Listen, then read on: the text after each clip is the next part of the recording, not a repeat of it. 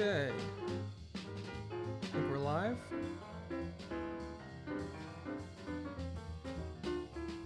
What's going on, everyone? Let me know if you can hear me. See me, although that's less important.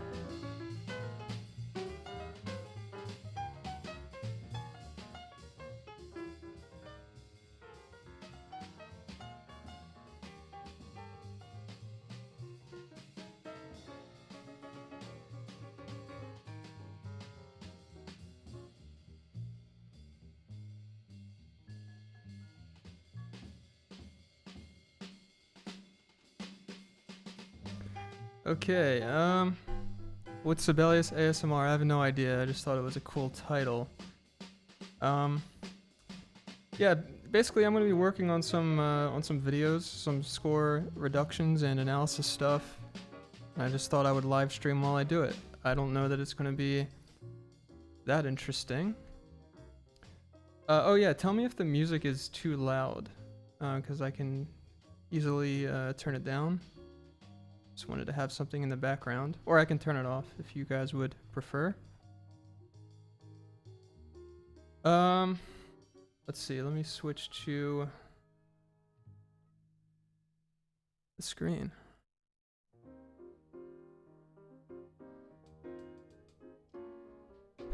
So here's what I'm working on.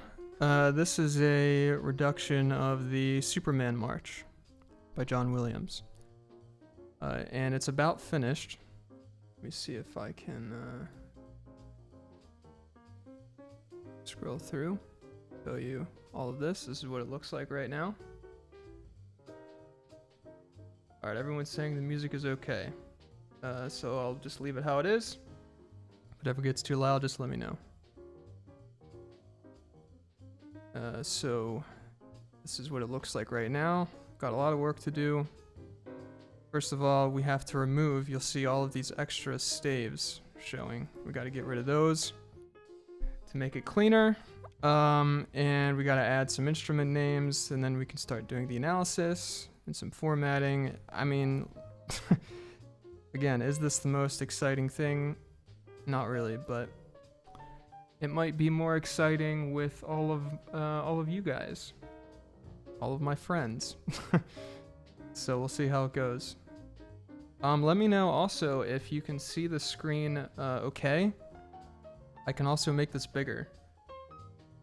I imagine on some screens this might be kind of hard to see. So if you want me to make it bigger, let me know.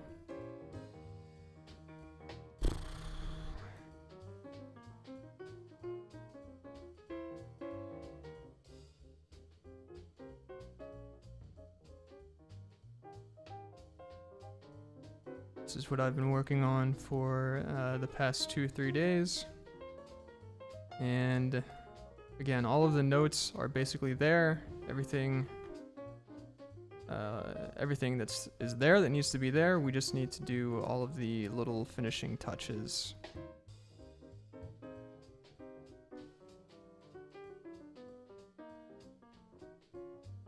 Just see what the chat's going. Do you do this by ear or do you use a program? I don't transcribe it by ear, if that's what you're asking. This is from the Hal Leonard score that you can buy from them. So I did the reduction using that. Yeah, it would be a nightmare to do this by ear, I think, and it wouldn't be as accurate either. Are you working in the kitchen? Yeah, this is actually my kitchen behind me. But also, my kitchen is sort of half of my studio apartment. Like, what's beyond you guys is like my bed and the TV. So this is just not a very big place.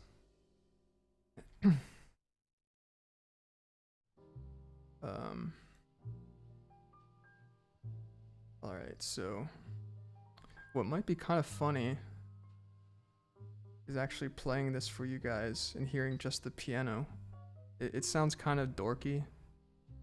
Not anywhere near as cool, obviously, as the actual piece. I might do that, actually. Oh, Halil. Hey, Halil.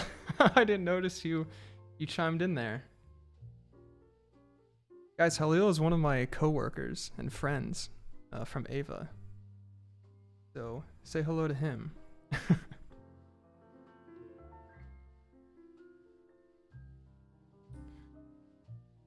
All right. I'm gonna pause the John Williams jazz for a second to play you the John Williams Superman thing. This is gonna sound again kind of dorky, but it's sort of interesting to think about because John Williams composes at the piano. He doesn't use a doll and use samples. So this is sort of like, I think, as close as you could get to him sitting down at the piano and playing you what's in his head.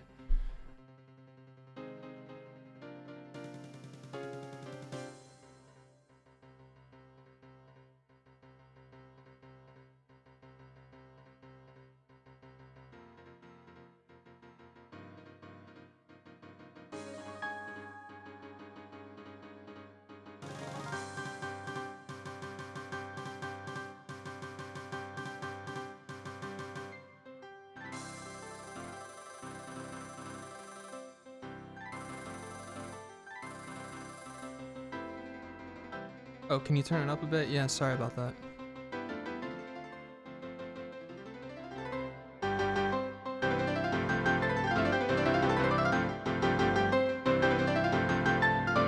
No VST plugins with Sibelius. These are the default general MIDI sounds.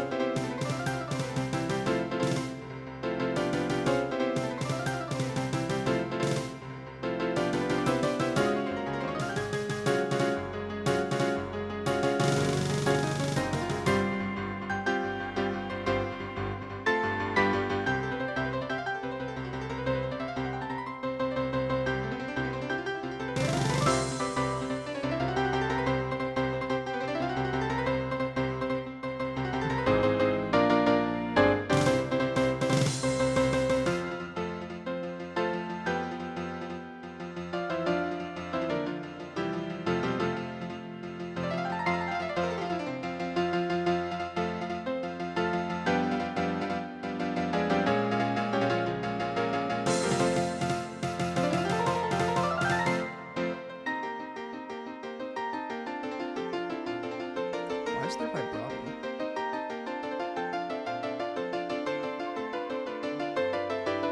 This sounds dorky.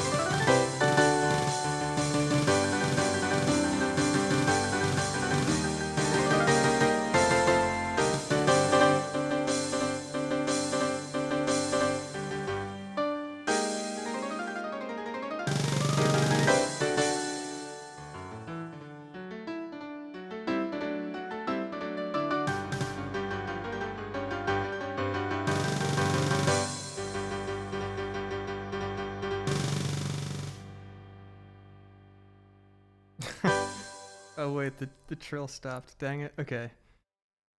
Where did my mouse go? Okay. So So that's what that is.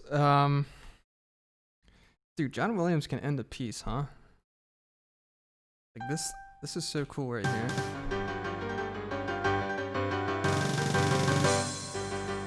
Although this is supposed to be also tremolo, I'm pretty sure. Okay, let me see what the chat's saying. Zoltan, dude. Oh, Zoltan's my favorite. I think you have a badge from me on the chat. Like whenever I see your name, there's a little icon next to it, and it says that. Forget it says this user has received the most amount of hearts from you on the comments. Let's see. Is Sibelius ASMR a joke? Yeah, it's a joke. No, I actually am sexually attracted to Sibelius.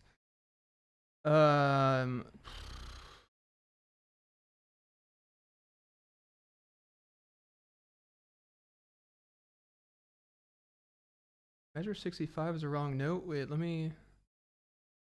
Measure 65. Let me check that real quick. Oh shoot.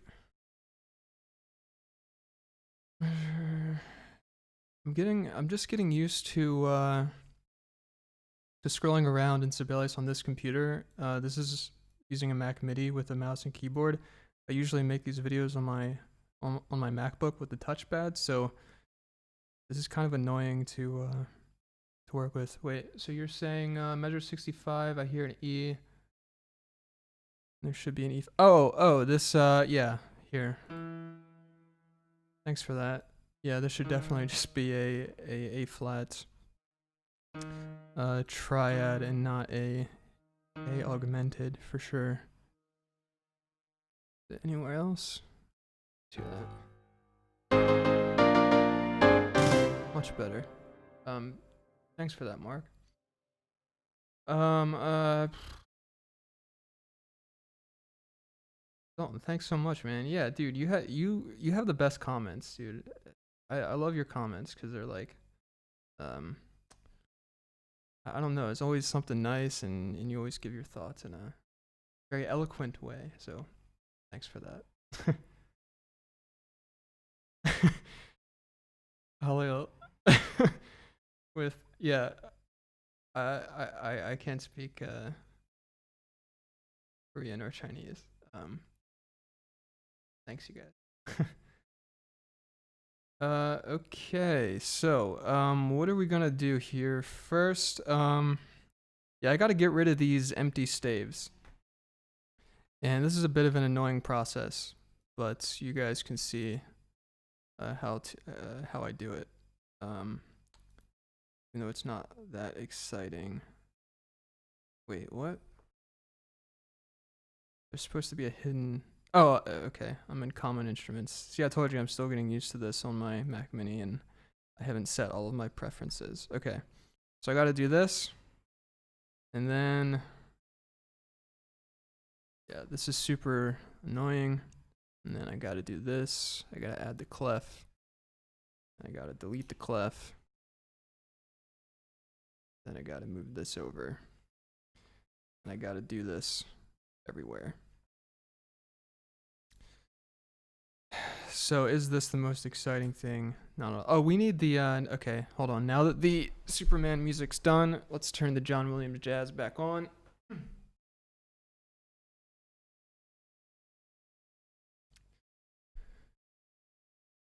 And for some reason, my iPad keeps disconnecting the other screen.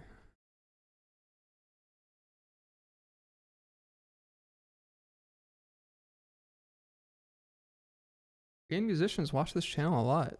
Sick. Tell everyone I said hi.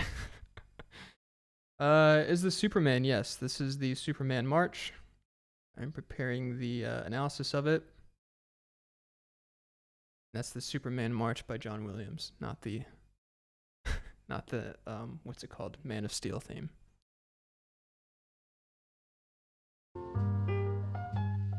Alright, John Williams is back. I'm gonna turn this down a bit. Although John Williams never left. And I hope he doesn't. Alright, so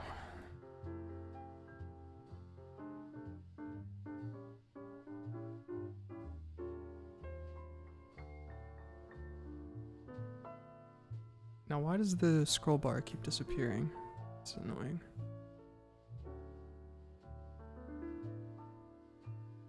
Okay.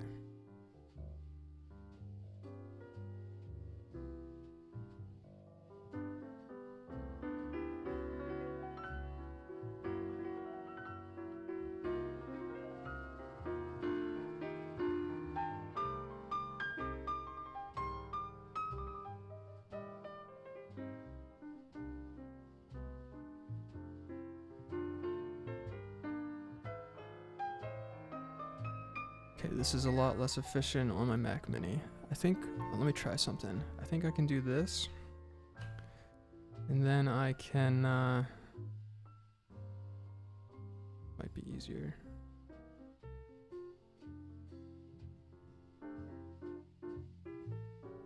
Now I can go back here and delete this, and the other thing should still be there. There we go. Okay, I'm gonna do this. This is faster.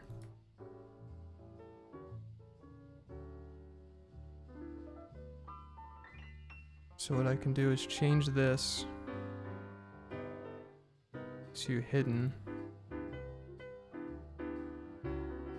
Oh, I don't want these little things.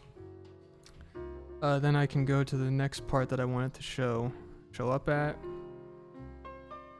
and just say add the clef again.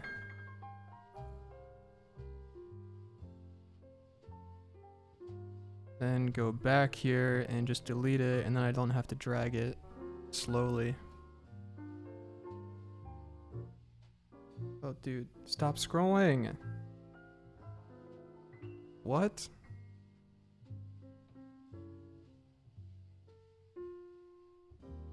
I don't know what just happened.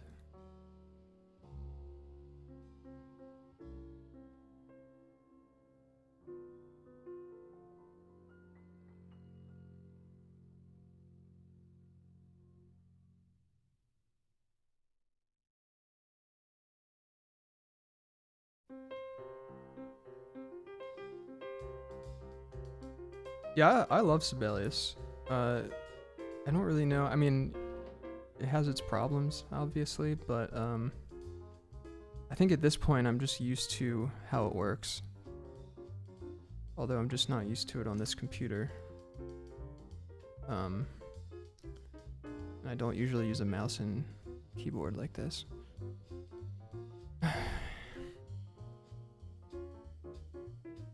We gotta get rid of that.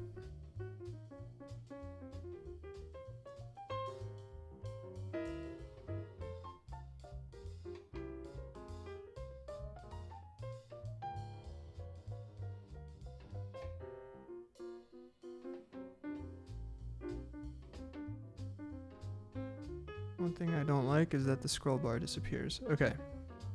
So this top stave is done. Now it'll only show up when there's actually music on it. I wish there was a quicker way to do this, frankly, but there just isn't. Believe me. There might actually be... Might actually be able to write a plugin to do this. I didn't think about that until now. I'll have to think about that. Are you going to upload the Superman analysis? Yeah. This is going to be public for everyone. I don't know when. I don't like to say when because I usually can't live up to the deadline. So I also do other things with my life. Sometimes that stuff gets in the way. Not in a bad way.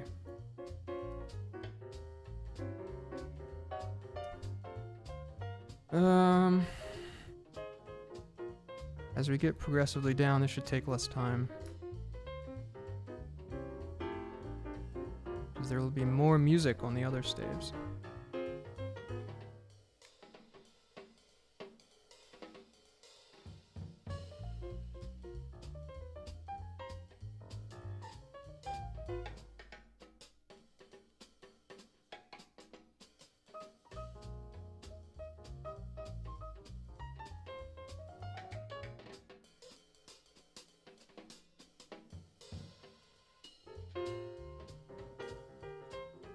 I'm liking this. This works a little bit better.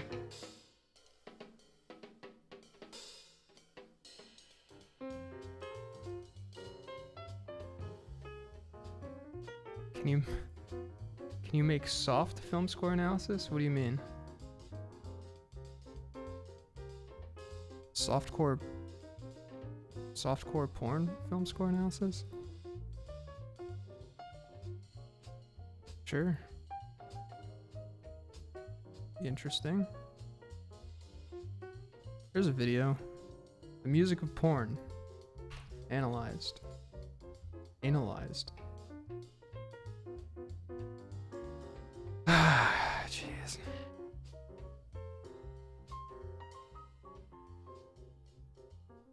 Something not adventure. Yeah, it's just like other film scores are not that interesting.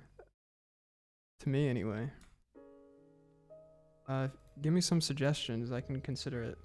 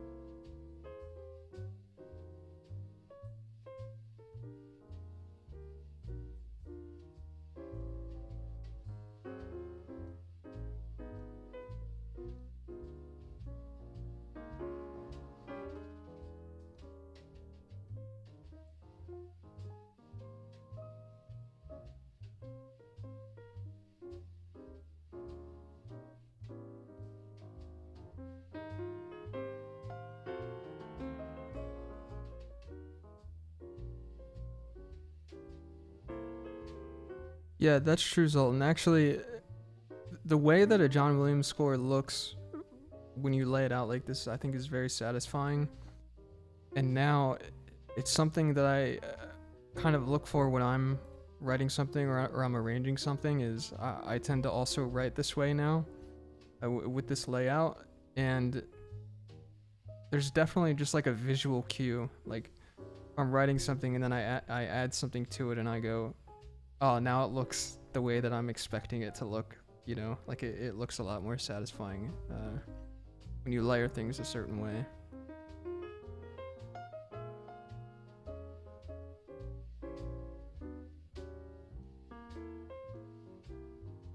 It's a bit hard to explain though.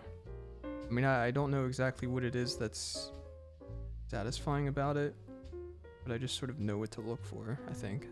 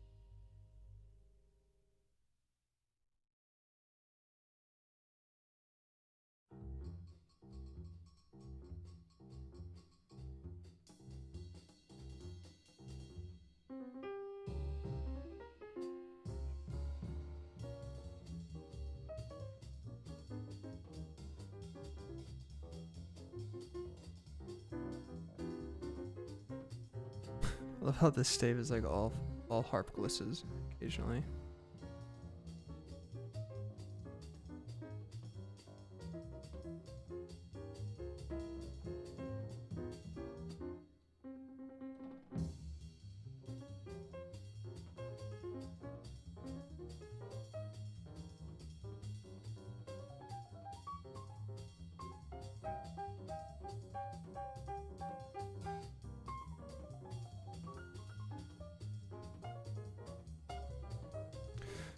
How we doing in chat? Oh, the entry into the Great Hall queue. Yeah, that's there's that one section of that queue that is still so cool to me when the camera looks up and you see all of the candles in the ceiling, and there's like 8 different layers happening, and they all blend together. It's so cool. Interesting piece from Penny Dreadful called "Melting Walls." I haven't heard it. I'll have to listen to it. My dog Skip's score. I don't know that score. I can look for it. Where do you find John Williams scores? You can buy some of them. The Superman March is from the Hal Leonard score collection. Analyzing mid-voicing and orchestra. I mean, I would analyze it the same way as all the other voices.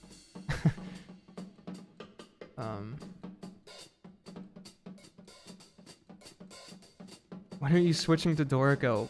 Probably not for a while. I tried to learn Dorico. When was that? At the beginning of this year. I tried the trial of it, and I couldn't get used to it. Like, I've been doing Sibelius for so long that, you know, even though people have their issues with working with Sibelius, I'm just used to it by now, and I tried the Dorico thing, and I couldn't do it. I don't know if there's something wrong with me, but there's a lot of things I like about it. I like actually the way that you can assign the VSTs to the different voices and have the different articulations. Like, that's actually a cool workflow thing that I wish was more was easier to do in Sibelius, because it's practically impossible in Sibelius to get it to work reliably. So it just is what it is.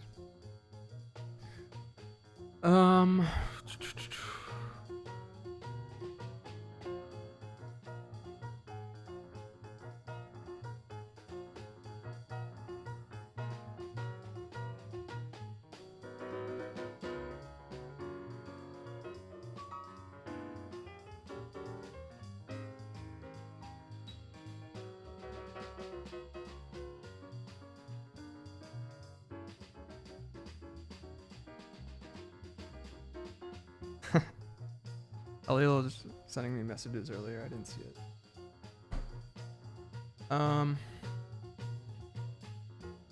Hearing inner voices to begin with. I don't know, man. I mean, transcription isn't really my thing anyway. I mean, I don't do it like when I create these reductions. I'm not transcribing them by ear, you know. I'm not sure like what tips to give you. I think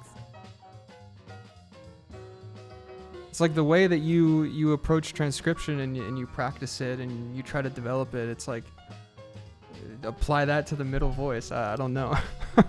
I wish I could help you more, but I'm not really an expert on that.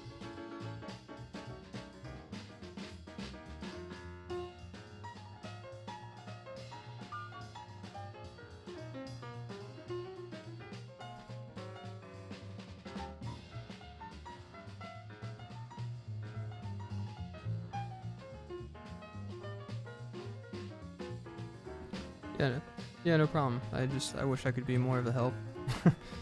But, you know. I am but a man, you know?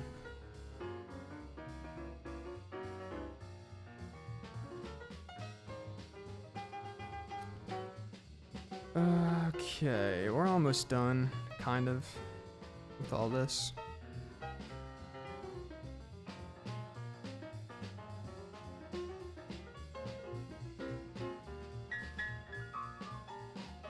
And we can move on to more interesting stuff.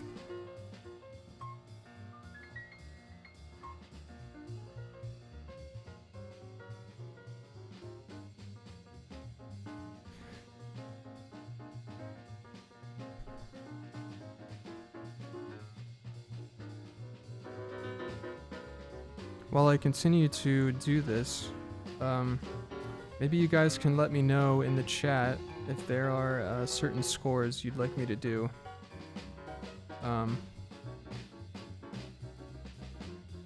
Just know that, I mean, I can't obviously get to everything, and there's a lot of factors that play into whether or not I actually do a score analysis for the channel, but I'd be curious to hear what things you guys would like to see.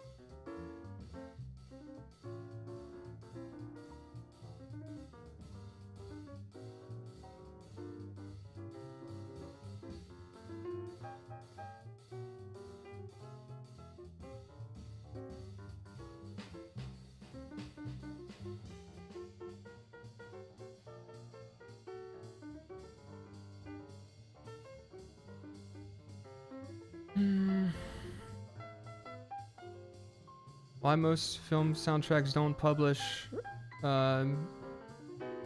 Yeah, I don't know, man. I wish. I wish they would. You know, I think there's. I mean, maybe the market for them isn't significant, but the value in it's so high. Like, I would pay any amount of money, honestly, to get some like actual copies of a score, but. It is what it is. Probably the publishers don't really see that much demand in it, and it's just too much work to bother with. Dude, I would... Listen, I'll put it out there right now. If there's a publisher who's like, we would love to publish the full score to, like, the Star Wars movies, but it's gonna take too much time to transcribe into Sibelius. So we don't want to invest time into it. Send me an email. I'll do it for you. Okay? I already have half of it transcribed anyway. Him to the Him to the Fallen. Yeah, that could be. Actually, there's kind of a bit of a theme that I'm running with lately. That could play nicely into that. Although Zoltan, I think you're right. I think someone did upload a reduction of that. I don't want to clash too much with the reductions that other people do. So if someone's already done that, let me know. I mean, whatever. I can still do it, and we'll have different takes on it. I'm sure, different commentary, but I want to step on other people's toes. Ennio Morricone, Hollywood's Ghost, or Hollywood's Ghost, Highwood's Ghost, Fox the Phoenix. Actually, there's gonna be some cues from Chamber of Secrets when I get back to it that incorporate the Fox theme. So look forward to that. Soundings that John Williams wrote.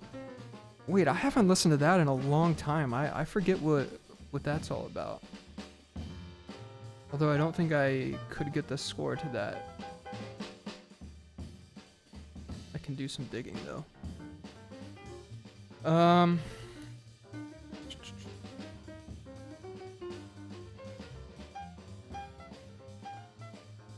Big Force theme statement from Battleship Destroyed. What is that?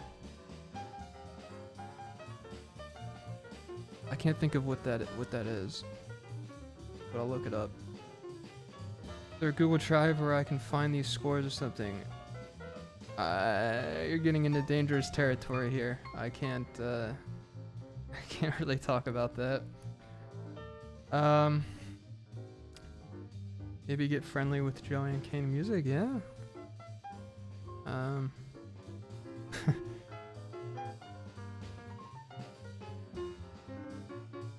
Oh yeah, it is already transcribed. Well, then it is what it is, you know.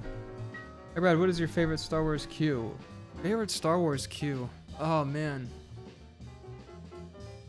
Mm.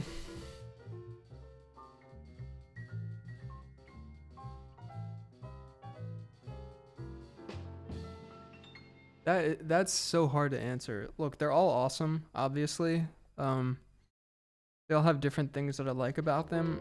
I'm gonna be a little bit sentimental and maybe obvious about what I'm gonna say, but the opening sequence of the first movie, meaning Episode 4, from the main theme into the Imperial attack music when they're in the ship, you know, when Darth Vader boards the ship. I remember watching that movie for the first time and being like, that music is so cool, like the whole sequence. And I think it might have been the first thing I actually tried to reduce and analyze.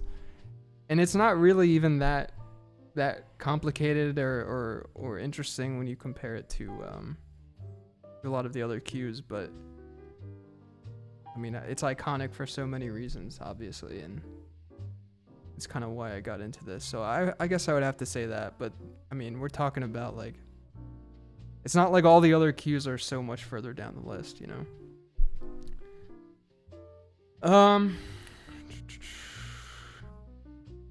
Yeah, don't share like websites for score sharing. Like we're not supposed to talk about that. It's quite dodgy. These analyses are legit the best part of my YouTube subscriptions. Hell jealous for your sibelius skills. Thanks so much, Erica. I'm glad you like the videos.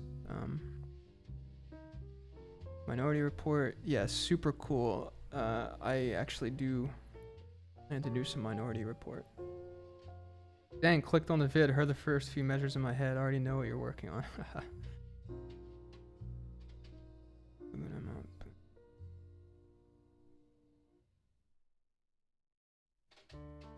Okay. Let's finish this.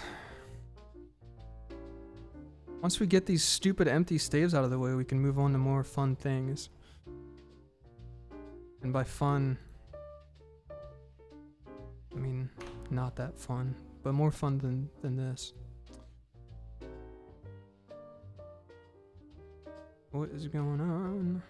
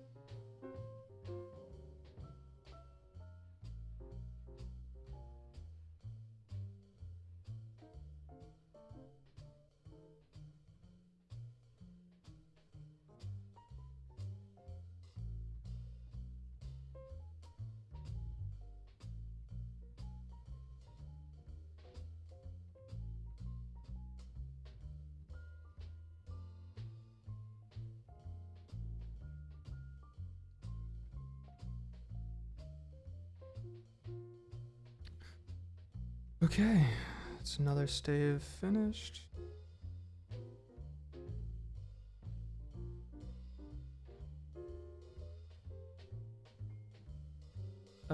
John Powell tunes. Yeah, John Powell is sick, isn't he? I definitely, dude. I've been saying for years that I'm gonna do some How to Train Your Dragon, and then I never do it. I started some How to Train Your Dragon, and in fact, there might already be. I might have already finished some How to Train Your Dragon stuff, and then never published it for whatever reason. I'll have to look for that. Barbosa is hungry. Yeah, actually, some more Pirates of the Caribbean would be cool. Portals from Avengers Endgame. I don't know if I'll be able to get a hold of the Endgame score. I'm a Theory TA grad student, so this is 100% right in my eye. Ah, I'm so glad, dude. I hope you get some utility from this stuff. I don't mind the empty staves. It actually looks less cluttered that way. Huh. Interesting. I never liked it, and my thought was if there's nothing there to look at, then I should just get it off the screen, but I don't know how other people feel about that.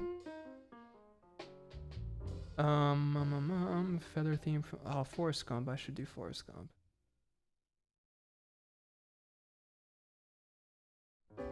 The Quidditch scene, yeah. Guys, the Quidditch scene, let me tell you something right now. The Quidditch match music from the first Harry Potter movie is hands down my favorite, if not one of my favorite action cues of all time. And one of my favorite film music cues of all time. The whole 8-minute sequence is like crazy. It's insanity. Like just virtuosic action music writing, just at the highest level. Like, what is this? And I've been working on an analysis of it for years, and I think it's pretty close to being finished, but I don't want to rush it because I want to do a good job at it, because there's so much to take in, you know? So at some point it will come. I don't know when, but I'm working on it.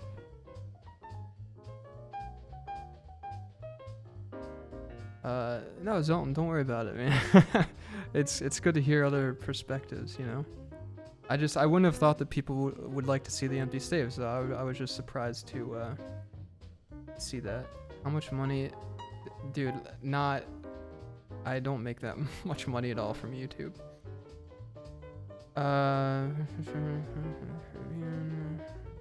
Howard, yeah.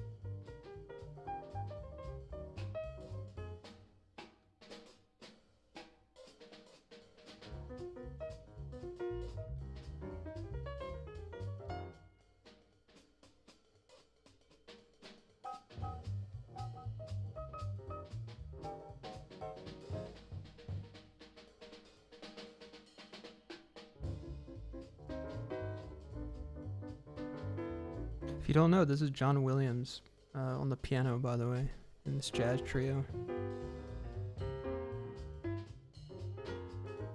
John Williams in 1956. Before Star Wars was even thought about.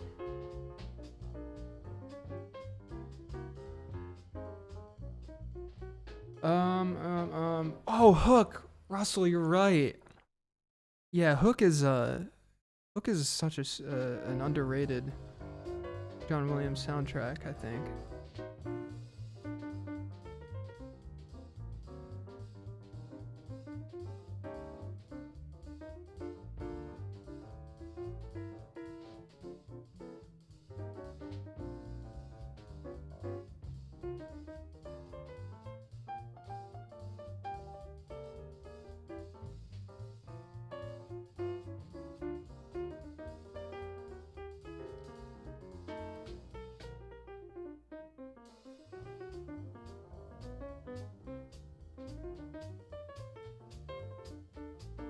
Wait, what?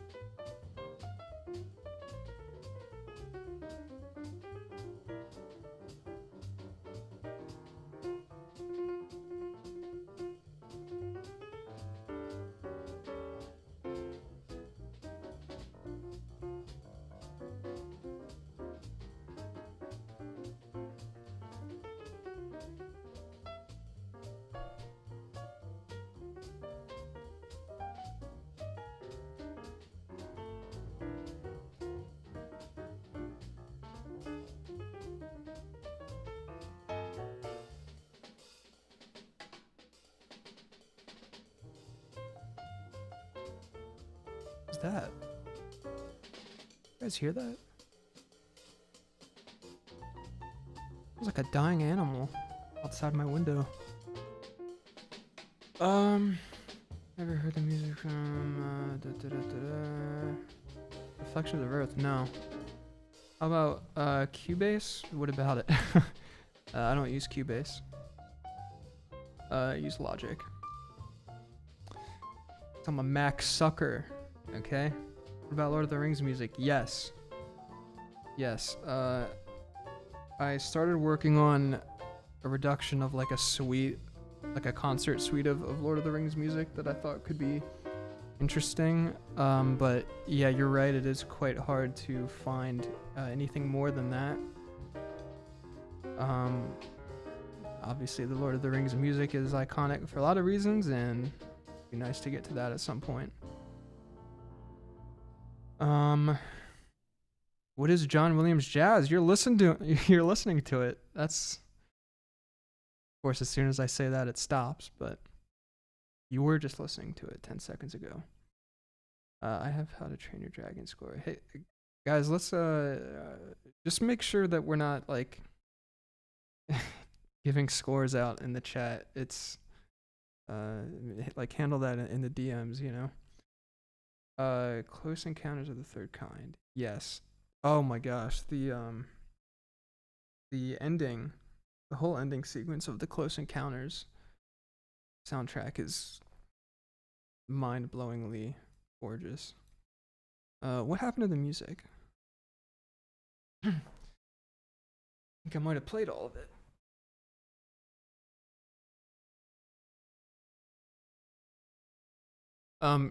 Guys, once we get rid of these empty staves, what I'm gonna do is I'm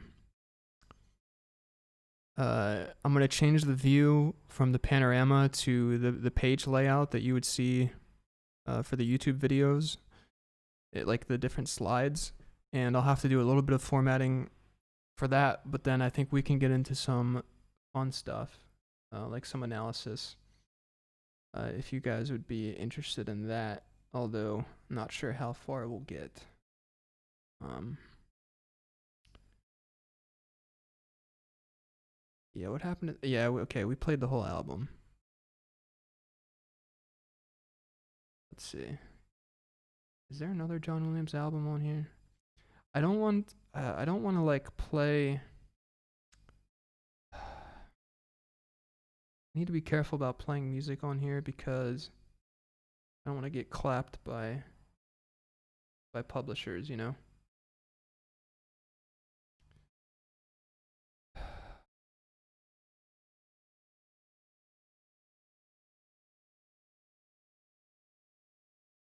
John Coltrane. I don't know. You think I'll get clapped for this?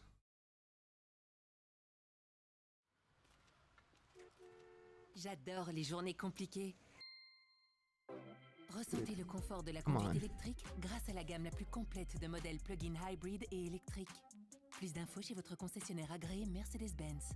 It's an ad for Mercedes. Alright, let's hope that stream doesn't get shut down from this.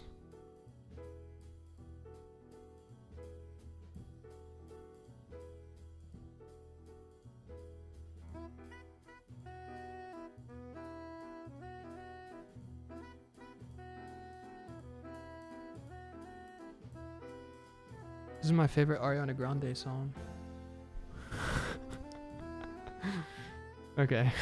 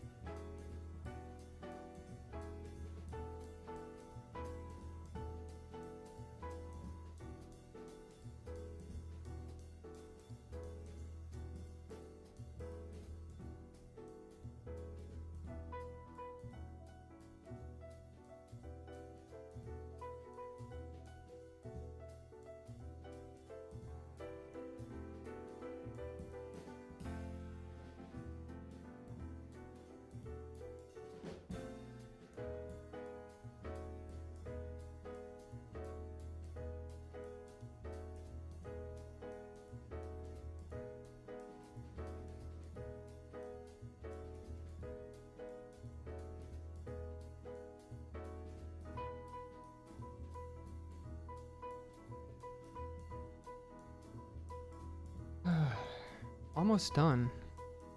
Just got the percussion left, and then we can move on to better and more exciting things. hopefully. How you guys doing in the chat? What type of channels do you watch on YouTube? I watch a bunch of different types of YouTube channels. Actually, surprisingly, not a lot of music channels. I don't really care for a lot of the music channels. What are you working on? It's this is the Superman March from John Williams. We're doing a reduction and an analysis of it. And that'll be live soon. I'll publish it soon. Guys, actually, yeah. Hey, Mitchell, thanks for subscribing with level 3.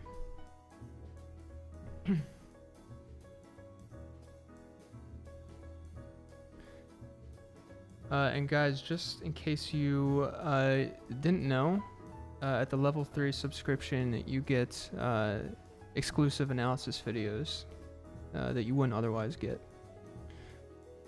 So, for example, just the other day, I published a cue from the first Harry Potter movie where Oliver Wood teaches Harry about Quidditch.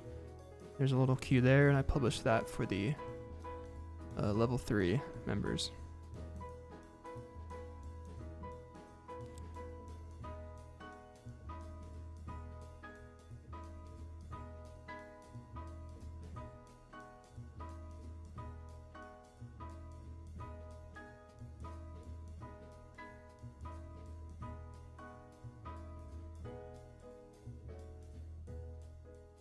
Actually, tonight I'll probably publish another one for the level 3 members, which is the also from the Harry Potter movie, when Hermione successfully does the Wingardium Leviosa spell and gets the feather to float. There's a short little cue that plays when she does that with like celeste and violins. It's a very crazy kind of cue, very short, but I should be able to finish an analysis of that tonight and publish that for the level 3 members. But no pressure to sign up, it's just my livelihood at stake. Okay, almost done with this.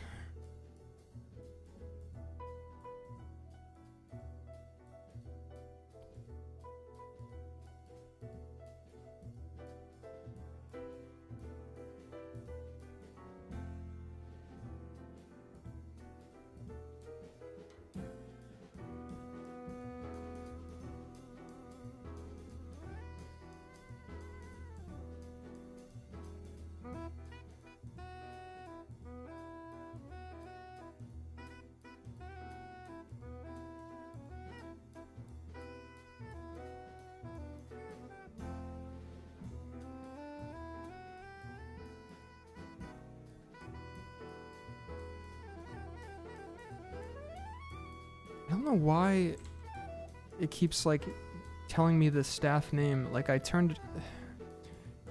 know there's a setting that says when you change the staff, you know, do you want to put the staff name when it changes? And I unchecked it. I don't know why it keeps showing up.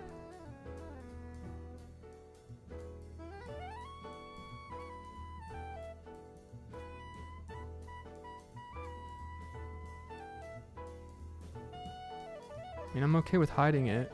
I'm used to it by now. Watch, if I do this, I'm going to change it to hidden. I have add clef and announce at the last note turned off. Now if I do this, it still tells me that it's a percussion staff. I don't know why.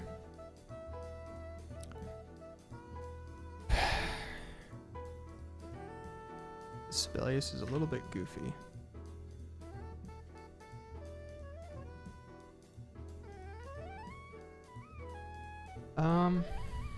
Let's see. I'm glad, Mitchell. I'm glad that the analyses are helping you. How much is the level 3 subscription? Yeah, 10 a month. And level 2 is $5 a month. You get all the PDFs of the analyses that I do Level 1 is just $1 a month. You don't really get a lot. It's just like throwing me a coffee. Do you have your YouTube channel in your resume? No. But I did kind of use it as leverage when I was applying at Ava, and I don't know how much of an influence that was on their decision to hire me, but I was kind of like, look, you need someone who knows how to analyze music, you know? And just saying, I got a YouTube channel where I analyze music. I don't know how much they cared though. Do you imagine for Harry Potter if the Celeste didn't exist? Oh my gosh. Yeah, half the score would be gone, I guess. What would you replace it with? Like if John Williams, if like what's his name? Chris Columbus said like you can't use Celeste in this score. Like I wonder what he would use instead, you know? I mean, I think the piano would sound super dorky. Maybe some other mallet instrument like, you know, vibraphone or glockenspiel or something, but obviously it's a lot less versatile of an instrument.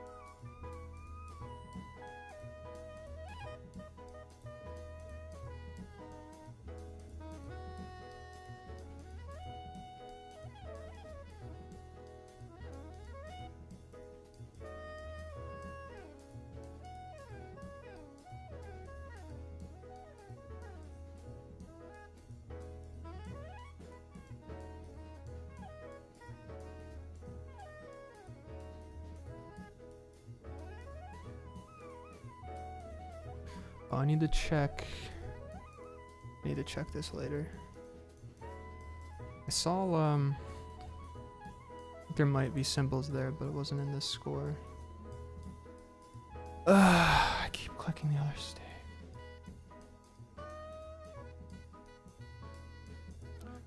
Alright, we are about done. This layout crap.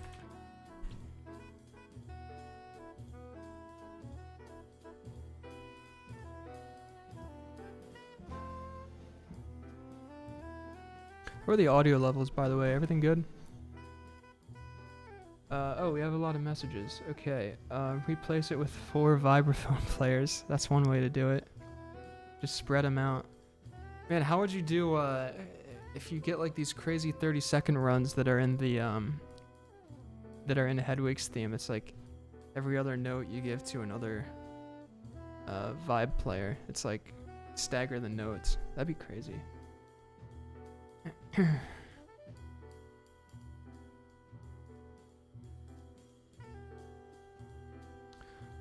Okay, we're done getting rid of empty staves. I know that wasn't the most interesting thing to watch, but we're just having a hang, you know? I like this. I would keep doing this stuff if you guys like it. I just wish it was more interesting for you. But I don't mind just hanging and chatting.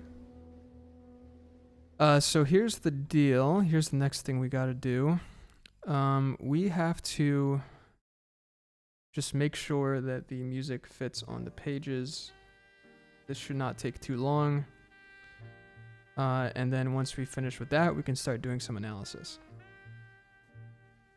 Oh wait, I missed something. I have to change this.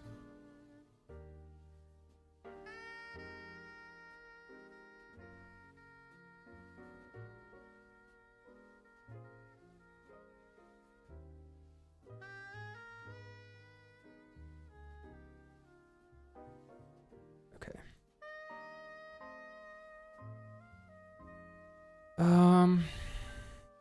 All right, so I need to check on my laptop a second because I can't remember which page size I use for my stuff normally. Give me a sec.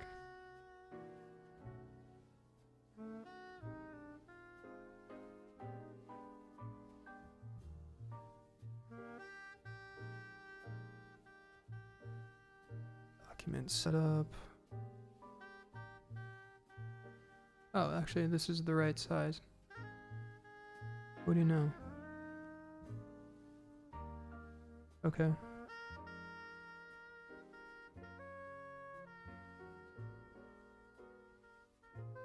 Cool. Okay.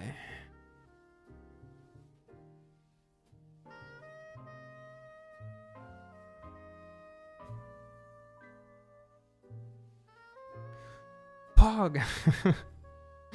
What version of Sibelius are you using? This is, I don't know, whatever the latest version is, I guess.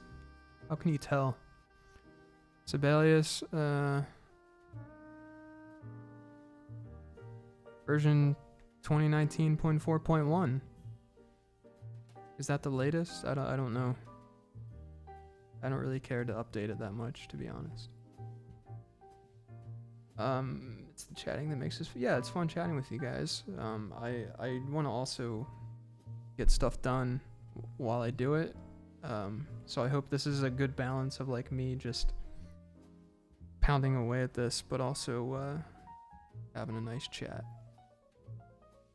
Okay. Where's everyone from right now in the chat? By the way, because I think in the US it's still quite early. And I know a lot of my viewers are in the US, but I can imagine a lot of you guys here are from the US. Oh, latest is 2020. Okay, well then I guess I haven't updated in a while. But well, I mean, what's new? I feel like most of the time when Avid releases an update for Sibelius, it's like bug fixes, and I don't really care. Serbia, NYC, Leeds, dang, Germany, Sydney, New Mexico, USA. Okay, so most of you are not in the. Yeah, I figured. I can't remember what the numbers are, but like a large percentage of people that watch my videos are from the US, and a large percentage of the US users are in Los Angeles. I think it's just all the film score nerds that are trying to do their thing there. But cool, I'm glad there's a lot of people tuning in from all over the place. That's pretty cool. What score are we covering? Yeah, this is the Superman March. By John Williams. We have the whole thing fresh out of the oven and ready to be analyzed and formatted, so you've come now just in time. You missed the sort of boring, repetitive work of getting rid of empty staves. We're out here chilling, listening to John Coltrane. Oh, I still have coffee. I was gonna say I'm finished with my coffee, but I'm not. It's now cold, but that's fine.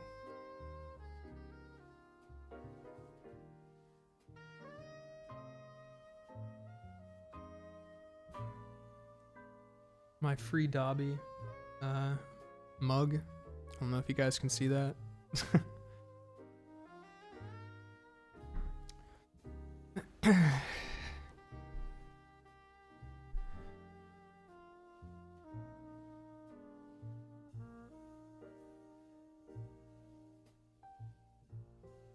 All right. Let's get this thing formatted. So here's the tricky thing, and this is something that Sibelius does not really do very well automatically, which is, you know, we want to format this so that it kind of changes page at the right time and also doesn't leave us with a stupid page at the end where it tries to do what it did here, which is take 4 staves and just space them out across the entire page instead of fitting a normal number of staves at the end and not making it look really stupid. So we've got to fix a lot of this stuff, but it shouldn't take nearly as long as it took to do the empty staves thing. So hang in there and then we'll do some fun analysis, I think. Hopefully. So here's what I'm thinking. How does this look if we... No, this is going to be too much for one page. What if we do this? Nope. Alright, this is fine. We'll keep this like that.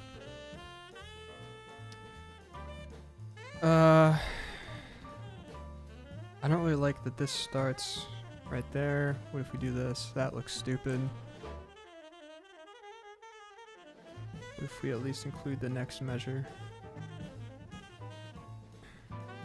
That's still too much. Alright. Maybe we need to make this smaller.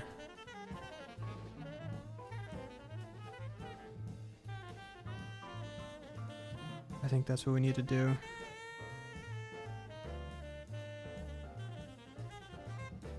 Yeah, that's still too much.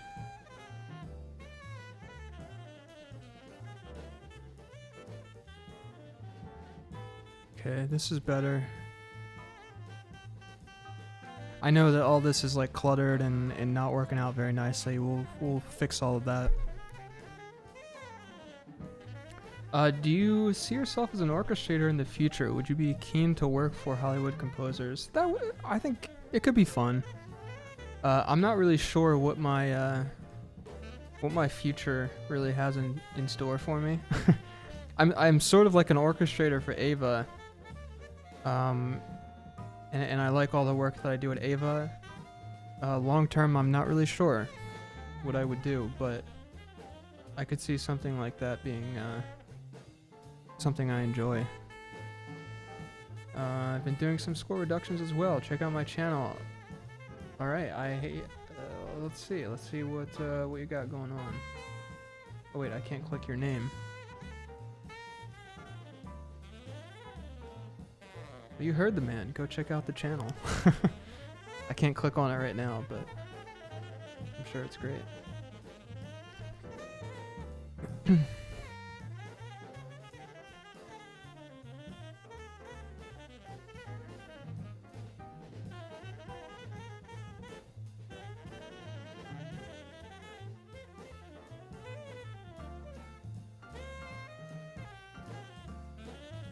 I guess all of this is fine.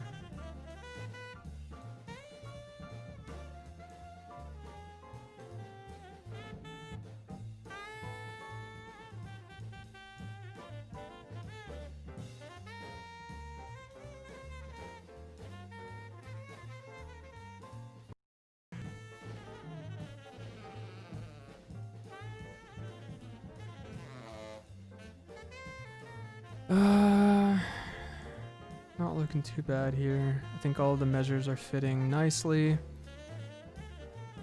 And the end looks much better now, so that's great. Let's lock in the format. Also, we can do this.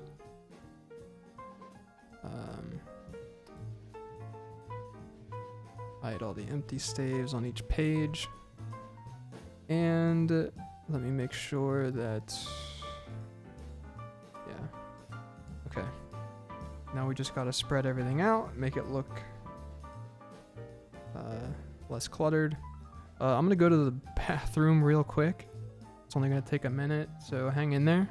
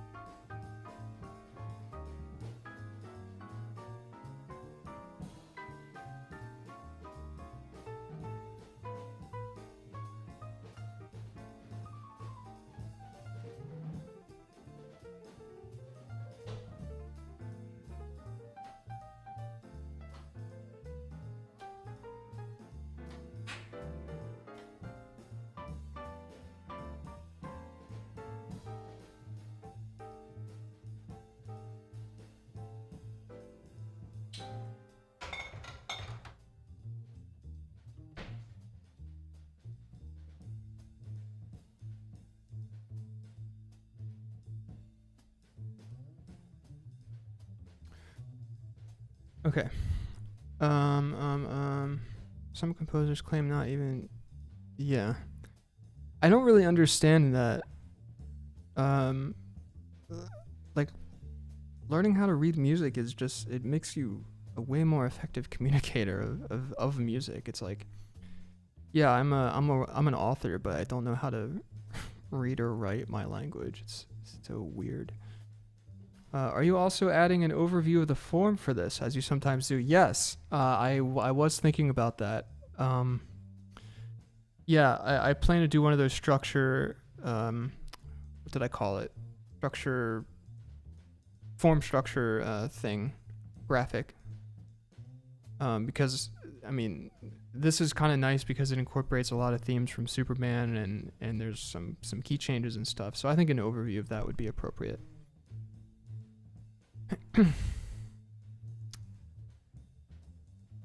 Your favorite classical composer? I have no idea. I can't think of an answer to that. Huge fan of you. Thank you, Likey. Likey? I hope I'm saying that right.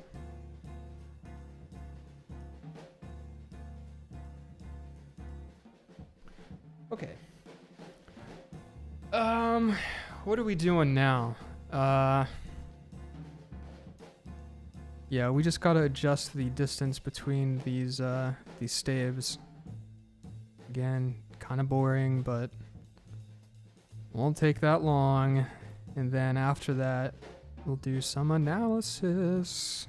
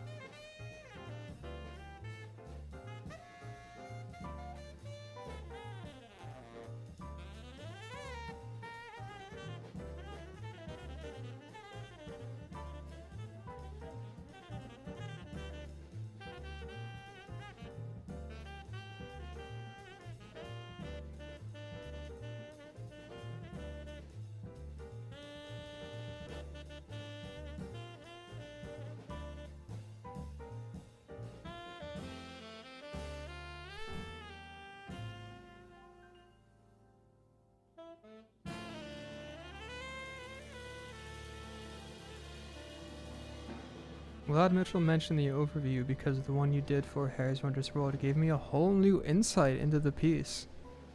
I'm glad. Yeah, I don't know why like what made me do that. Because I think that was the first time I did something like that for a piece.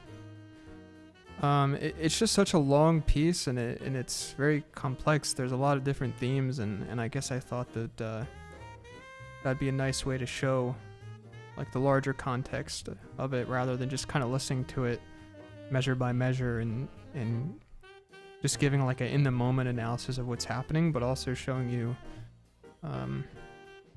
like long term across the whole piece what's happening. And so I think Superman March falls into a similar category. It's very long and the themes are developed in different ways. They kind of goes from this theme to that theme and the key changes, so I think it's appropriate. But I don't really do it for the cues that appear inside a film, because I think the structure is not really something that is that's planned in the same way. Like most of the structure is just dictated by what's happening in the film, you know? Whereas writing a concert piece is like, I think you sort of go into it with this idea of like, okay, it's going to be this long. I want to use these themes. I need to have some plan going into it and impose a structure, perhaps a bit arbitrarily. And obviously that's not really coming from the film. So yeah, I don't show it for the film cues, but stuff like this, the concert arrangements, I think it makes a lot of sense because that's actually something I struggle with sometimes if I'm writing music, is like, if I don't have something to write for, meaning I'm not trying to synchronize the music with a film or anything, I sometimes don't know what to do for 5 minutes, you know? So actually seeing the full context of a concert piece like Harry's Wondrous World and going, well, most of it is just these 4 or 5 like melodic ideas, but they're modulated and they're reorchestrated and we're mixing some of them together here and there, you know. It's interesting to see. Who are some of your favorite film composers? I mean, John Williams is at the top. I think everyone that follows me knows that. I've also, in the past year, become a huge fan of the Golden Age composers. I was studying some Korngold and some Max Steiner and some Bernard Herrmann for a while, although I didn't publish a lot of stuff about them, but I love that sound, you know. It's very sad to me that it's considered old school now, you know. Where if you show up with something like that, it's like, oh, the time for that is long gone, you know. And I respect a lot of the new film score music, but personally I love it, you know. You can't beat the sound of the old stuff.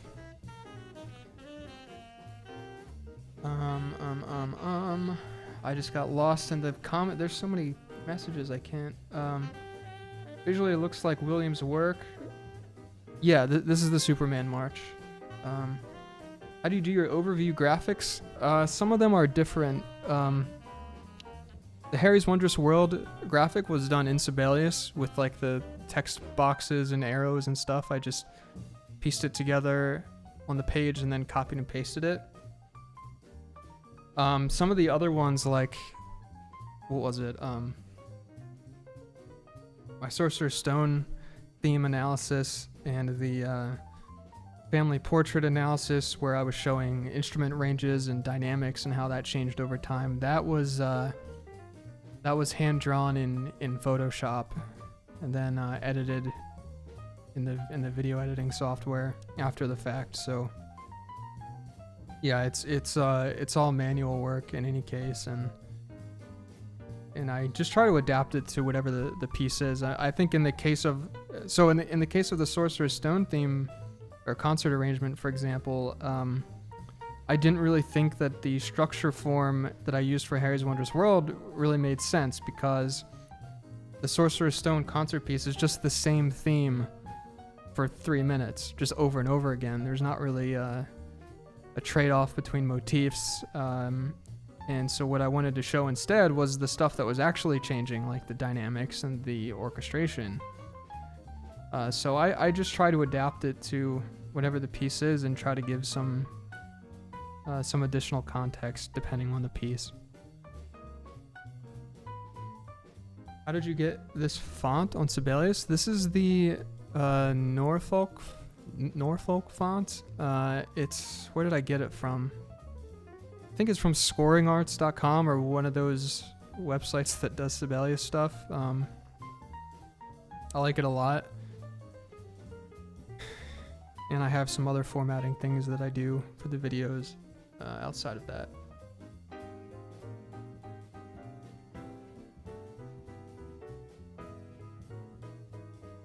I'm glad, Likey.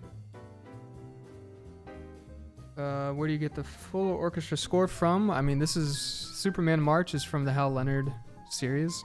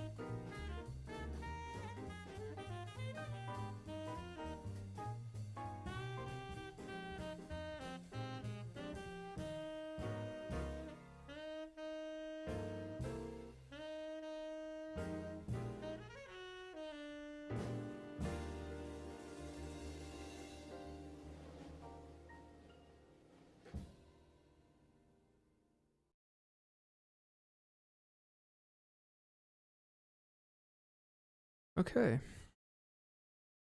The piece ended right as we finished doing that formatting stuff. That's nice. Isn't there an auto stave spacing function in Sibelius? I think there is, but it doesn't seem to be working, does it? I mean, how? Let me see. Stave spacing. I guess there's like a default space between the staves, but it's like, I don't know. This is like not super intuitive. I think I messed with it before, but I just found it easier to manually adjust it. I mean, it doesn't take that long, but it's just see, this is what I'm talking about when it comes to Sibelius stuff. It's like yeah, they could improve their software and go like, oh, how can we make people's lives easier so that they don't have to do this, or at least make something like this easier to do. But I've just gotten used to it, so I don't care. It's like I have the what's that called? The prisoner syndrome, where you like empathize with your prisoners. Wait, I was gone. I didn't say that I would do Ratatouille, but I could in the future. I think you can get some Ratatouille scores, can't you? I think. It could be fun. Alright, so now that we're all formatted up and looking good, we can sort of start to tear this apart. I don't know how much progress we'll make, but we can at least start. Mid-March.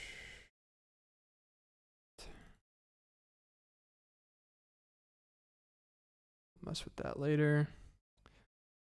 Okay, so here's what we're gonna do. Maybe we should listen to it first, actually. Just to refresh our memories. I know some people joined since we've started. I did play this at the top of the stream. Actually, let's, one sec. I was listening to the other day a video where John Williams conducted this. So maybe we can have a listen to that. Hopefully I won't get clapped by the copyright gods for listening to it. John Williams conducting Superman. Alright. Wait, which one do we want?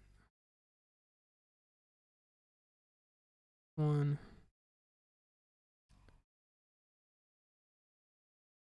Guess this will be fine.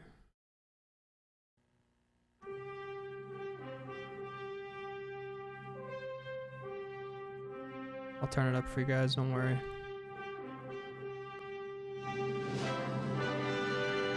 Tell me if this is too loud, or if you want it louder. Right here.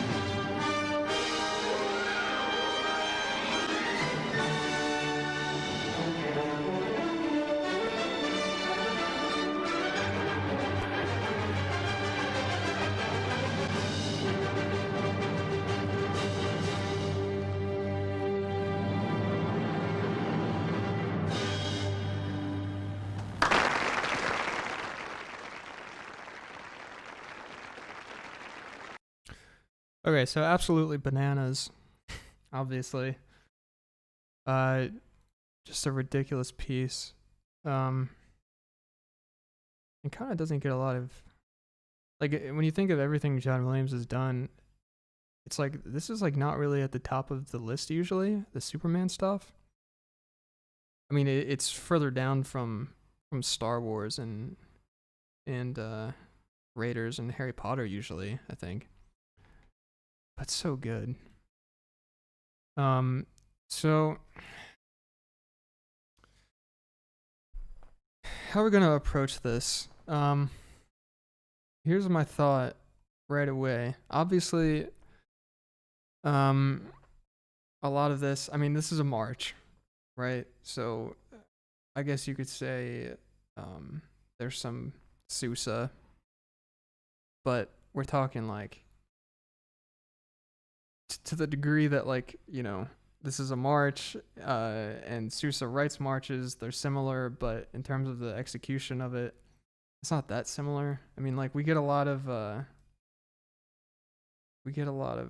where is it? There's something in particular, like this stuff here.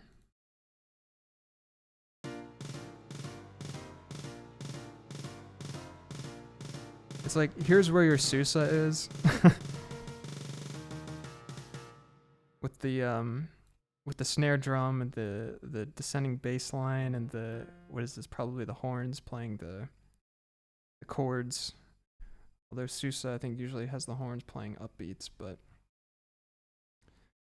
so that's there, but I think the overall execution of this is way more um like Korngold, you know, sort of similar to the Star Wars theme, in that was like very obviously influenced by the Korngold stuff, the King's Row. What was the main one that everyone was pointing out? I can't remember the name of the other Korngold score. Oh shoot. There's one, oh man, I can't. What's it called? Guys, what are? Tell me Korngold scores. God, this is embarrassing. Why can't I think of the other? It starts with an I think.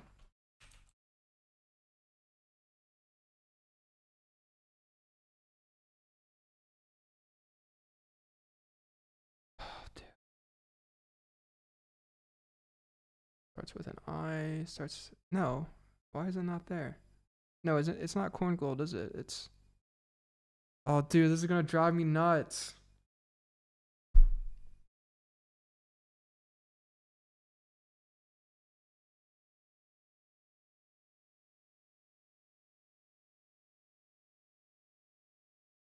It's not the Seahawk, but the Seahawk is close. Hopper, no. Maybe it's not Korngold. Maybe I'm out of my mind. There's a piece that like sounded very similar to Star Wars. Maybe it's not Korngold. Maybe it's Max Steiner? No. Like I'm pretty sure. All right, you know what I'm gonna do? Cause I have this stuff all listed out somewhere. Give me 1 minute. This is gonna bother the heck out of me that I don't know.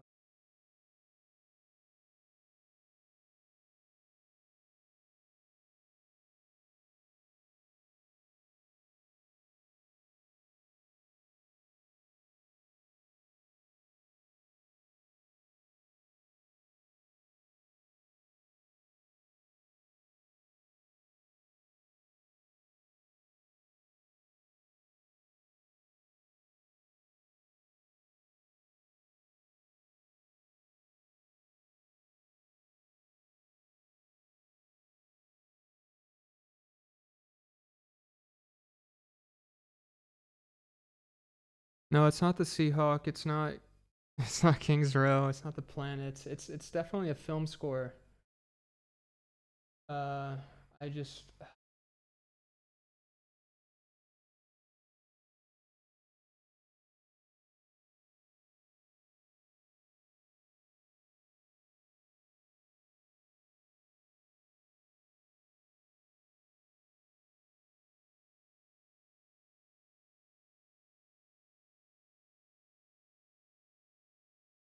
No, wait, it's not, wait, guys, I almost got it.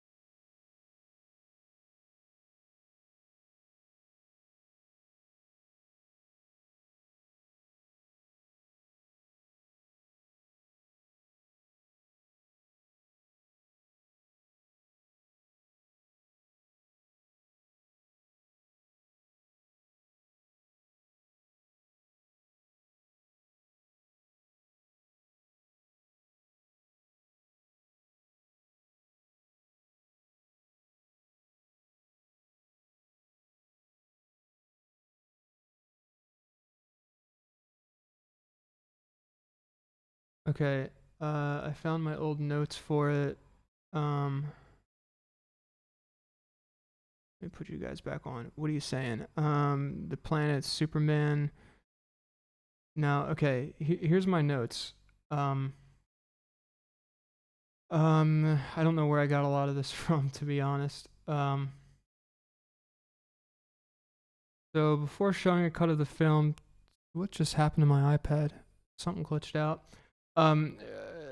Lucas and Hirsch added the temp track. The director had designed it as a silent movie, told primarily through its visuals and music. So great care was taken to obtain the right moods. We used some Stravinsky, the flip side of the Rite of Spring, Hirsch remembers. George said nobody ever uses that side of the record, so we used it for 3PO walking around in the desert. Obviously, the Jawa music was from the same Stravinsky piece.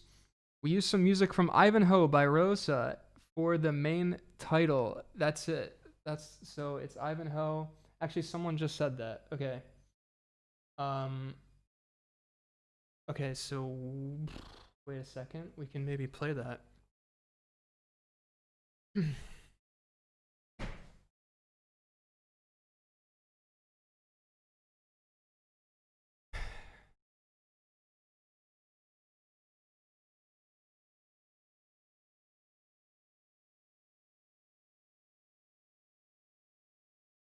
All right, we're in business, my friends. We are in business.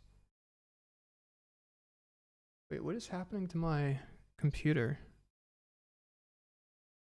We're going like real slow now. Okay. Ivanhoe.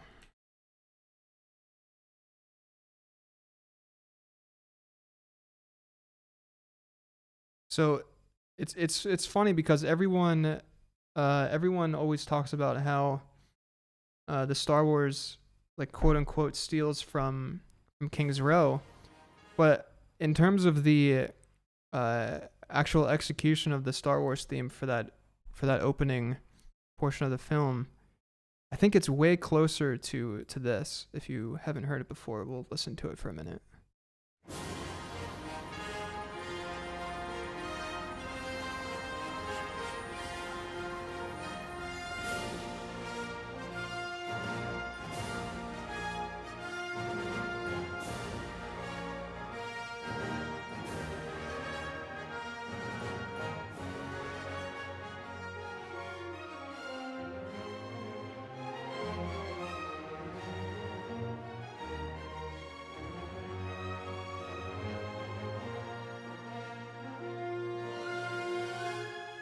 Okay, so I mean, you've got that short little intro where everything's kind of in your face. It starts off very boldly. There's no build up really. You just start right away with the full force. And then you get the theme and the trumpets, big block chords and the low brass. I think there's some woodwind trills and stuff that are happening above that. And then you transition from the trumpets being in the melody to the violins for the B section, and then I believe it goes back to the A section again. Yeah, this is Ivanhoe, guys. And so what it says in the notes that I have, and again, I mean, I'm sure I have it written down somewhere like where it's from, but like literally this is what they tempt the opening of Star Wars with. And not the King's Row. It's sort of like if you took the King's Row like melody and mixed it with this, you get the Star Wars theme. I mean, loosely, I'm exaggerating. But my point is, back to Superman. I think the language that John Williams is drawing from for Superman is like more or less the same as the Star Wars theme. And so I think we can approach it in a similar way. And in fact, a lot of the here, let's go back to the beginning. I think the arrangement, no, not here, crap.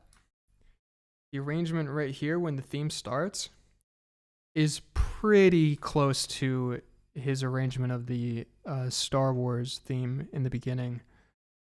Maybe we can pull that up actually and just compare it. I mean, this was after the, whoa, not that.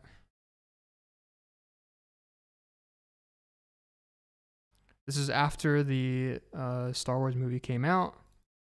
I kind of imagine that the director might have just said, channel Star Wars a bit for the theme. Like, we want a big catchy theme and the trumpets. Oh, look, there I am. Oh wait, actually I can't show my Star Wars analysis is blocked. Hold on a sec.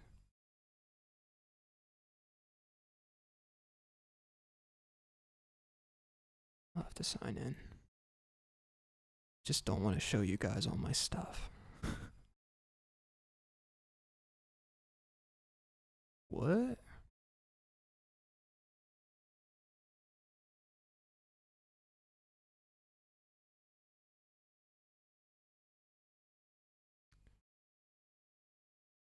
I gotta go to my studio. I'm just gonna pull up the slide of the Star Wars theme analysis that I did, but I can't really play it because Disney like completely blocked it, and like out of nowhere. It was so annoying because if you've been if you've been here for a while, you've seen my analysis of the Star Wars theme, and it was fine. It was like I published it, and then Disney, gave me a copyright claim for it, but they still allowed me to keep the video up. It's just that they monetized the video, which is what usually happens. Most of my analysis videos, I can't monetize. And then like 3 years after it had been published, they came back and just clapped it and blocked it and said, you can't have this up. And it was like, what, did you guys get new lawyers? Like, where did this come from? So yeah, and then people were messaging me saying, oh, where's the Star Wars theme? It's like, I don't know what to tell you, like, it's just very frustrating that it can be fine for like literally 3 years, and then they just go, actually, never mind, we don't want you to have this up. And I am constantly dealing with copyright crap.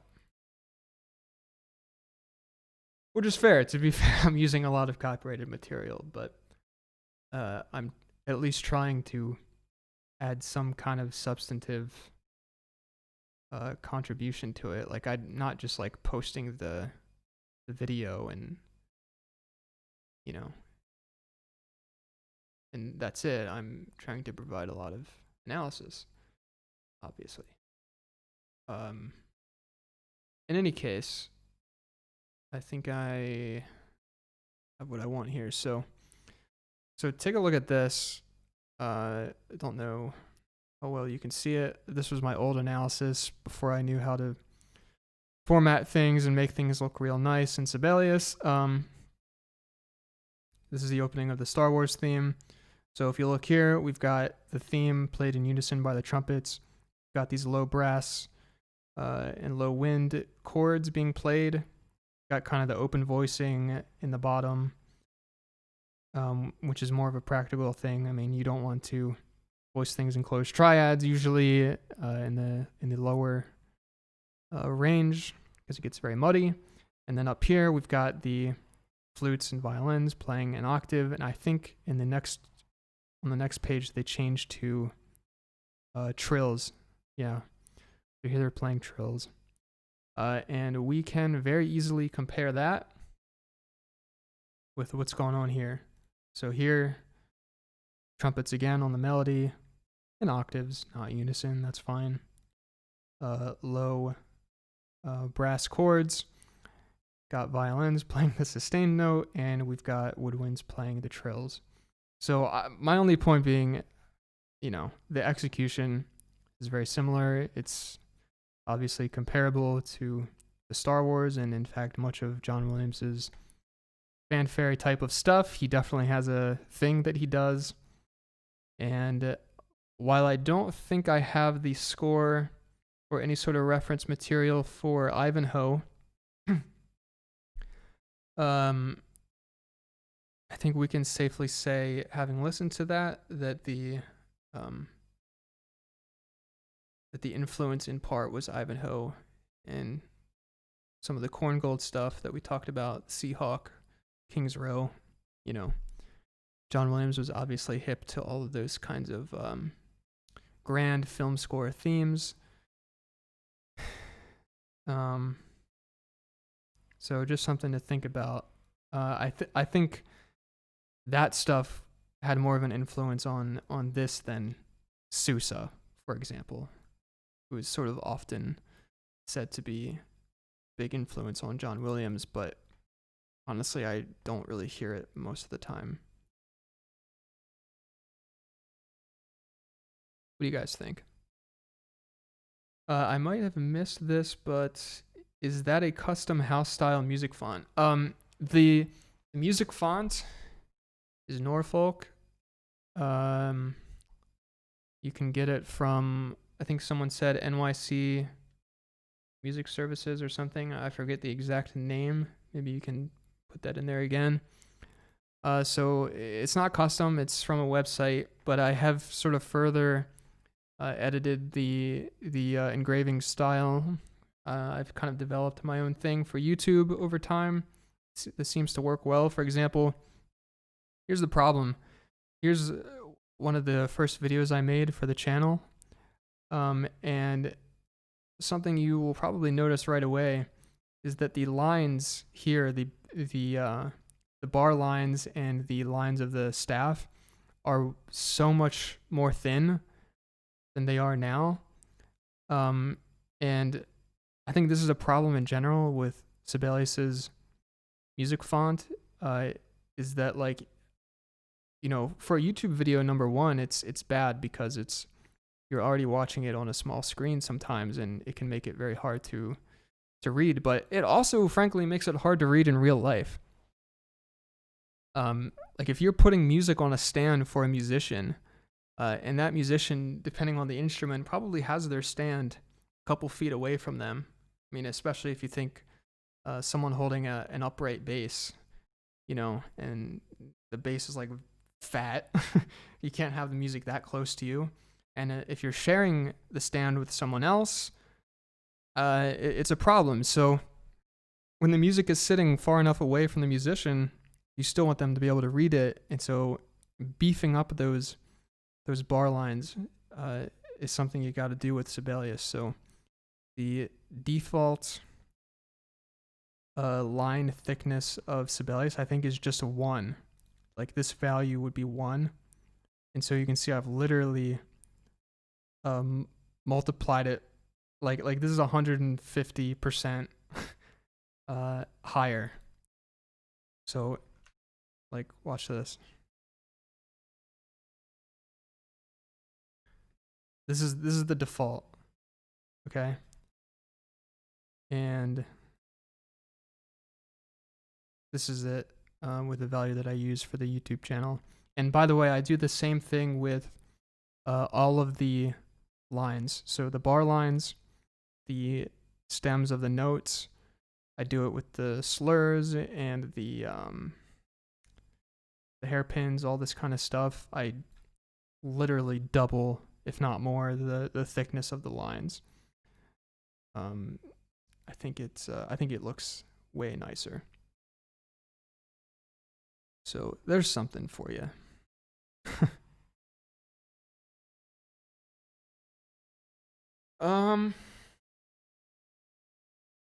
Okay, so here's the deal. I'm gonna take a quick bathroom break. And then I'm gonna pop something into the microwave to eat, but I'm gonna keep streaming. So hang tight. If anyone has any questions, let me know and we can keep chatting. I mean, I don't wanna I don't wanna eat into the mic, but I don't wanna stop. So we can keep chatting if you'd like. Just drop some questions and let's keep hanging. I'll be back in a minute.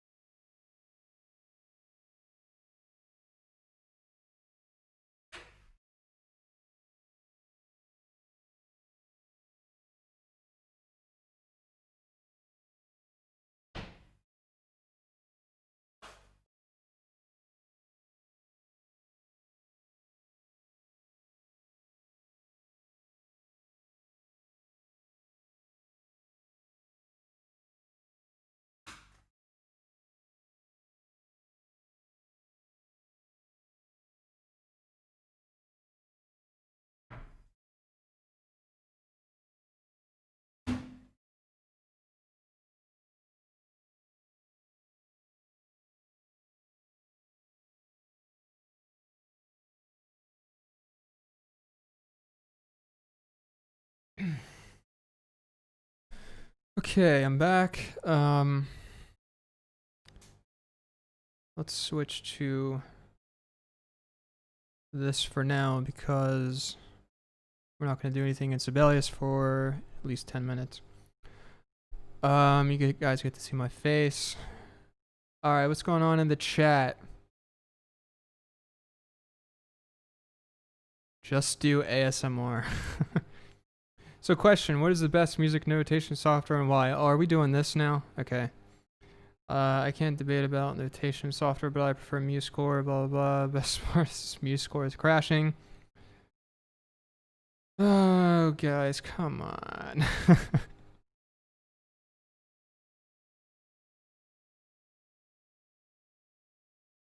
um,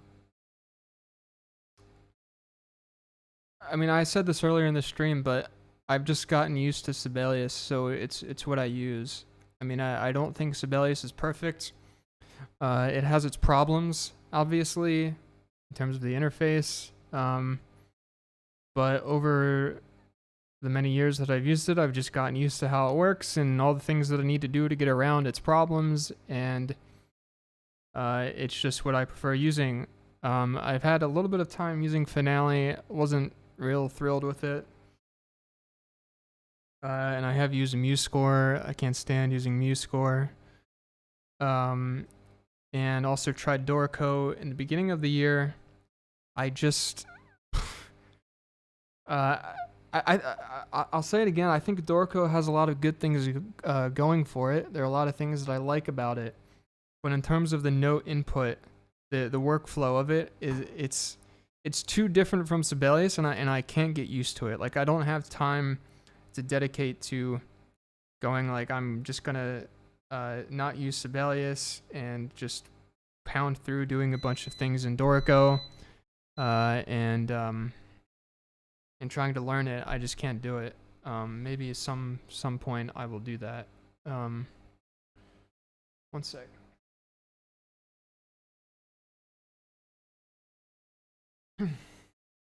So for the time being, I'm using Sibelius. I don't have that much of an issue with it. I can work very quickly in it, more so than in Dorico or any of the other programs, and it just is what it is.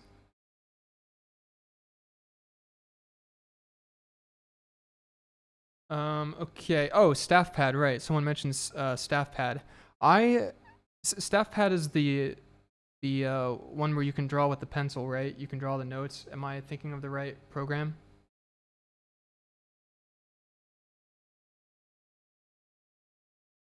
Yeah, okay. Um I I bought staff pad for my iPad. I have an iPad Pro, which is where you guys are right now, where I can see the chat. Um I could not get it to recognize my handwriting. I mean, I bought it when there's like some major update. Like, apparently it's been out for years. I didn't know about it. And then there was like a major update where they were using machine learning or something to recognize the handwriting. I might be making this up, but I tried it and it wasn't recognizing my handwriting very well, and I got a bit frustrated with it. But I remember when I saw it, I thought, man, this would be great if I can write music with a pencil, which is oftentimes what I do now. If I'm doing an arrangement or I'm composing, I usually don't actually write in Sibelius if I can afford not to. Depends on the project. And so it'd be really great if I could write it with a pencil, have it recognize my handwriting, turn it into MIDI basically, and then be able to use like the orchestral tools stuff to play it back. But it didn't work out for me. I think I'm doomed to forever use Sibelius, and I've kind of accepted that. But actually, let me know. I don't know if there's been an update to StaffPad, because it's been a while since I've used it, and I think they were updating it a lot. So if that's the case, maybe they've improved the handwriting recognition. Have you published some of your own stuff? I published stuff like. Are you talking about music? If you're talking about music, I do a lot of orchestrations and arrangements for Ava, which is my full-time job. But I often don't spend a lot of time writing my own music. I've done some small projects here and there recently for some friends of mine who do some short films and stuff. But yeah, it's not my main thing that I do. Do you upload your music anywhere? I mean, some of the arrangements you can find on the Ava Technologies YouTube channel. We can listen to some later if you want. Um,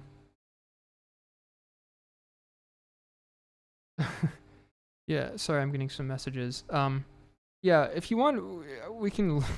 I mean, it doesn't matter, but we can listen to some of my stuff later if you want to critique it. I don't really care. But I would much rather study John Williams than have you guys listen to my own music. Sorry, there's so many messages. I need to catch up on it. Watched Tentacruel. Yeah, I've seen the Tentacruel videos. Yeah, Joey, I was just talking earlier about the main title of Star Wars being taken down. There's not really much I can do about it. I mean, it sucks, but yeah. You need to write in a way it recognizes the writing instead of writing like you would naturally. Yeah, I get it, but it's it's annoying, you know? Zam the Assassin? Maybe. Could be nice.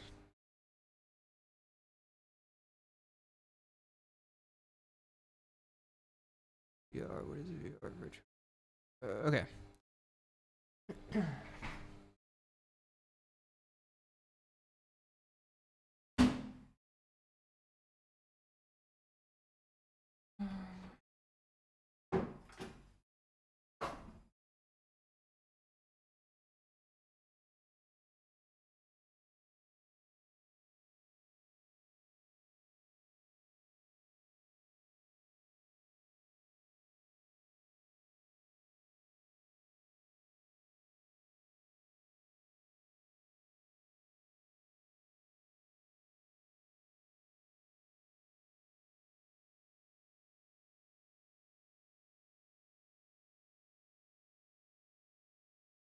Need some music again. What should we listen to, guys?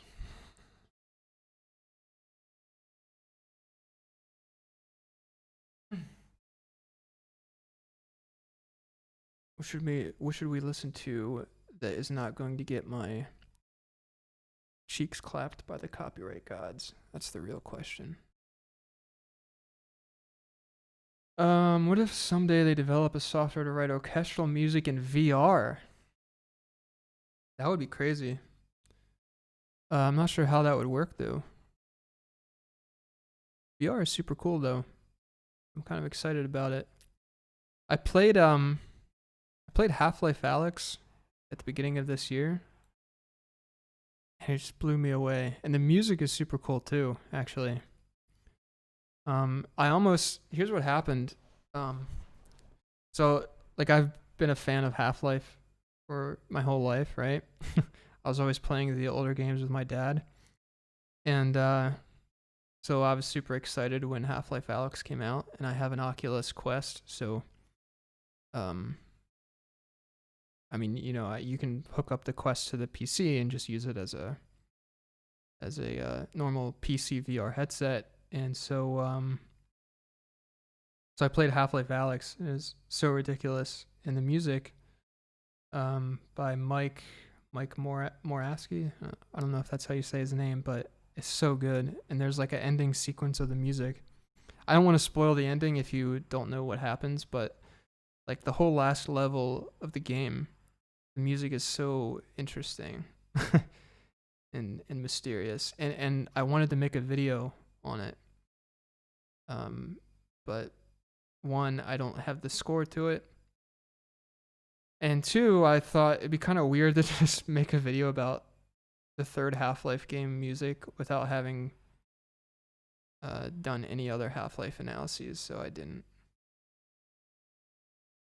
But fun fact, the music of the first Half-Life game is like almost all samples, as in like recorded, like not instrument samples, but like literal audio recordings. I don't know how to explain it.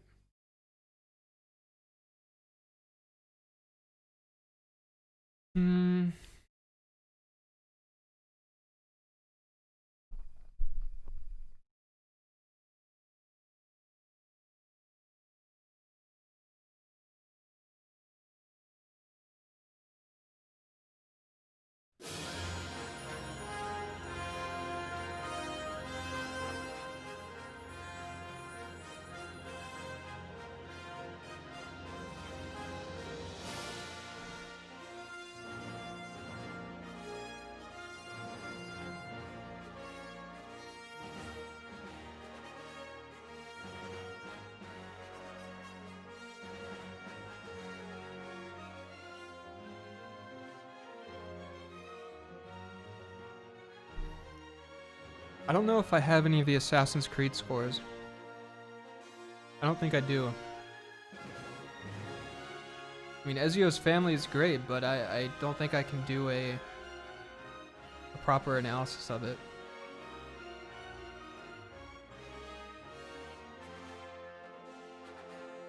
More video essays. I have some video essays planned. I'm getting real deep into trying to edit video essays and actually do them well, because my older video essays were garbage.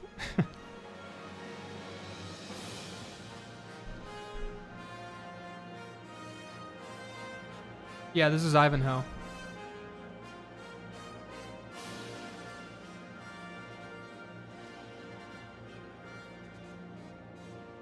I have some I have a video essay planned actually on the Super Mario Brothers music.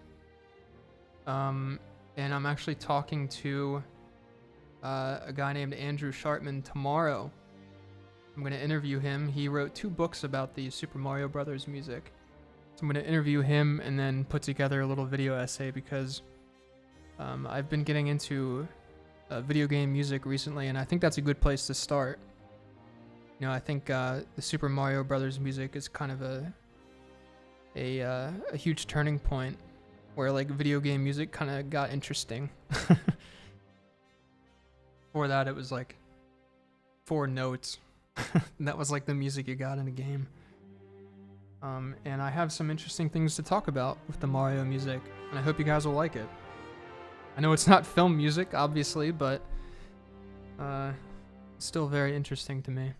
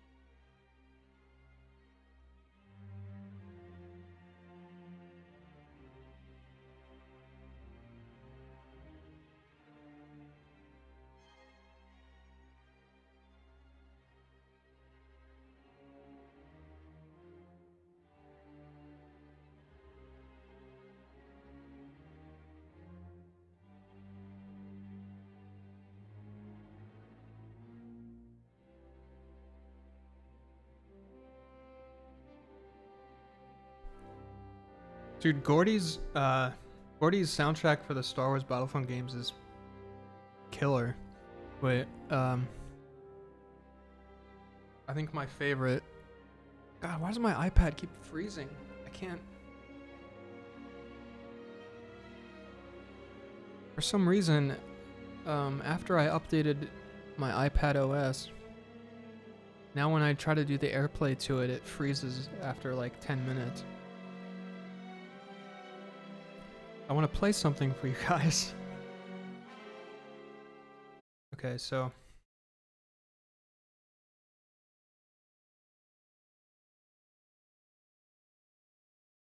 think it's from Battlefront 2. Yeah, I love this.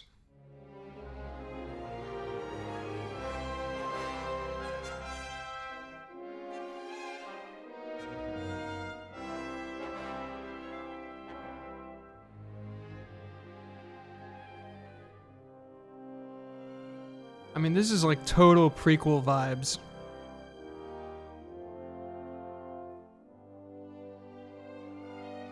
The only thing I think, with really anyone who has tried to tackle the Williams sound for Star Wars games and stuff, because obviously John Williams isn't doing the Battlefront game soundtracks. Same with what's it called? Vader Immortal. If you play the VR Star Wars games, which are super fun, the problem with these composers that try to handle the John Williams stuff is they do the vibe very well, and they know a lot of the orchestration things, and you can sort of turn a lot of the John Williams stuff into a template, and you go like, okay, if I do this, this, and this, I'm gonna get most of the way there with the John Williams sound. But the themes are never quite what John Williams would come up with, you know. And that's like a lot of the power of John Williams is his ability to write a freaking sick melody, you know. And so it's the same with this. People who are asking, yeah, this is not John Williams. This is the opening of Star Wars Battlefront 2. It's called Main Menu Music from the Star Wars Battlefront 2 soundtrack. I'll play it again real quick. So this totally reminds me of the opening of not the opening, rather the cue when like Anakin and Qui-Gon get to what's it called? I'm an idiot. A place that looks like Italy. I'll pull it up.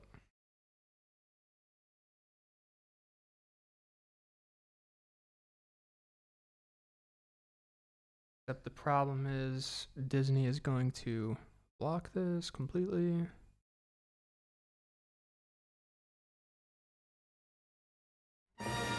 No, no, no, no, no, no, no, no, blah, blah, blah, blah, blah. Don't play that. Don't play that. Quickly and confidently, so you never have to slow down at work. Yeah, Naboo, thanks. Without having to stay put. Whether you're working on your computer or on your phone, Grammarly provides instant writing advice.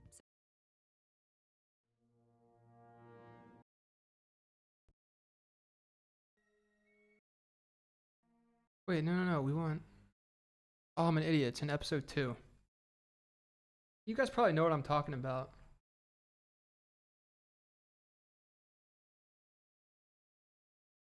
As soon as I play it, you're gonna know.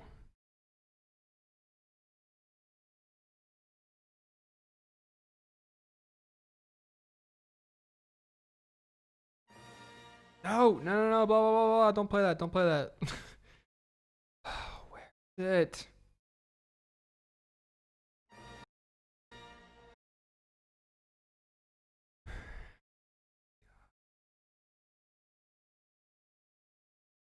It's this, maybe?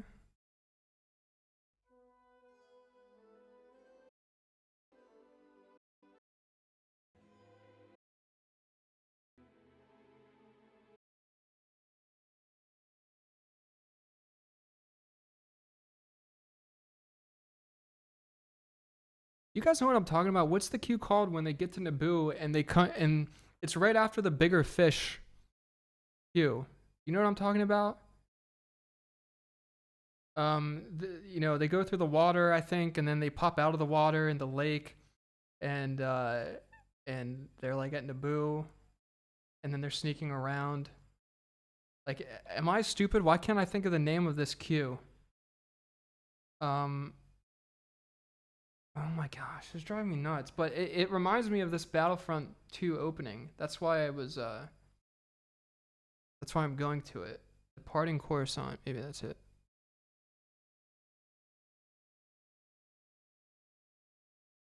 God, I feel like I'm having a stroke. Like, I've listened to this piece so many times, and I just completely forgot what it's called. In episode 1, is it? Wait, am I stupid?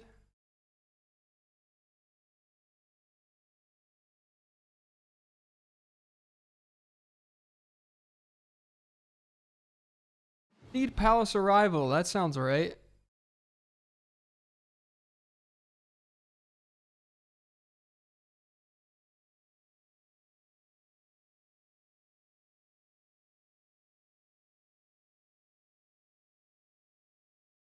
Wait, is it this?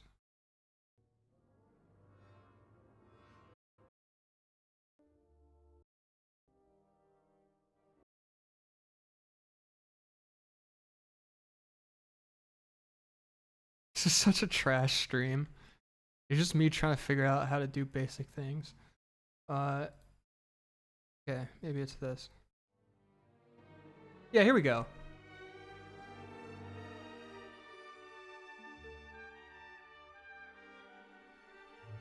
Yeah, this is amazing.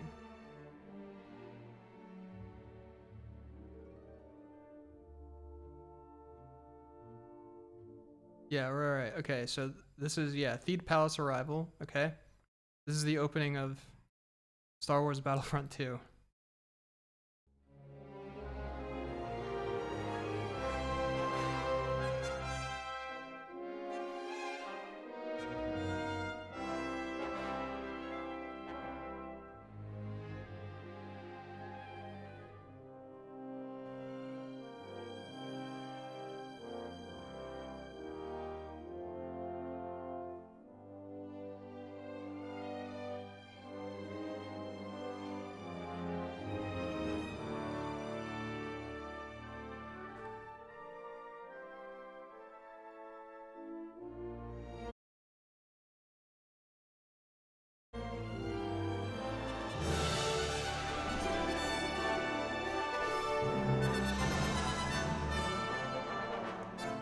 This is cool.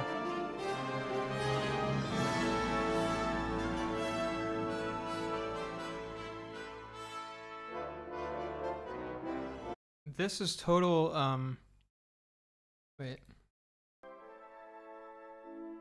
This trumpet thing is maybe my favorite.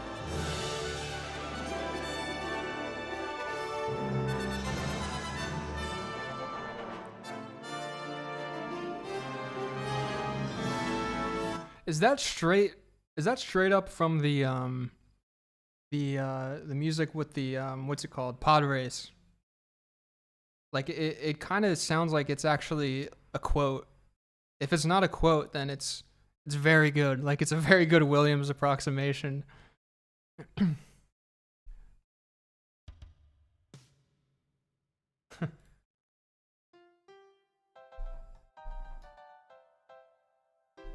Yeah.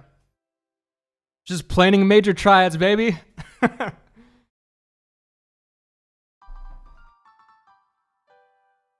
Yeah. Reminds me of Flag Parade. Yeah, exactly. That's what I'm thinking of. But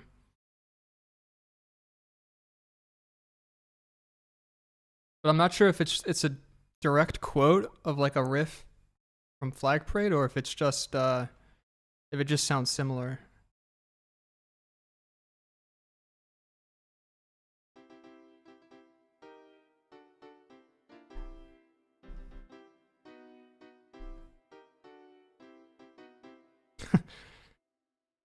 This is John Williams 101. It's like, when in doubt, just plain triads. Any triads. But we love him for it.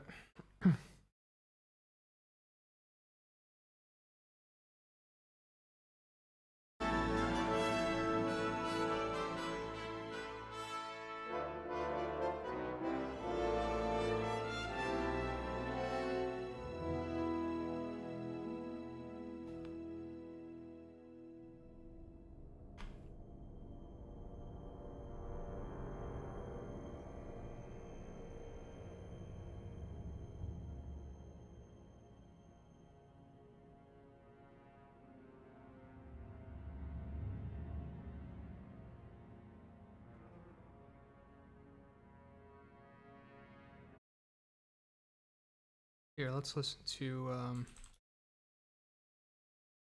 Flag Parade. Hope I don't get clapped for this.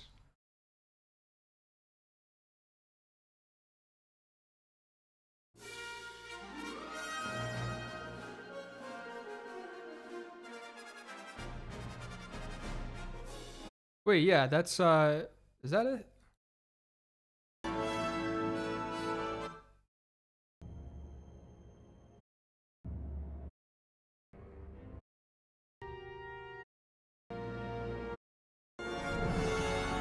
Wait, what?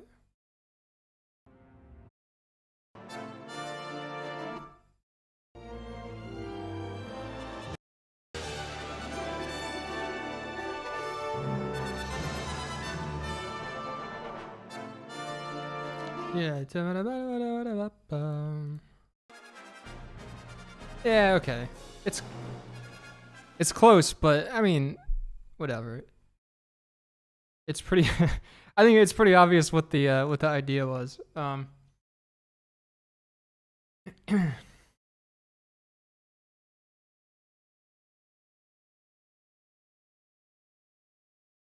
Salonius.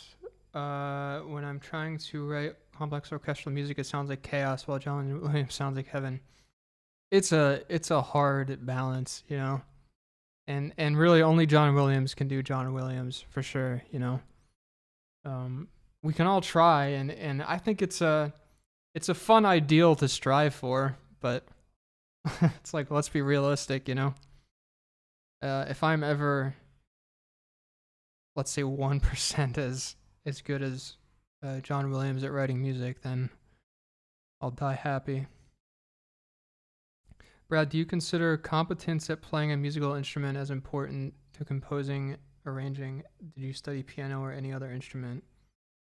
It definitely helps, I think. I was taking piano lessons from when I was very young, so I mean that helps when I'm composing because I compose with the piano. And if you're at least I would say mildly competent at playing whatever instrument you're composing on, then it helps because you can play the stuff that's in your head on the piano. You know, if I had an idea but I didn't know how to play it, it just makes it a bit harder, I think. But I think some people manage, but for me, it makes sense. I think you should learn some instrument very well to be able to play your ideas with. And I think piano is probably the best for composers, and why most composers compose at the piano, because it's very visual and you can play more than one note at a time, as opposed to, you know, something like the trumpet where you can only play one note at a time. So some people, I know a couple people who write with a guitar, and they're good guitar players. So, yeah.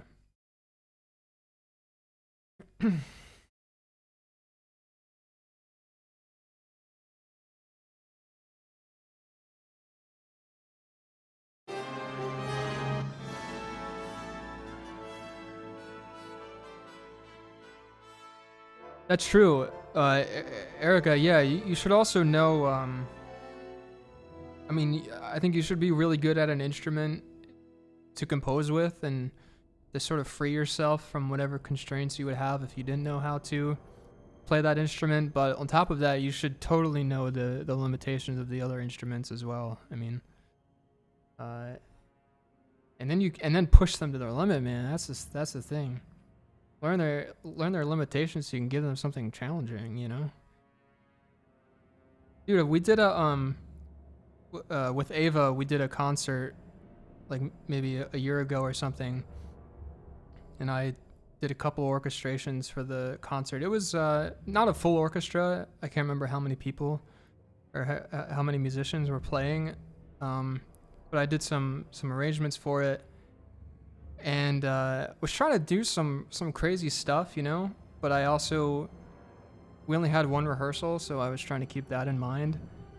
But I thought I'm gonna try to challenge them, you know. And at the end, they were like, "Man, I wish it was more challenging." I was like, "What?"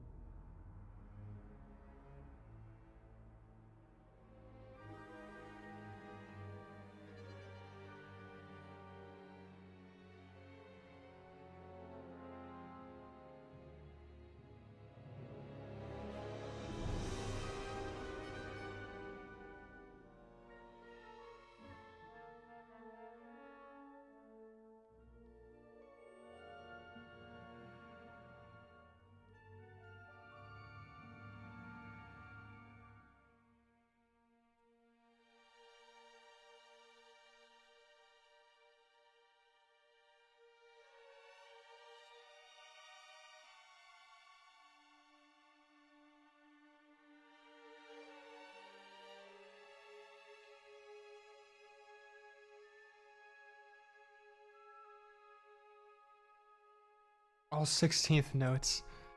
Yeah, no, the arrangement that I did, I wrote a lot of runs like that for the violins and the woodwinds. I mean, total Williams stuff. Like, it was a big fanfare, like the Superman march or the Star Wars theme. And so I arranged it in a similar way, thinking, oh, this will be a lot of fun for them to play. And at the end, we did a Q&A, and they're like, yeah, it wasn't that challenging. I'm like, okay, come on.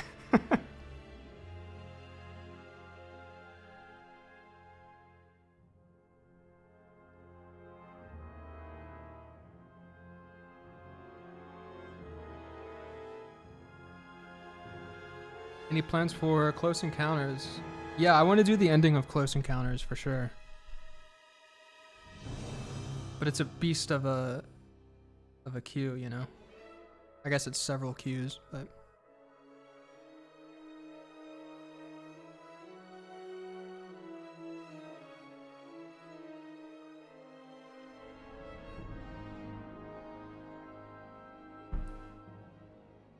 Okay, what we're gonna do now.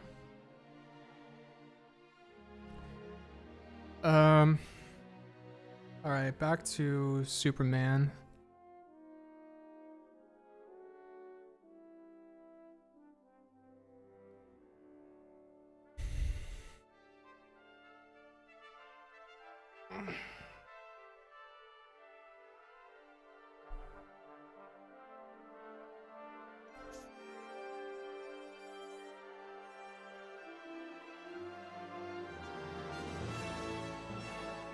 Oh.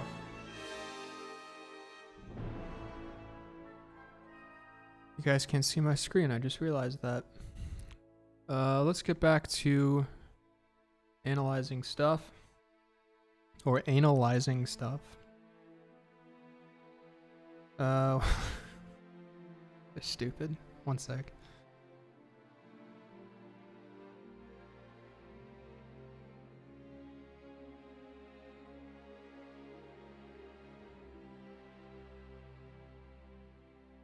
Alright, you guys can see my screen now, right? Will the live stream stay up? I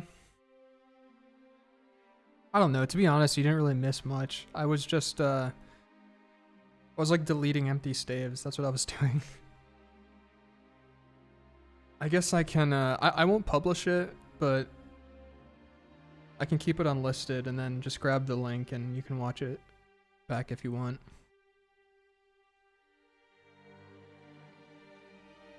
Alright, so let me think about this. Let me know if the music's too loud, by the way. I'll keep it playing while I talk over it, but if it's too loud, just let me know, okay? So we were talking before I took the break to eat my dinner about how this has a lot of similarities with the Star Wars theme, and I'm just thinking now that even this, I'm not sure what this is considered. If this is considered the love theme, the da da da da da da da da da.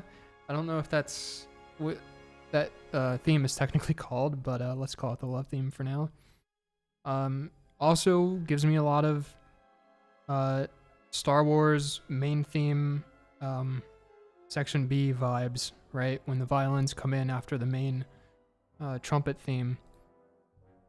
It's giving me a lot of vibes of that. And actually, I believe in the Star Wars theme, that B section starts on the 4 chord as well. Like, you have... So if you're in B flat...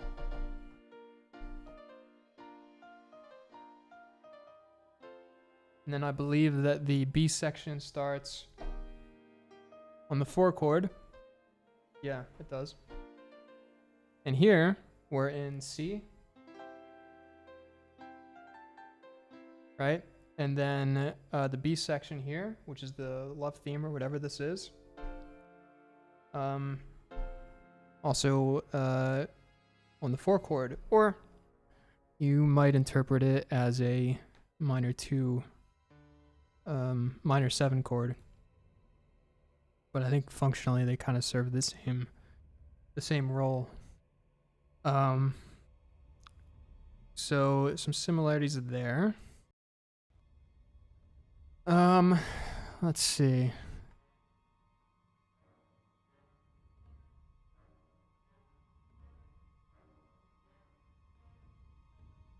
I think we're still in C major though. But then we go. See, what is this? I think we're staying in C major here. It's just a nice borrowed chord. The flat 6 to flat 2. I mean, it's basically the love theme is kind of built over the same chords, I think, from earlier. Like here, if we go back to the beginning of the piece, this big build up here that happens. Wait, what am I thinking of? There's a part where there's a flat 2, right? I'm not stupid. Oh, right here. Flat 6, flat 7, flat 2, and then going down to the 1. Right? All borrowed chords. You can find those in the Star Wars theme as well. And if we scroll back here to the love theme, looks like we're just bringing that back. So here we've got a flat 6 again. Another flat 2 to the 1.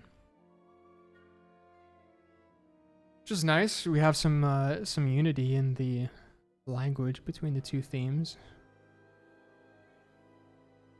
Then taking the theme, reharmonizing it with minor 2nd chords, it looks like. Or not minor 2nd, sorry. Minor 7th chords. Major 7th chords.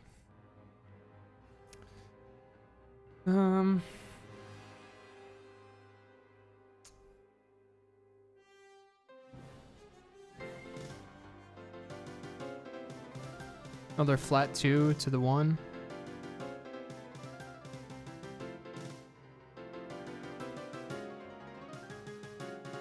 This is also this is like the Raiders thing too.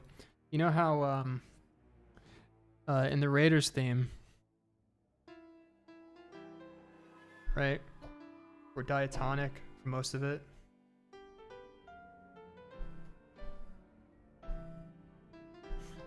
Alright, I'm playing at a weird angle.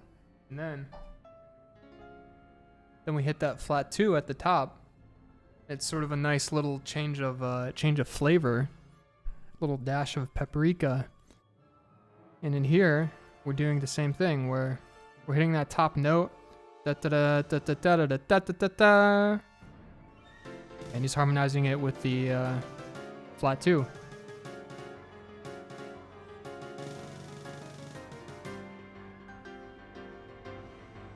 So my point is, I think a lot of my analysis here is going to be talking about the similarities in the language of John Williams and saying, you know, obviously he's pulling from Corn Gold, he's pulling from the Ivanhoe theme that we listened to earlier, but also he's got a language by this time and he's using it. He's pulling it out, you know.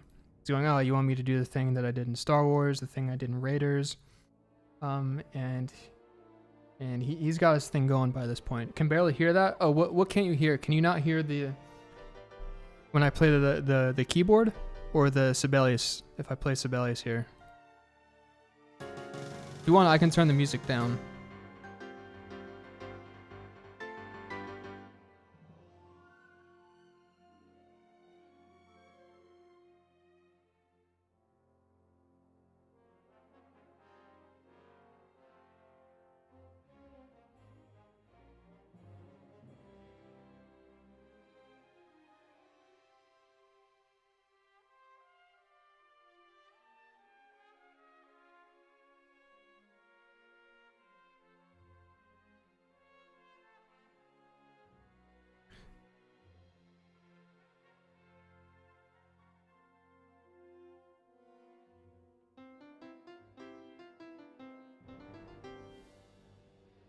Oh, can you not hear the music that's in the background either?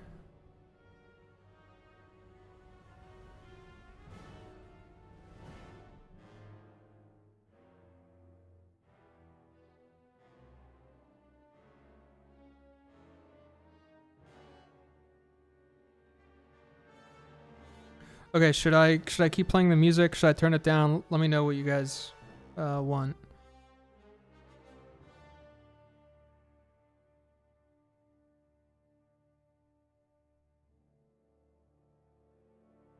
Let's give the background music a rest. We can hear your beautiful voice on something else. All right, maybe we'll give the music a rest. We'll come back to it though. I just want to make sure you guys can hear what I'm playing. So if I go like this, can you hear that okay? If not, let me know. I'll crank it up a bit. In fact, I'll crank it up.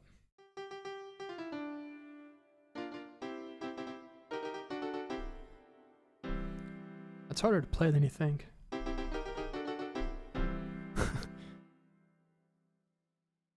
Piano's really low. I'll crank it up more.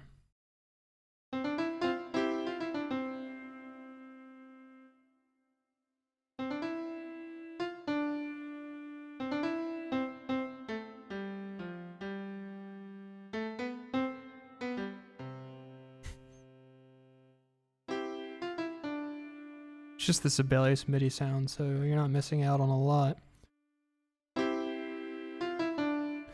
Okay. Cool. So I'll keep it there, unless you guys think it's too loud. Are you playing a Steinway? No, this is this is just a crappy MIDI keyboard, and the sounds that are coming out of it are the default Sibelius piano sounds. So it's probably sounds like hot garbage. But it gets the idea across, I suppose. Okay, so here, this is where we're coming from, right? We've got...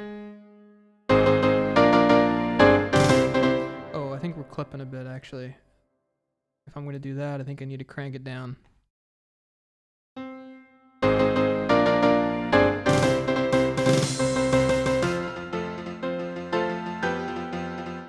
So here we're coming from C. We're ending on the 1 chord of C major. We've got a big C major chord in triads. And what I'm wondering is for this theme, which I guess is the flying theme.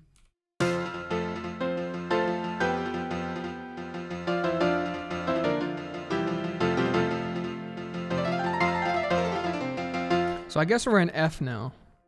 In F major. I was originally thinking, I wasn't paying a lot of attention, but I was sort of wondering if it was the same idea as the love theme from earlier when we're going to the F major chord, but it's still functioning as a 4 chord.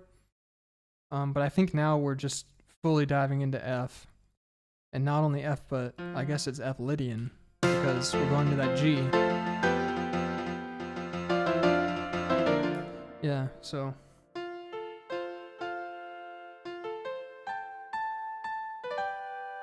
Yeah, it's total Lydian smoothness right there.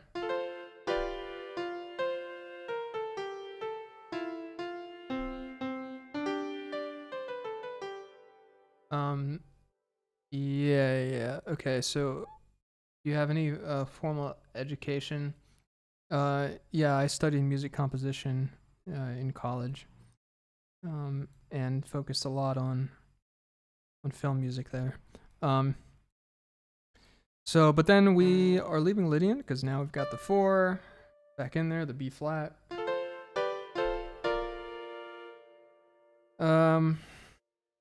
Back to the 1. We've got a woodwind run or whatever. I'm not sure what instruments are playing this. I think it's woodwinds. With F major.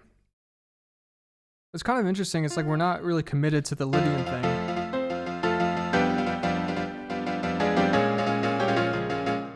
D flat again, flat 6, borrowed chords. What do you want from me, you know?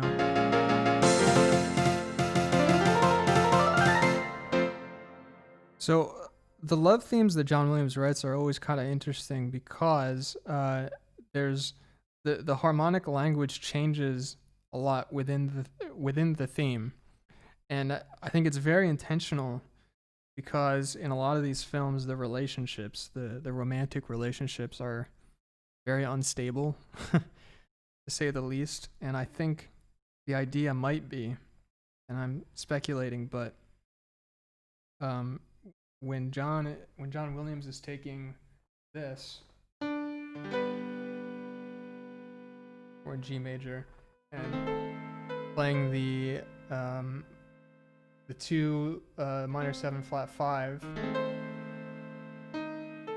and then back to here, and then he'll reharmonize it differently again. I can't remember how. Maybe he'll do another diminished chord, and then maybe he'll harmonize it with a flat 2 instead of a 2 minor 7 flat 5. So he'll reharmonize a motif in all these different ways, and I think it's sort of like him going, yeah, the relationship is like trying to find its way, you know, but it doesn't really. It's just always being reharmonized in this way. Oh no, let's try something else. And then, oh, this harmony, no, let's try something else. And he'll just do all of these different reharmonizations, and I think it's supposed to suggest that, yeah, we're not on stable ground, you know? It's like the Superman theme. We've got the root here. Sorry, it's very hard to navigate here.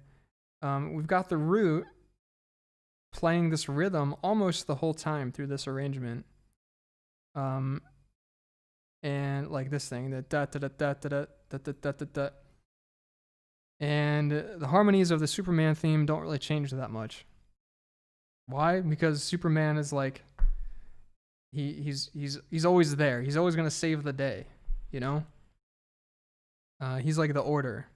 It's like anything that goes wrong, the constant is that Superman is gonna help, you know?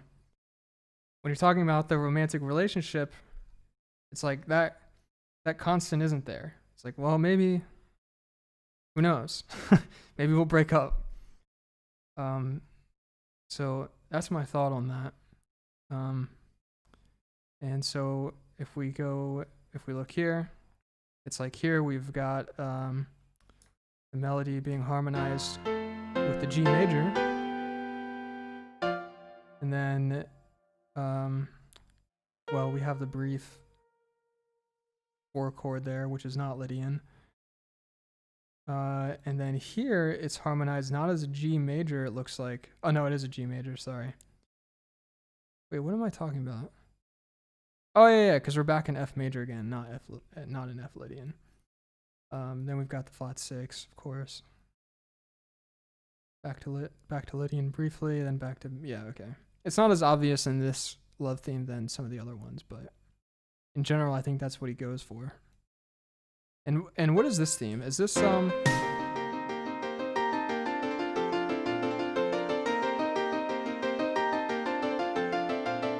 is this also part of the love theme? It's been a while.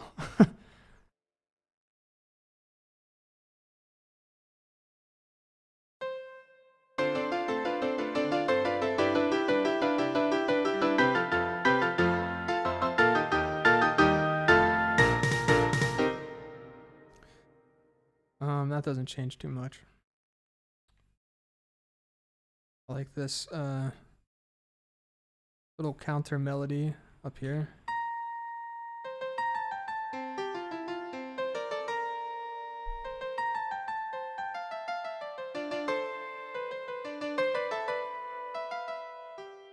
Wait, is that the Force theme?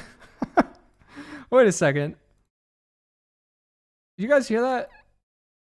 I mean, I was just thinking how good John Williams is at writing counter melodies, but this is, I think the violins play this.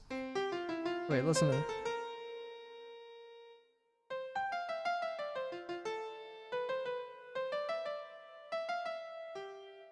It's like a little snippet there. It sounds like the Force theme. That's kind of funny. Okay, anyway.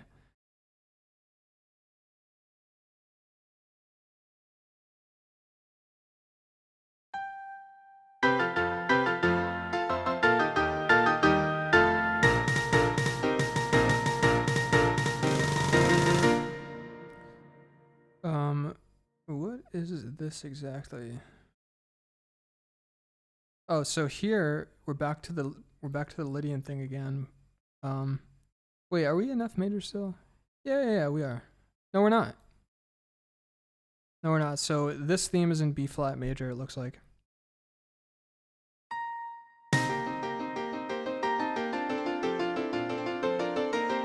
Because we've got the F and the B flat and the upright basses, and they're almost always giving you the very foundation of the harmony. So I think what happens here is we're starting on the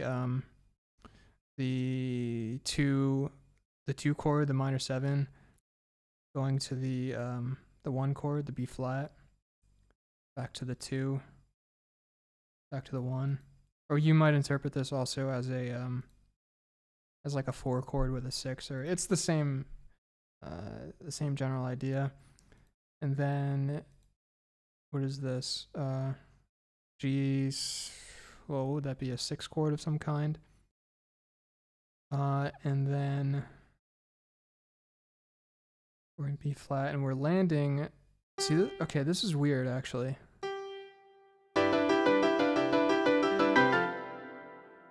What is going on here?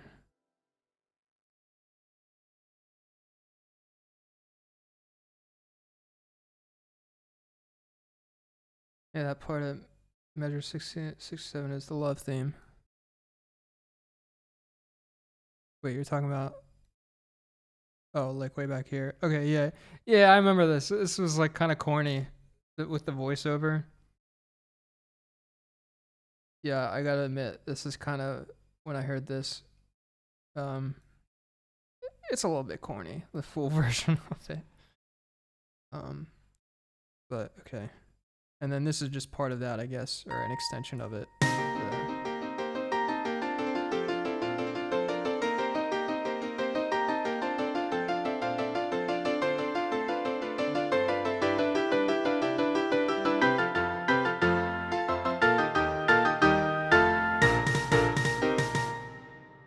But this is kind of whack because,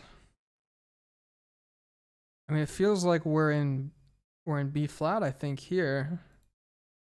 And then it's like all of a sudden we're back with the F thing. I'm so confused. Or maybe...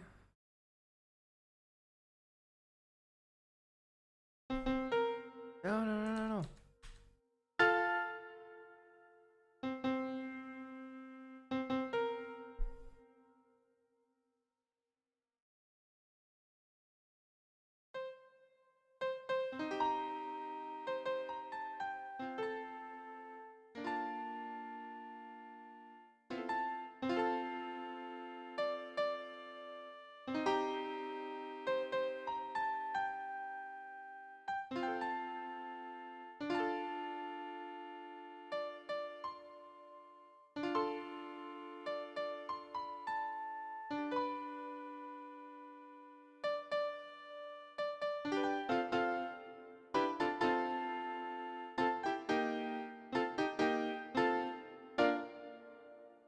I don't know.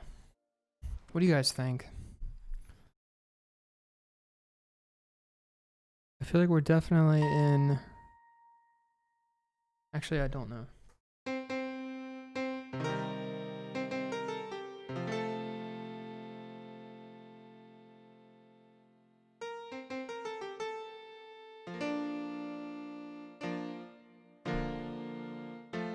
No, we're in F major. I'm almost certain of that. Not F major, it would be more like F Mixolydian. Aren't we? I'll have to come back to this. This is kind of weird.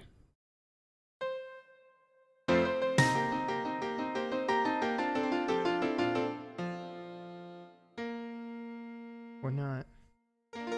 Yeah, I'm gonna come back to this. I think I'm going nuts.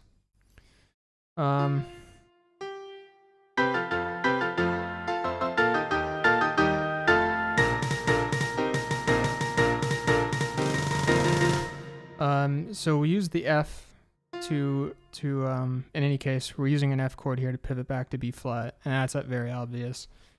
I'm just not sure how we're getting there in the 8 measures before that.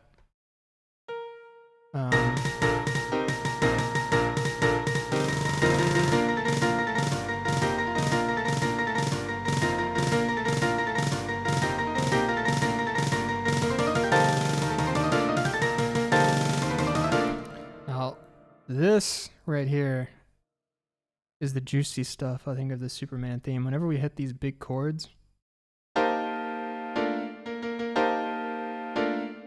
so let's figure out what's going on there. It looks like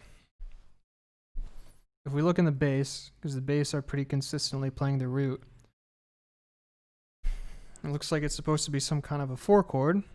We've got the E flat here, and we're in B flat. Here we've got our notes of E flat with the 6th, the 9th, and the, what is that, sharp 11. What it basically is an F major chord over an E flat major chord. That's one way you could think about it. But I think E flat's definitely the foundation of it, so you can go.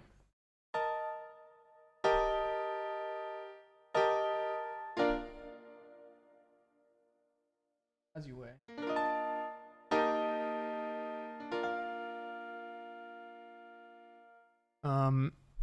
But I think it's sort of more of an extended chord type of thing. So I would look at it. Yeah, exactly. I would look at it as either F over E flat or as an E flat with sort of the full extensions above it with a sharp 11. Yeah. And then we're going back to the root with the major 7. So super cool. Now I don't know if he consistently harmonizes it this way or not. So that would be something interesting to look at. So here, let's take a look.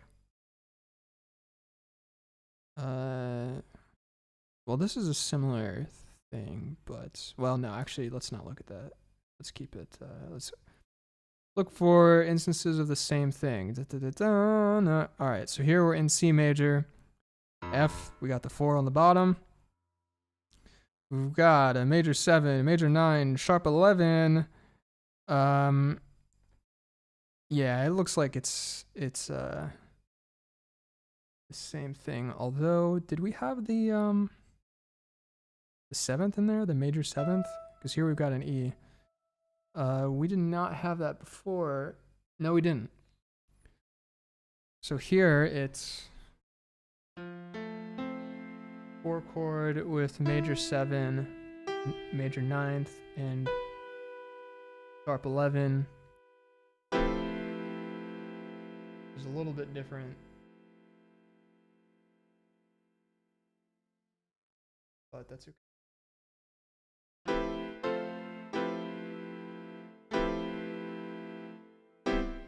Yeah. I should just be leaving this as an annotation. F, what do I want?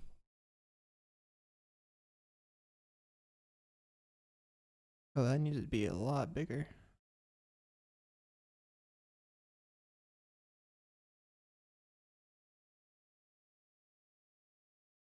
Even bigger. What she said. C major.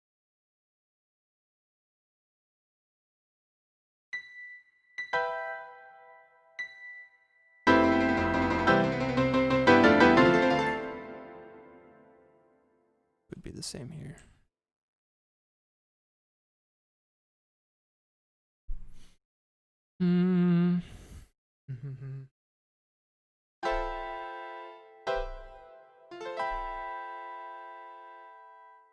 Pretty confident about that.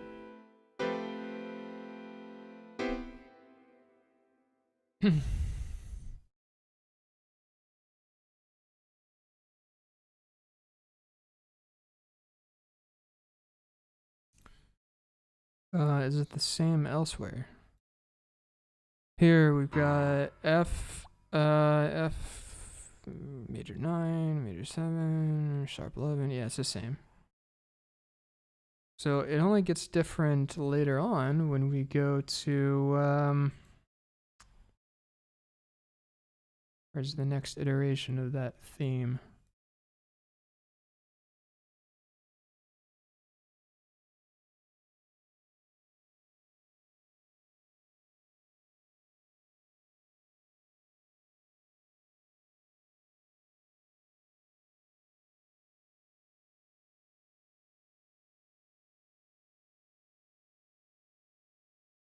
Yeah, so this is the next time, and let's just call it for now, because I think it's more of a of like an extended 4-chord rather than like a polychord. So let's go ahead and call this what would this be? I mean, it's basically what, a 13 sharp 11. We've got the C in there.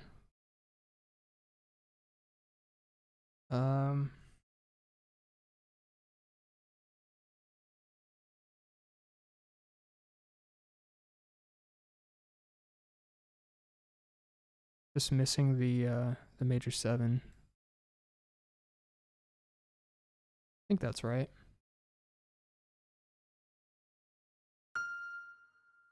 And here we're back to the major 7.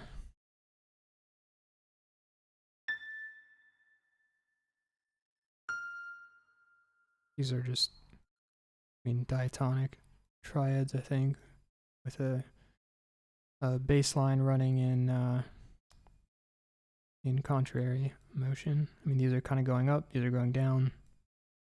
Also in the Star Wars theme. Anywhere else?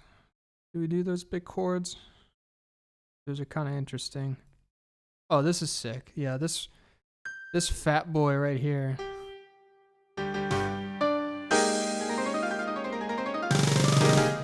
Yeah, dude. What is this? This is oh geez. Coming from a G major to, I mean, it looks like a flat 6 borrowed chord with a 4th on the bottom. I think that's a good way to describe it. Do you believe Williams is thinking about the theory this much while writing?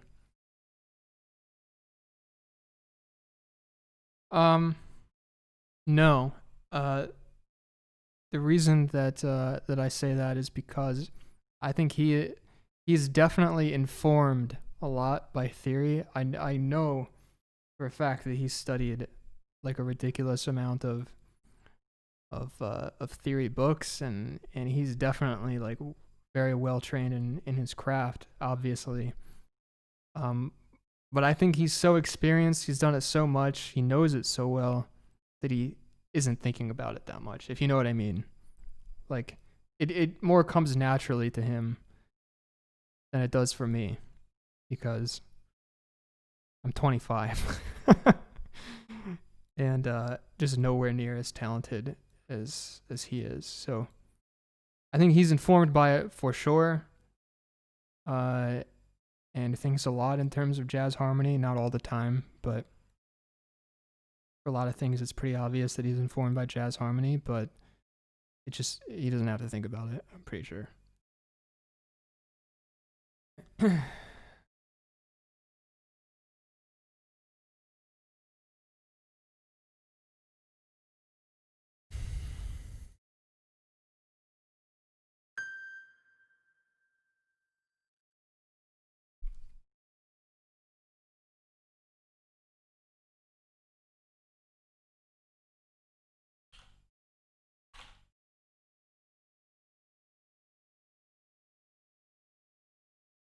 Not sure if that's the appropriate way to say that.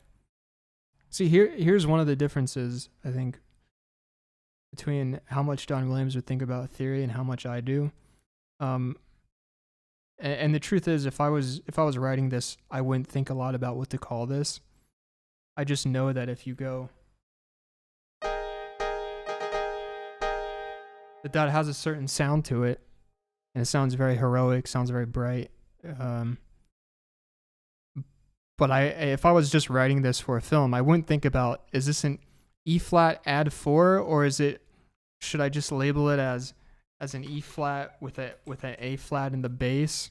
Like, how should I write this? I think this for sure is not that important to him. There's no reason for him to go like, oh, what do I call this?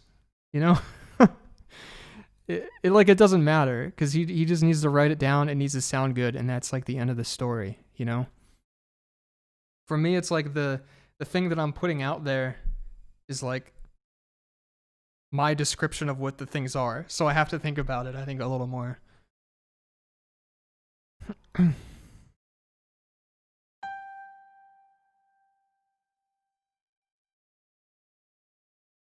Oh wait, I might be able to learn from this run what the chord is.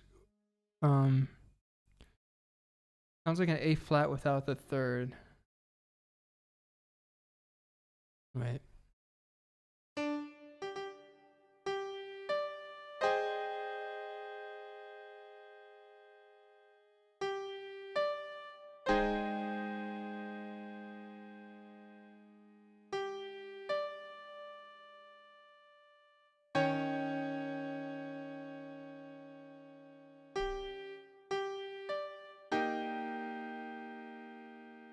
That's with E flat. Here's with A flat. Okay. I mean, it becomes an A flat major 7 because the G is on the top. Okay. Here is it with just an E flat. Sorry. Okay. I think it feels more like a flat 6, personally, as an E flat.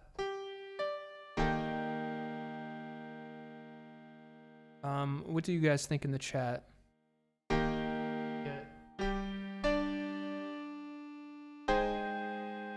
Here's A flat, making it a flat 2. There's a flat 6 as an E flat. I think I feel it more. Well, here, let's listen to it again, actually.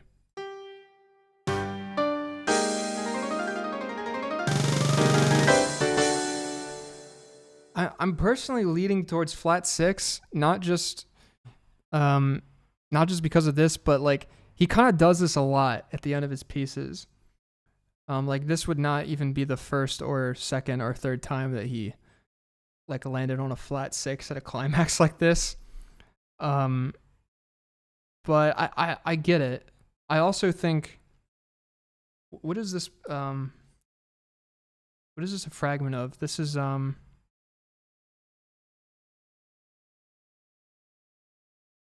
is it coming from here? Is this what it's supposed to be?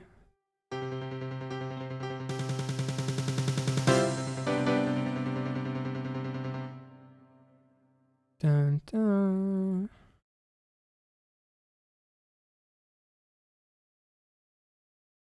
Man, this is annoying, isn't it?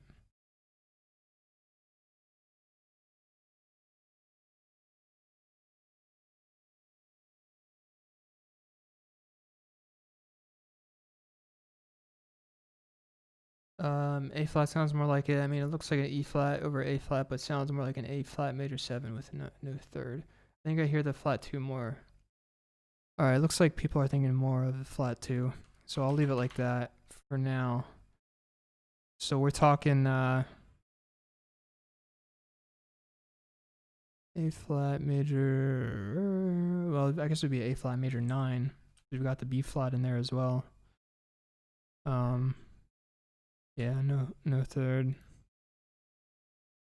Yeah, I'll leave it like that for now. I'll have to think about that more. Thanks for your input, chat. This is very obvious, I think. We've got Or is it very obvious? Well, yeah, it's got to be some kind of G, because this is like coming from the main theme. G. This is a G add 4 for certain. Because look, okay, listen. I might impose flat 6 on you dweebs, okay? Here's why. So this is like obviously, here, listen to this. This is obviously like a fragment of this from the beginning.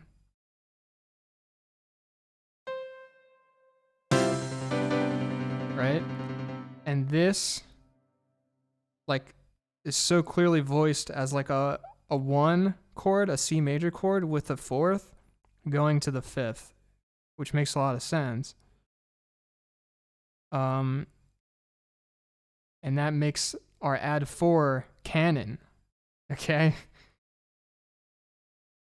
Which makes me think the add 4 is not so strange here for the flat 6. Look, this is, I don't know, this doesn't really matter that much. I'm being anal.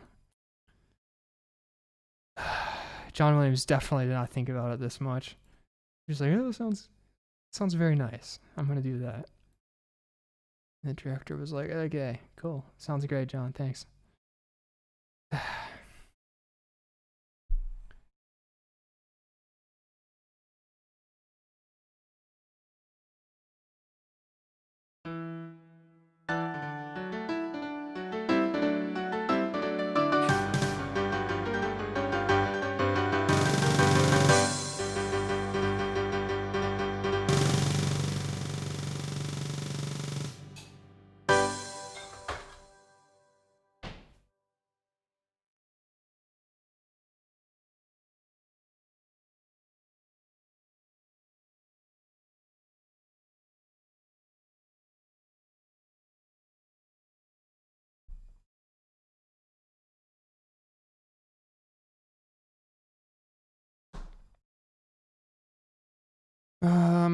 Okie doke. So,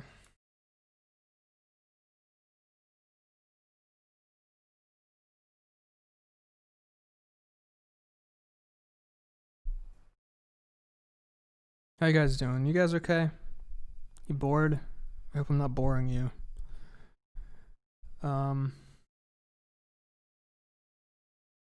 Might move on from here to something else if you guys would like.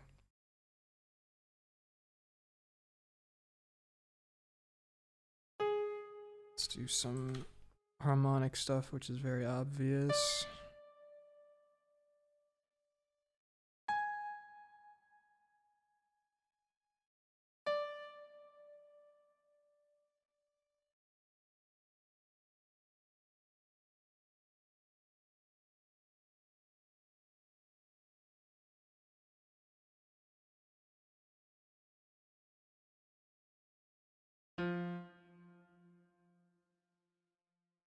Quartal harmonies. Quartal harmonies. Guys, listen. I'm gonna teach you about quartal harmonies. Okay, listen.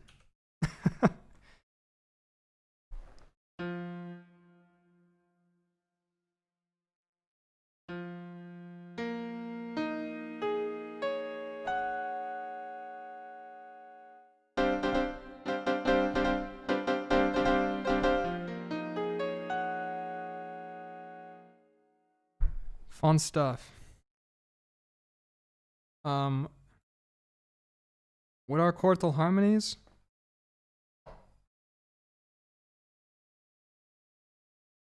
Wait, why can't I play anything now?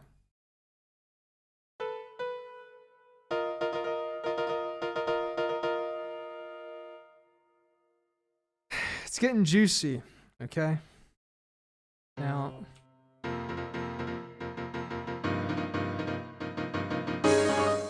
here's the cool thing, okay? So we're in C major before this, right? Got the C pedal tone going along.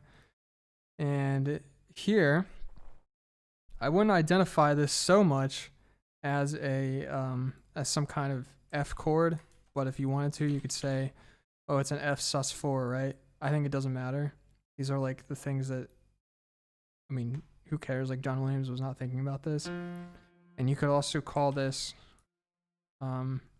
what, a G, dude, whatever. Let's just say G sus 95, okay? This stuff is not important.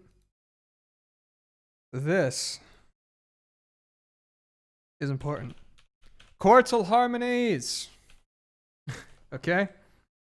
And what this functions as in the long term is a 4 to a 5. Okay, just with quartal harmonies stacked on top. It's like a big build-up. Big cadence almost, if you want. It's like, got 4 notes here, then we're adding another 4th, but we're changing the root, and it just functions as a big 4-5. Then a 4-5, a 5 with a flat 6, I guess, if you want to call it that. It's like a suspended flat 6.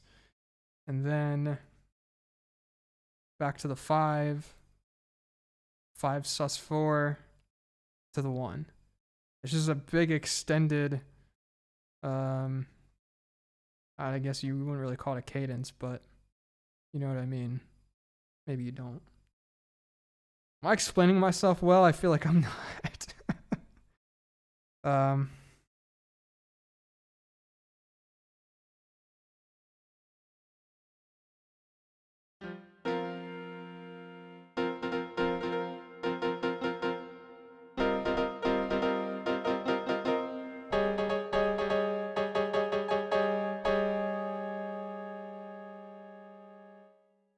If one of my professors from college was here, Mike Worth, who's a very cool guy, if he was here, he'd be freaking out, dude, because we got a flat 9.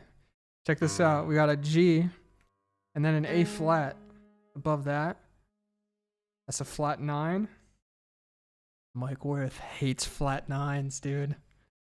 Oh, man. Let's see if we can get him on here.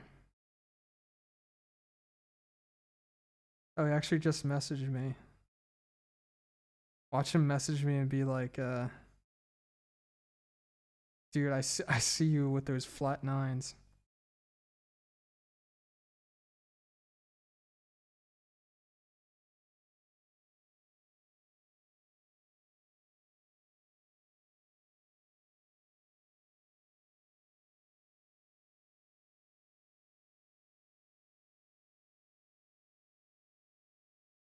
Well, if he's here, he'll, it doesn't matter. Okay.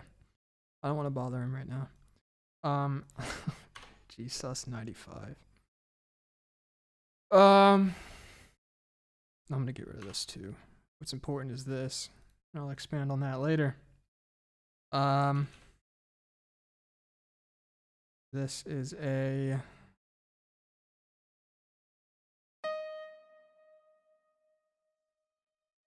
flat sus4 over G. This is planing suspended 4th chords in the woodwinds. That's pretty cool. Listen to this. Isn't that sick?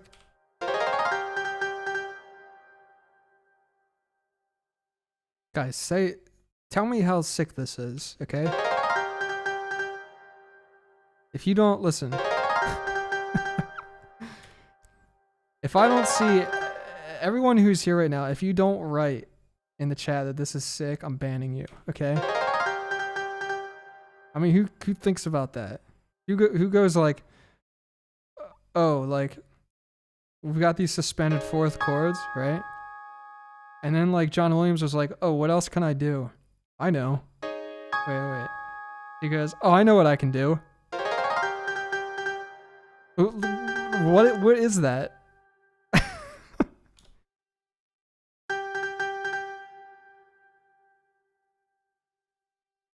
Good. Definitely sick. COVID-19 sick. More of this, guys. Respect to John Williams, okay? I mean, that is hip, okay?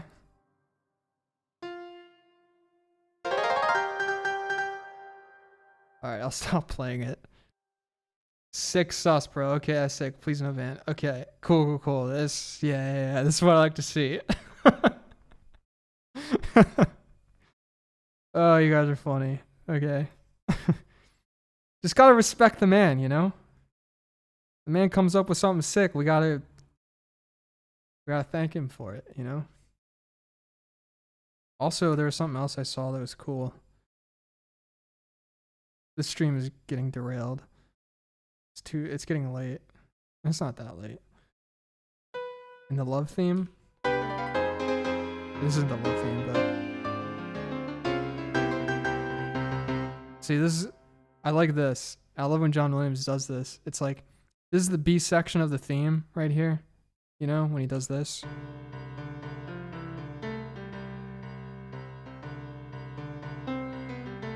Right? So then at the end of it, let's see if we can play just these two staves.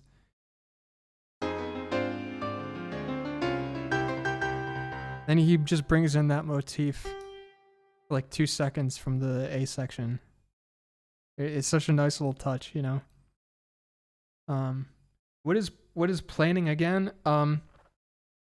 Planing is like if you take a shape of a chord, it could be any shape. So say a major chord,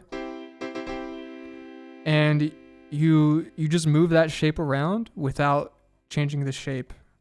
So here I have the root on the bottom, third on top of that, and fifth on top of that. And if I just go, you know, and now I don't really care so much about the key. I'm just going, I'm just moving that shape around. You can differentiate between chromatic planing and diatonic planing. So if I wanted to stay in the key, I can do that and just move that shape around. So from C major.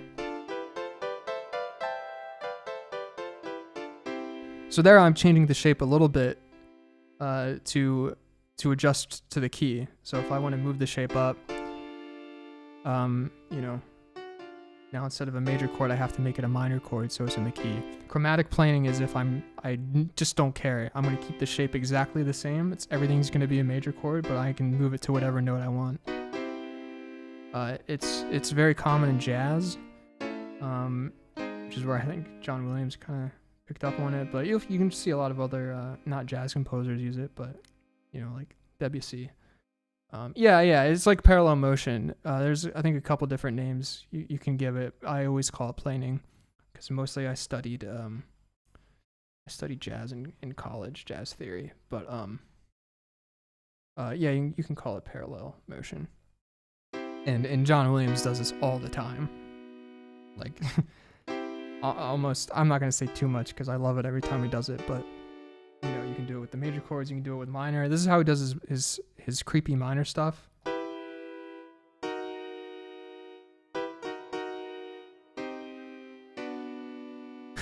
Right? I mean, immediately you're like, oh, there we go.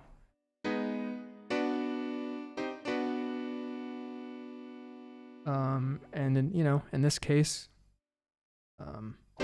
he's planing suspended fourth, which is also super cool. Oh, keyboard is still low. Okay, I can, here, I'll give it a boost.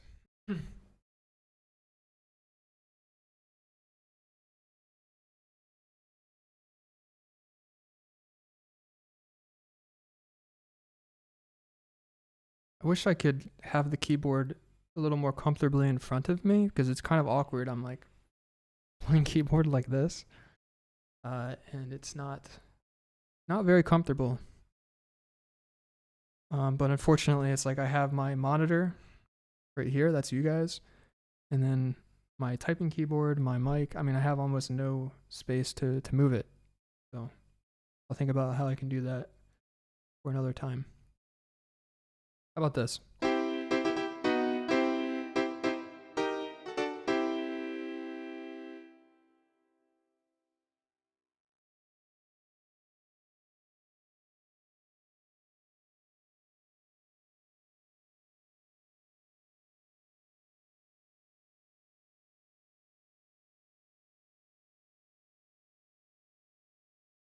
Okay.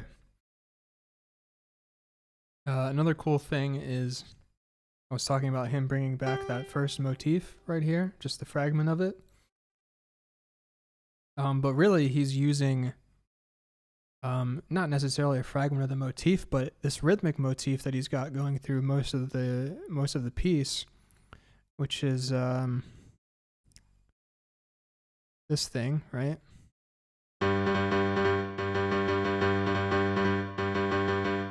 Which kind of drives the majority of the piece.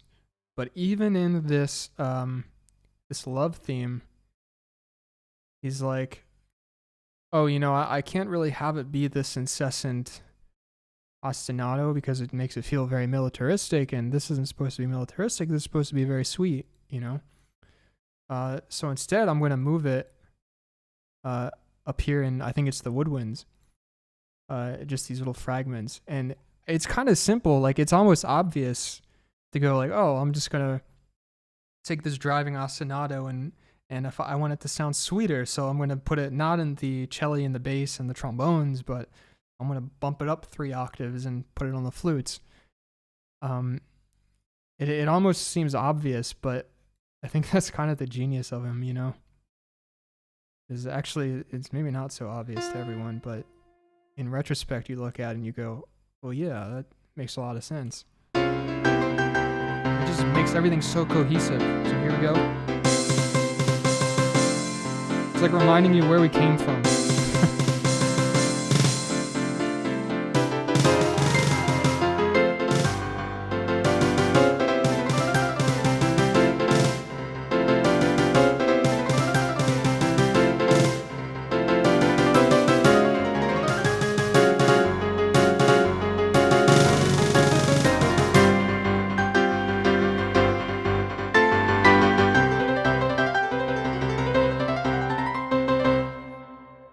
All right.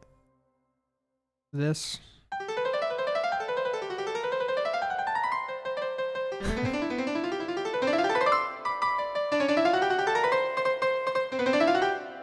Flute players are crying. But this is so cool. I love his runs like this when he kind of gets super chromatic. It's like here, we've got the sharp 4. That makes a lot of sense. You know, it's like. That's kind of obvious, but then I think what he's doing, this is how he always does it pretty much, is he knows where he wants to go. He knows what he wants the top of the run to be, what he needs the top of the run to be, so he knows he's starting at C here and going to the C here. And then he's got to take some chromatic turns to get there, but it's always super cool how he does it. I love those sorts of things. Yeah, it's not the worst flute part ever, but I mean, it's not like the easiest thing either.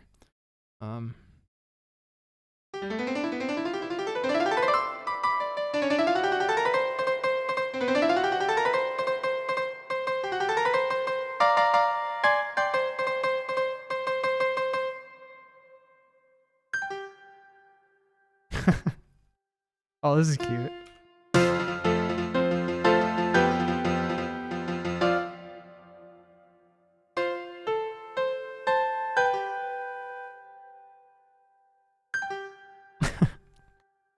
It's cute. Come on. I think this is the glockenspiel. I need to add in the instrument labels.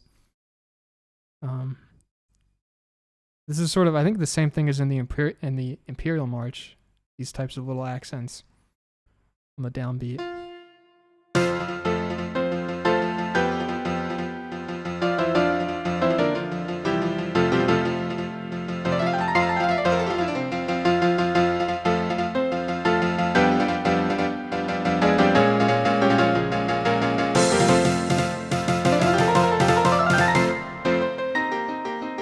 Okay.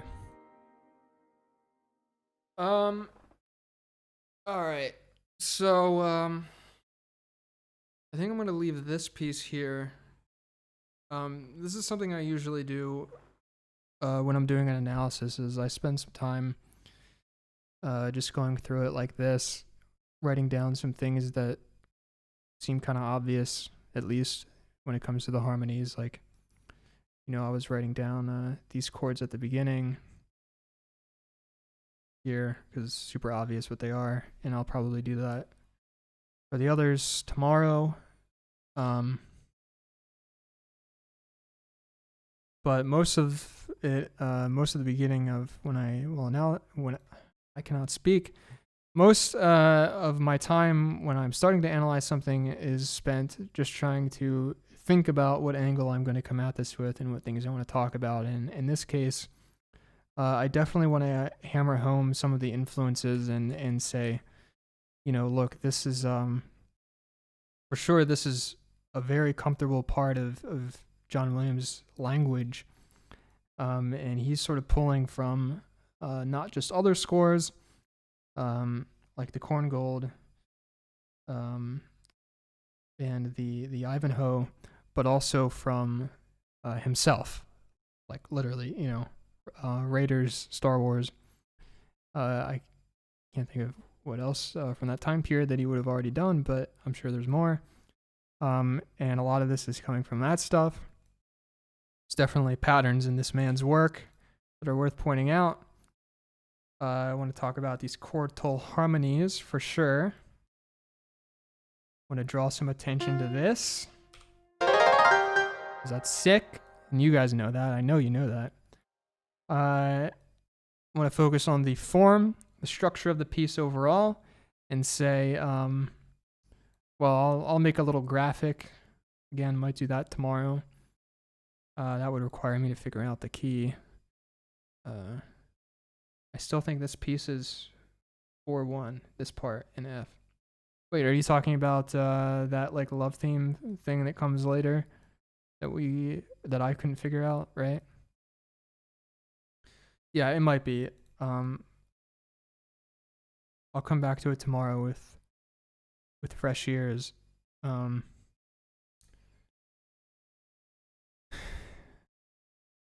So I'll make a graphic of the form. Yeah, okay, that's what I thought you meant. And what else are we gonna talk about?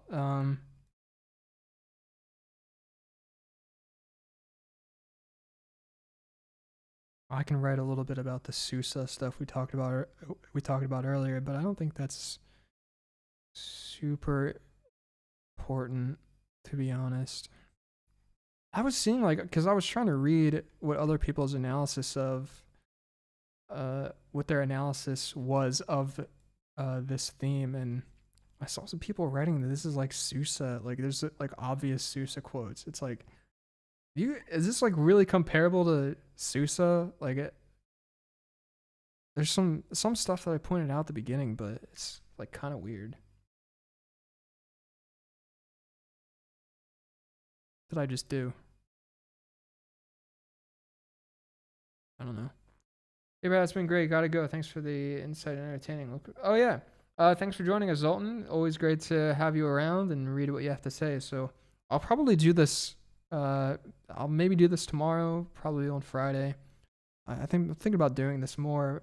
So I'll talk to you sometime. Thanks for joining. Have a good night / day, whatever.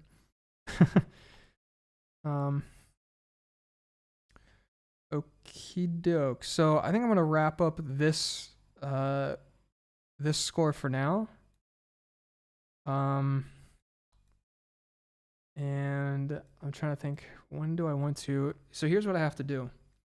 For tonight, I want to finish my analysis of Hermione's Feather so that I can publish that for the members. For the level 3 members, you guys, if you're not level 3, you can become level 3 for $10 a month, and then you get exclusive video access and all this kind of fun stuff, okay? And I'm going to publish Hermione's Feather for those people, and it's super fun, and you give me money and you get something in return, and that's just how the world works. So you can think about that. I got to do that sometime tonight. But before that, I think I can manage to do something else. So what do I want to do?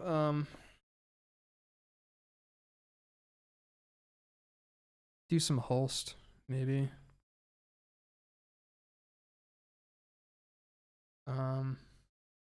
How you guys doing in the chat? What do you guys want to do?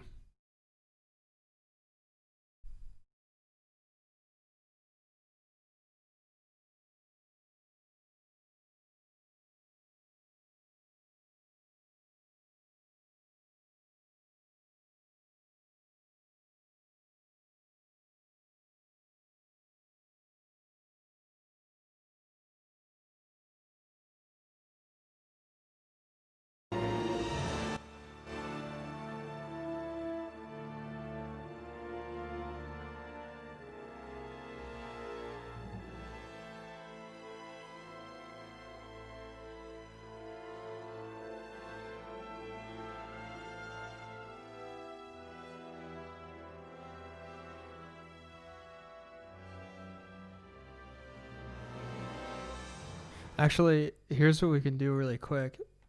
Some people were asking about this earlier, about some of the stuff that I do myself. I'll play you one thing really quick, and we can play a game. Okay, you guys are gonna like this. So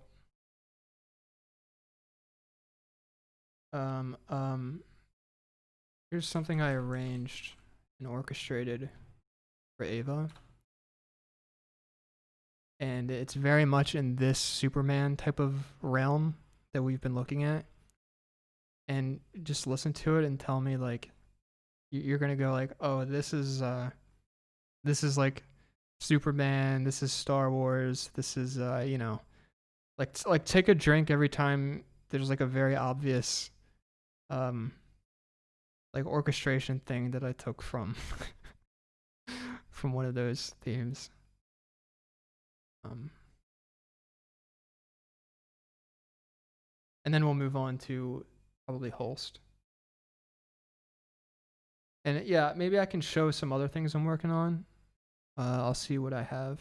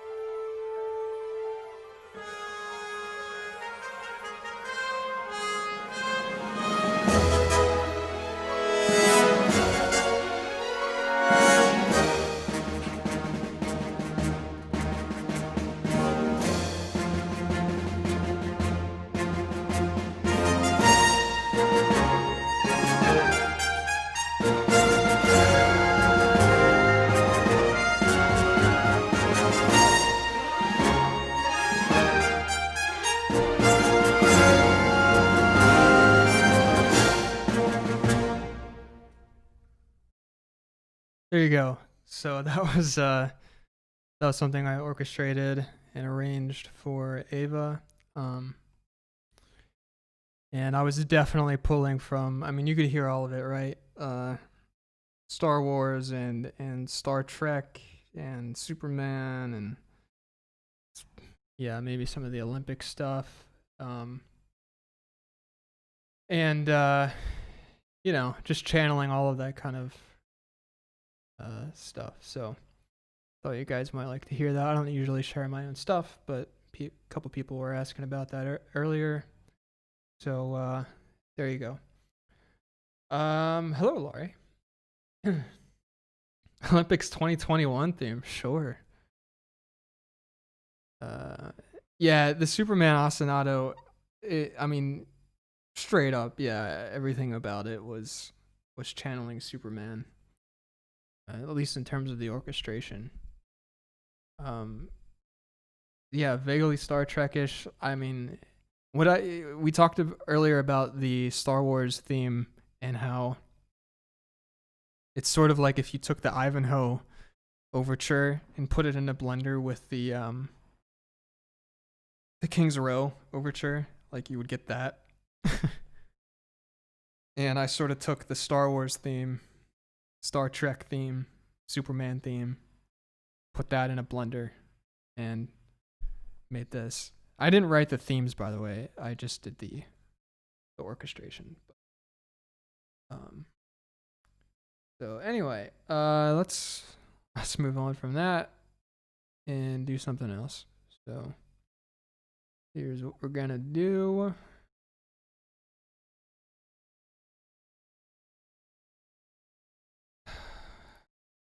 All right, I'm gonna switch to my cam quick. Hi.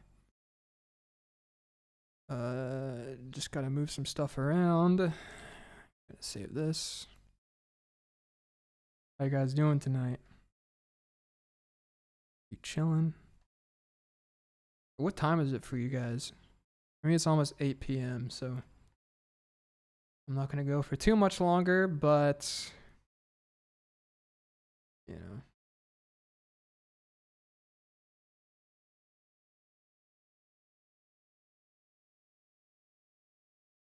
Oh, right. So someone said that we can do sneak peeks first. So yeah, we can do sneak peeks, but actually, yeah.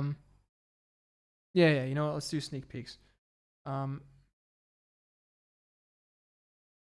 one sec. I will send some stuff over to my Mac Mini. Give me a sec.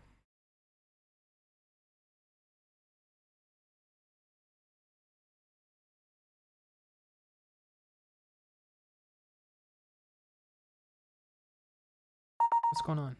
Here we go. Okay. Um.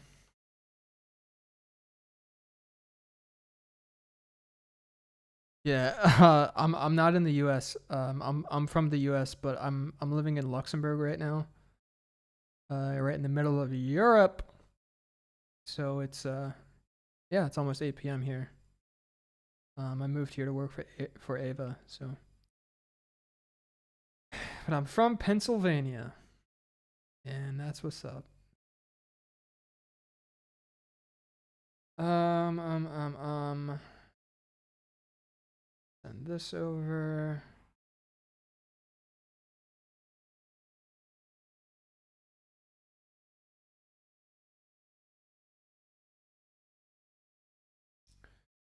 When you compose, do you use Sibelius? Yeah.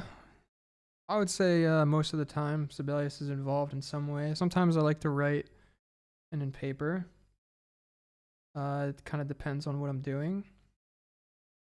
But yeah, usually Sibelius gets involved at some point. Trying to think. This is the Quidditch cue. I don't remember how far I got with this. Yeah, let's look at these as sneak peeks.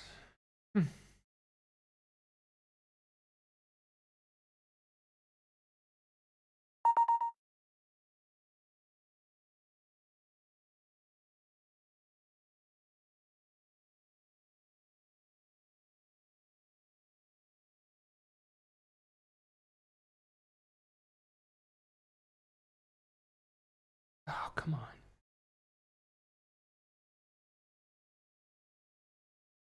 My iPad keeps freezing. It's driving me nuts. Every time I want to go change something on my iPad, I have to like disconnect it and reconnect it. It's annoying. I went to the Conservatoire in Luxembourg for a year. That's cool. Is this you or is this a new? This is these are all analyses that I'm about to show. Not of my own music. City is kind of strange. Yeah, it's charming. I like it. I can see why you would say that. What version of Sibelius are you using at the moment? 2019 something. I can't remember. We looked at it earlier.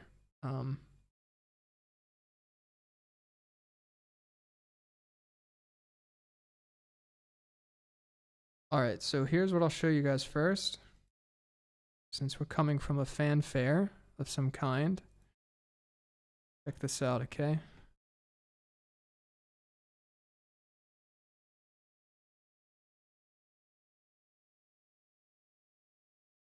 Whoa, whoa, whoa, whoa, whoa, whoa. Sure, a lot of you know this one, right? Fanfare for the Common Man. Not a film score, obviously, although I think it's fair to say that it's pretty influential on a lot of film scores, so I'm going to do an analysis of it, and hopefully you guys will like it. Actually, most of it's already done. I just need to do all my write-ups.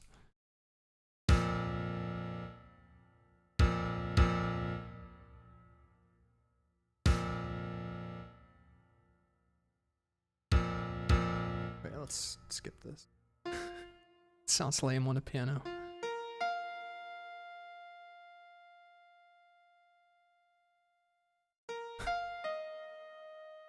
You guys know what this is.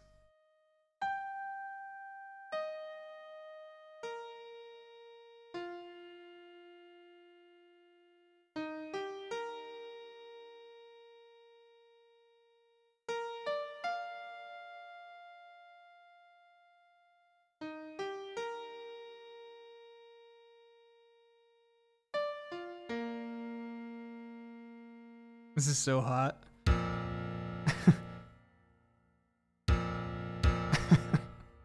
It's way less exciting on a MIDI piano.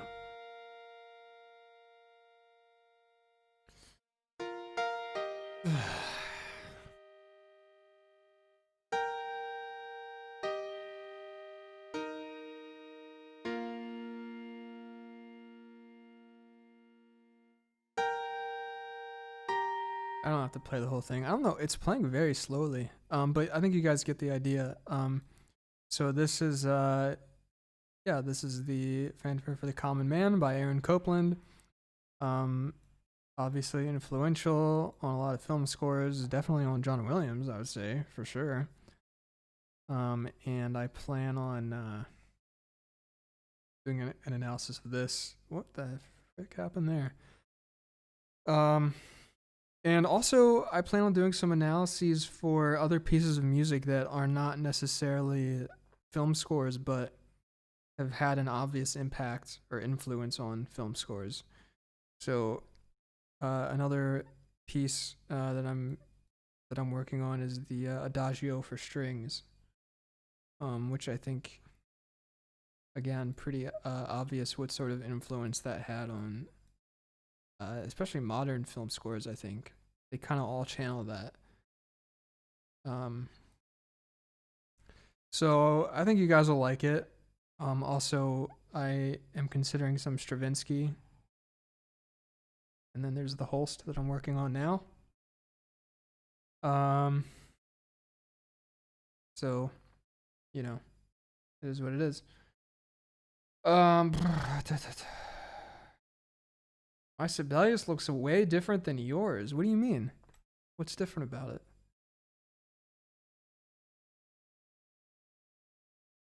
Okay, so let's go away from the fanfare. I have to disconnect and reconnect my iPad again.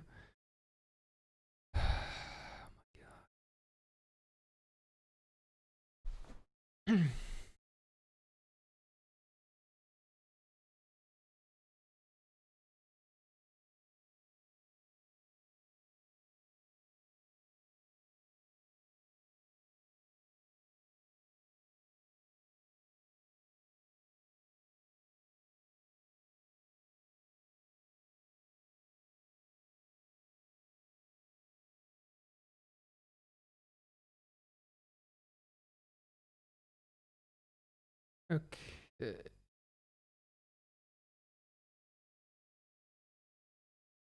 So here's something else I'm working on. Not quite finished yet, but you'll recognize this immediately.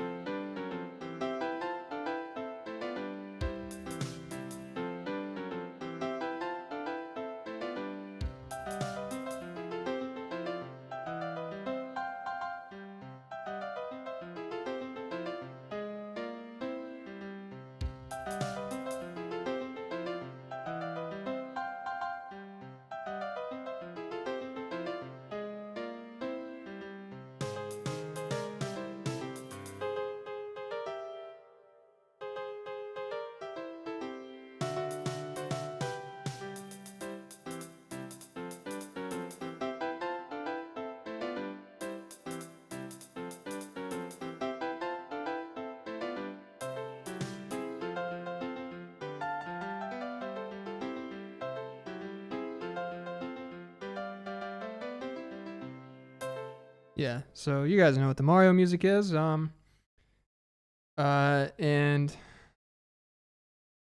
yeah, I want to get more into video game music for you guys. Hope you don't mind. I know the channel is called Film Score Analysis, not Video Game Score Analysis, but video game soundtracks are still cool. And what I was trying to do was this 8-bit music theory. No, actually, it's not. I got really interested in this because what I wanted to do was get as accurate of a transcription of this as possible. And so what I did was I actually transcribed the notes directly from the ROM addresses of the game cartridge. So that's what you see this stuff here. There's all these hexadecimal values, and I was just literally like not transcribing this by ear, and there's obviously no score that was written, but I was just going into the game cartridge and transcribing this with the values written in the memory. It's quite an 8-bit music theory about to have a turf war or a collab. Hey, I mean, I like the channel, you know? I like his channel. I'm not trying to do exactly what he's doing. I'm just trying to do something different. So this is something cool that I've been doing. And my iPad just froze again.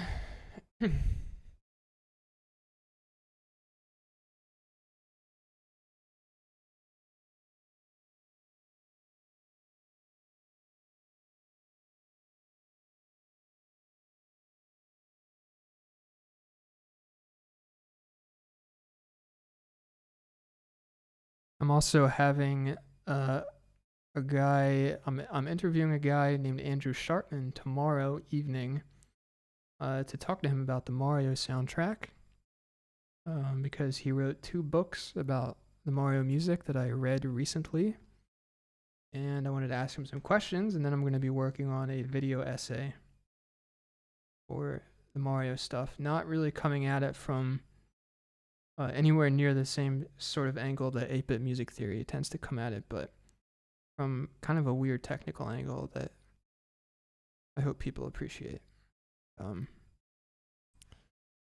So that's that. What, do you guys hate me now? Like, well, now I do one video game soundtrack analysis. You guys turn on me.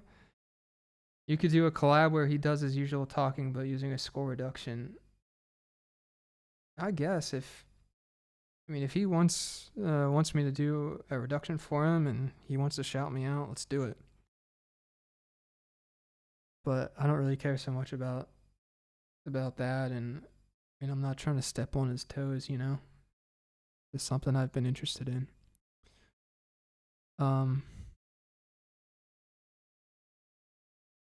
More games. Thank you, Andrew. I like game. Like I haven't really paid a lot of attention to game music up until recently, but I mean, I would like to analyze more of it, and I think the outcome of it, if anything, is that we bring game nerds to this channel and teach them how to appreciate John Williams, you know.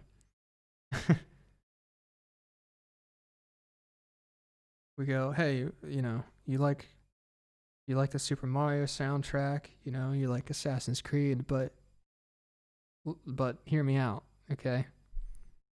The ending of Close Encounters of the Third Kind, you know, and then we blow their mind, and then they're like, okay, I'm converted.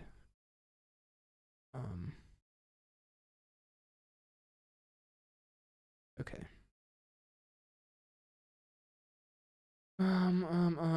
Yeah, I also have been transcribing Zelda music in the same way, for the first game. Not Ocarina of Time, but okay. I don't remember how far along I am on this, but you guys were asking about the Quidditch match music earlier, and I saw one cue of it that was sitting in my folder. So here's a sneak peek to that.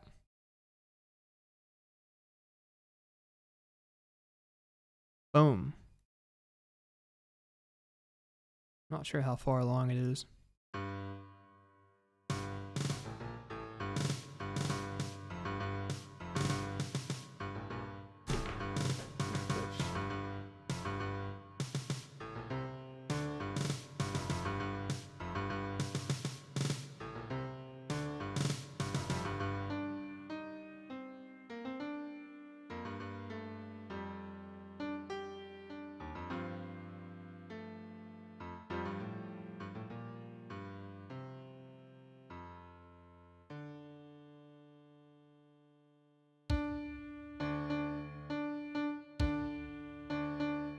Wait, what? No, this is so slow. What the heck? Just ruined it completely. Wait.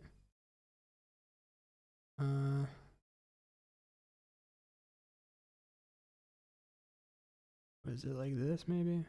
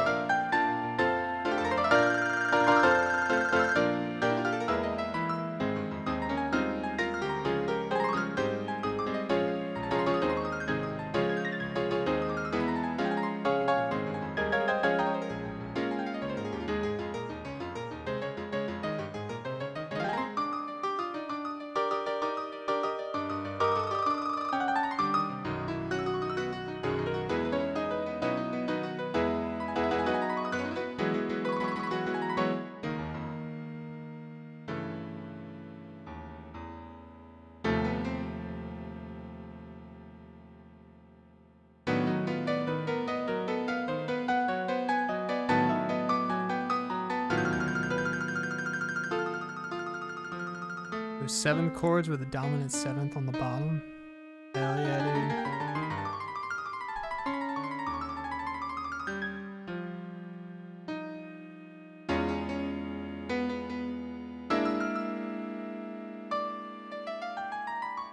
Yeah, and then it leads into the next cue of the sequence. There's 4 cues.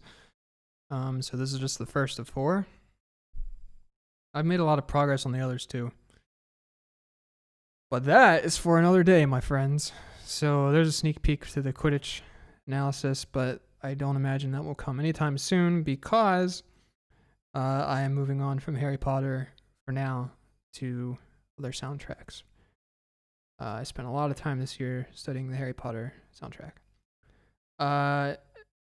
Hearing it like that has made me realize how much it's like the arena from Attack of the Clones. Okay, I think I know what you mean. Yeah. And I think if I'm not mistaken, the Quidditch music from the second Harry Potter movie used some Attack of the Clones music. For some reason, I remember you analyzing this before. No, I definitely never published anything with this. I may have shown part of this in another live stream. But I never published this before. I don't know what you would be referring to. The same music. Yeah, Dan. I guess Dan, you must have typed that just as I said that, but I believe it. Yeah, it was the second Harry Potter movie. That used the Attack of the Clones music. So glad you're making content. My favorite channel on YouTube. Thanks, not a paper. Okay, so here's what we're gonna do now. I'm gonna switch gears to Holst. To be honest, it's been a while since I've worked on a reduction of Holst, but I think it'd be a good one to do since I'm doing more pieces that are not film scores. So we are both going to learn at the same time how far I am with this reduction. So that's cool. And my iPad froze again. The Chamber of Secrets. Just remember the Quidditch fanfare for some reason. Yeah, I did. I posted an analysis of the arrangement of the Quidditch fanfare for the brass, the brass group for the children's suite. I forgot I even did that, but yeah. Now I know what you mean. Yeah.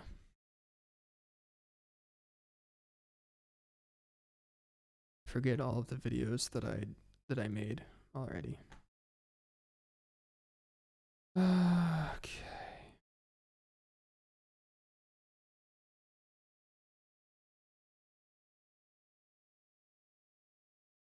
Wait, what?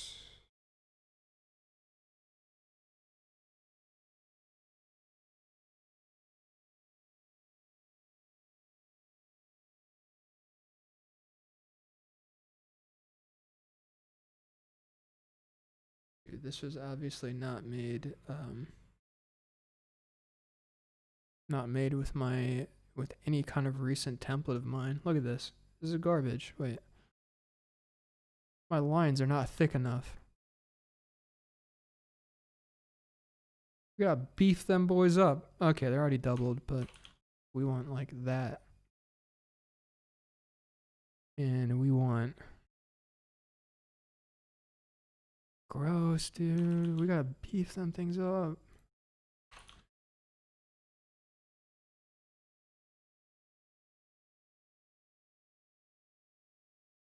There we go. All right.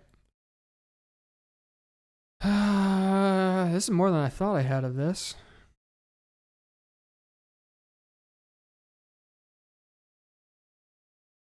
So this is Mars from the planets. This is Holst.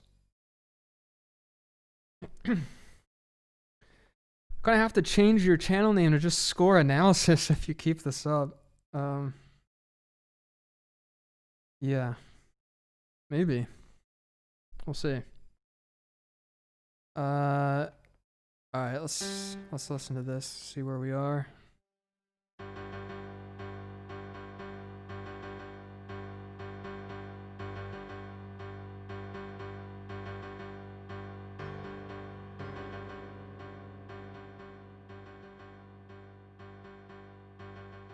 Imperial attack, anyone?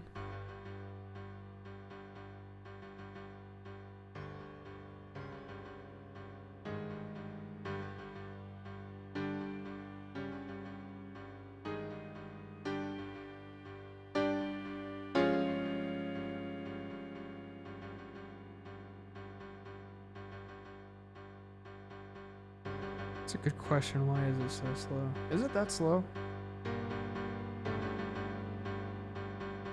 I guess it should be a little faster.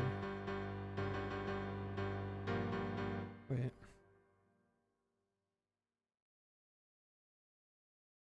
Did I... Okay, I probably wrote this because it was in the score, but maybe Sibelius has a different interpretation of Allegro than it should normally be played. Whatever.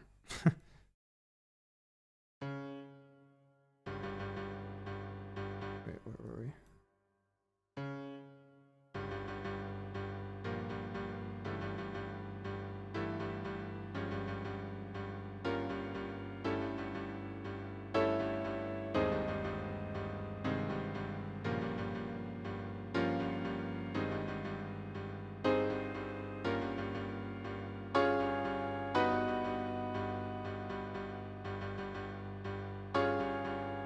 This is totally Imperial Attack. From the first, or rather, Imperial Attack is so this, you know?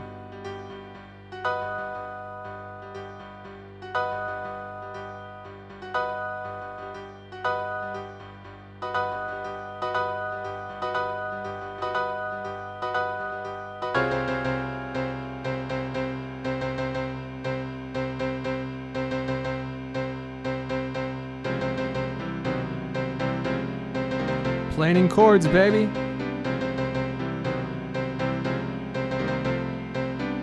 Oh, this is my favorite John Williams piece.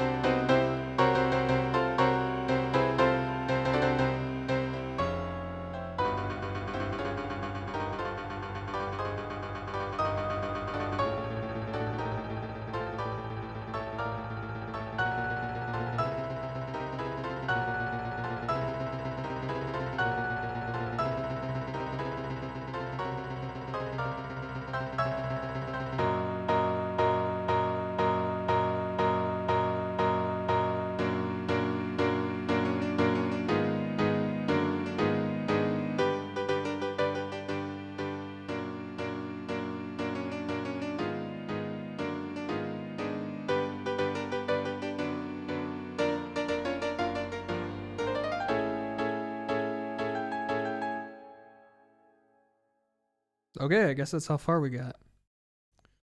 There you go. There's some Mars. How much further do I have to go? Okay, 132 bars. So we're about over halfway. Okay. Might be able to finish this sooner than I thought.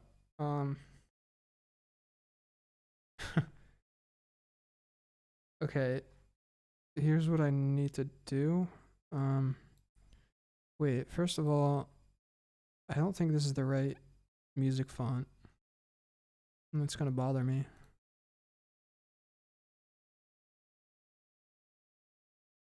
I don't know which one I'm supposed to use. I guess this one.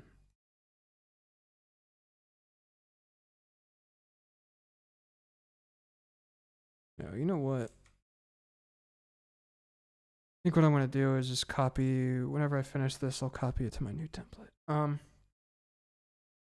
Yeah, it's a little slow, Dan. I think you're right. All right. So what I need to do is bring the whole score over here, and we're gonna keep working on the reduction. I think I can show the whole score, right? Would that be infringing on copyright, or is it public domain now? I don't remember. And if I can't show the score, then this might not be all that fun. See if it's public domain.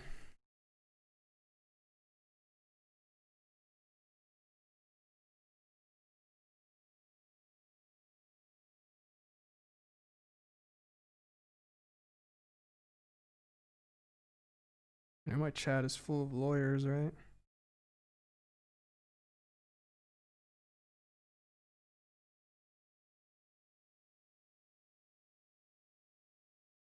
Okay, Yahoo Answers says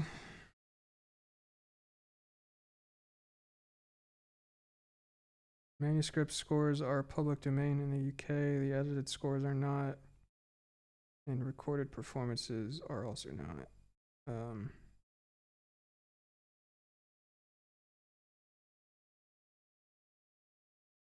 Yeah, it seems like it's in public domain. Okay.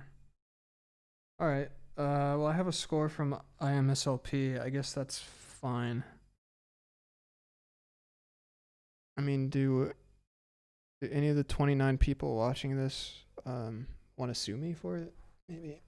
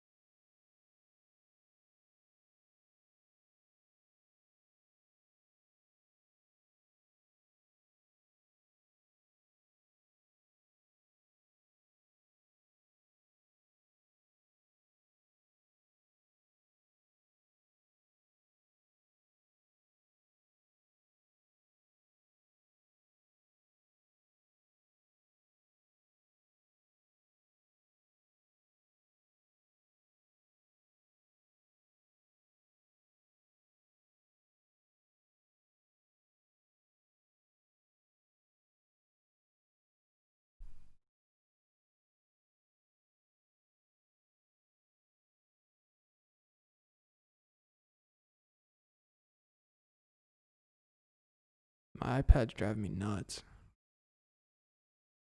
If it disconnects another time, I'm gonna chuck it through the window.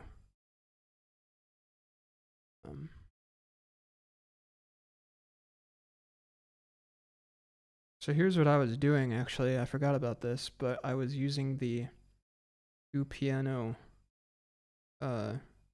reduction that was already made of Holst of the planets, and I was basing my reduction off of that, and then I was going to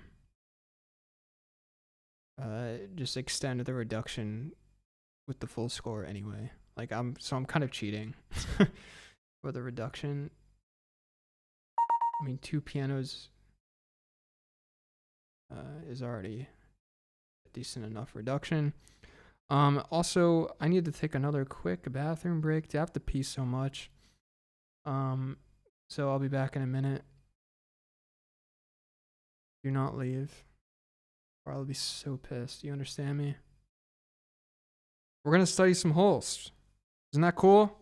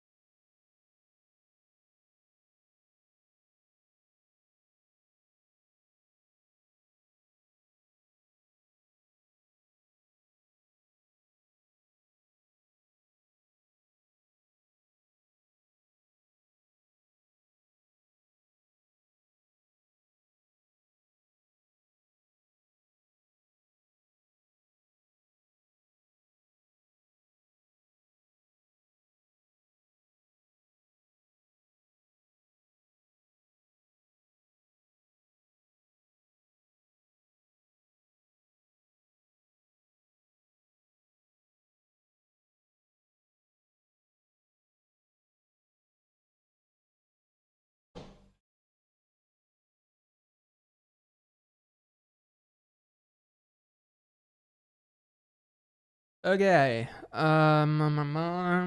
can't copyright a rhythm, and he's gone again. Hey, look, your boy's got to pee sometimes. Just is how it is. And my iPad's frozen again, and I'm pissed. Okay. Look, why? My God.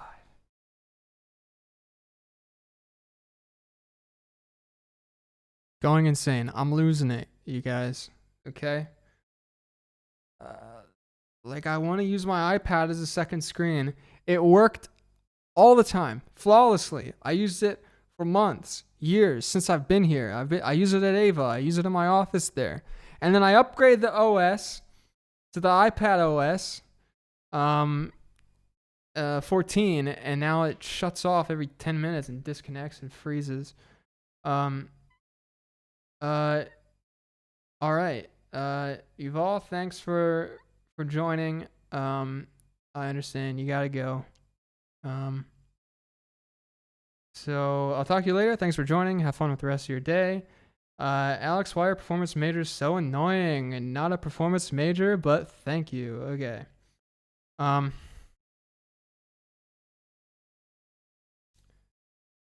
to this. No, we're not. Back to this. And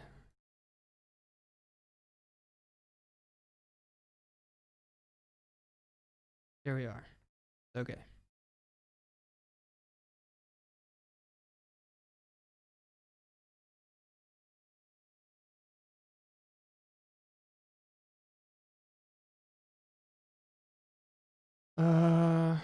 Okay.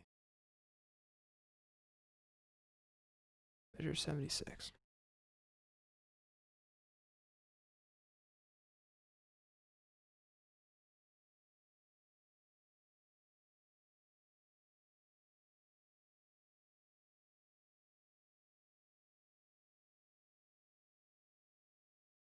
Of course, these older scores never have bar numbers, which is so weird.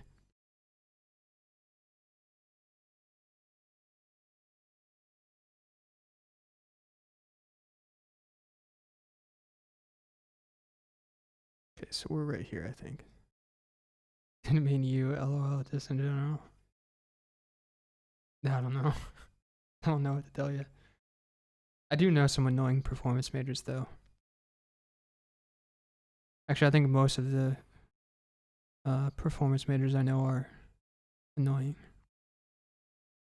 I might be annoying, but I'm not a performance major. Piano score? Yeah, so what I was doing working on this reduction was I was starting with this like 2 piano score, right? So we got the first piano here.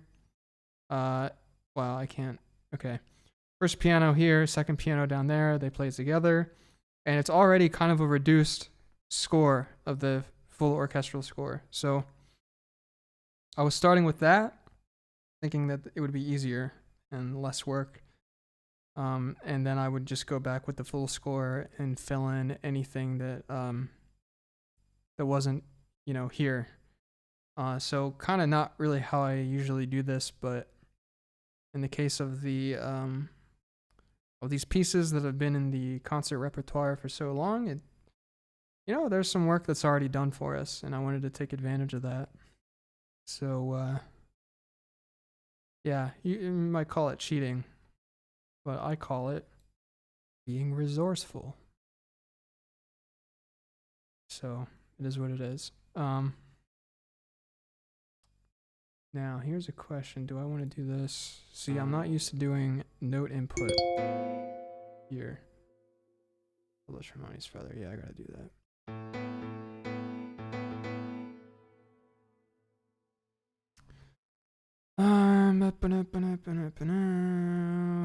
Oh wait, I'm dumb. So here's what we can do.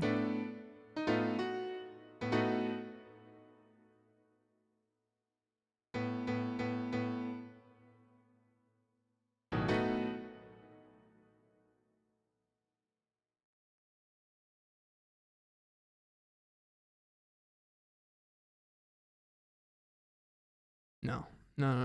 That's not what we're gonna do. We are going to do. Oh, man. Yeah, we can do that. We can do that.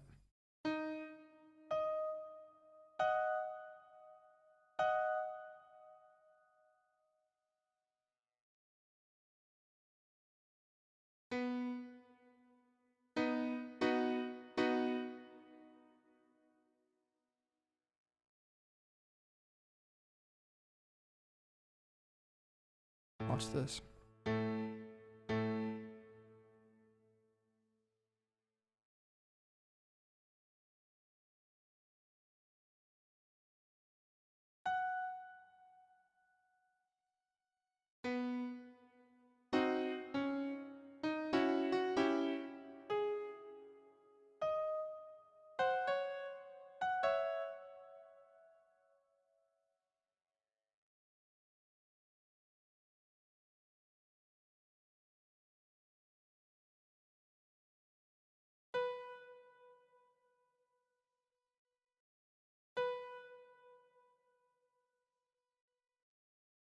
Boom.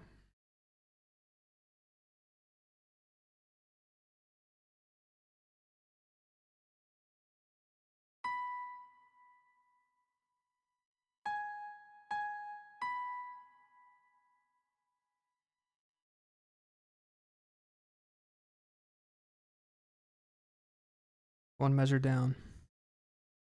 How can I become a copyist, typesetter, or music editor? I have no idea. I am not really either of those things. Sorry if I missed this earlier, but are these scores eventually going on YouTube? Yes. Yeah, Holst, definitely going on YouTube at some point. The scores that I showed earlier, the Mario and the Quidditch, eventually going on YouTube as well. I gotta go. See you next time. See you next live stream. Oh, all right. See you, Lazar. Thanks for joining. What's happening? Thomas Sky. We are doing a reduction of the planets by Holst, specifically Mars. So you know, you might recognize. Well, you know what Mars is, right? So that's what's happening. Probably not gonna do it for much longer because I gotta pump out another queue for the level 3 members of the YouTube channel. Remember, level 3 members get exclusive analysis videos, and you know, you can sign up and get those. So I gotta publish a video later, which means in about, let's say, half an hour, I should probably go and finish the editing of that so I can publish it for those people. But this is the planets, and we're just chugging away at this reduction. Not the most exciting thing in the world.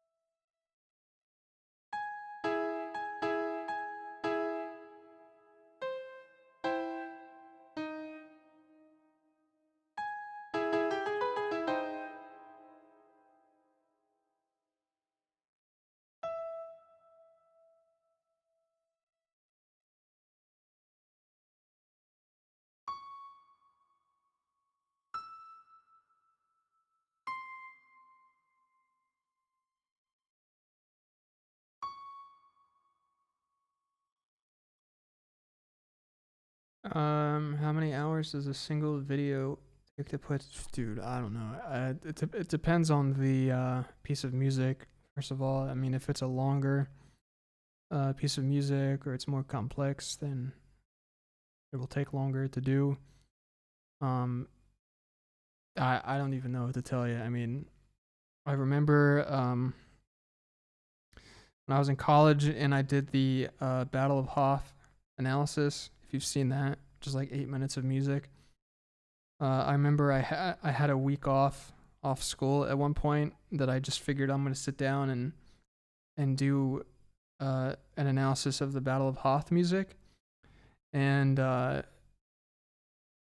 think I worked on it like 8 hours a day for a whole week, and I finished the reduction in that time, so like 40-50 hours, and then I spend more time on the analysis and the formatting and the editing of the video, which can sometimes take just as much time. So generally speaking, it's a very time-consuming process, but it's a good way to learn, and in the case of you guys, I guess it's helpful to you, so hopefully it's worth it.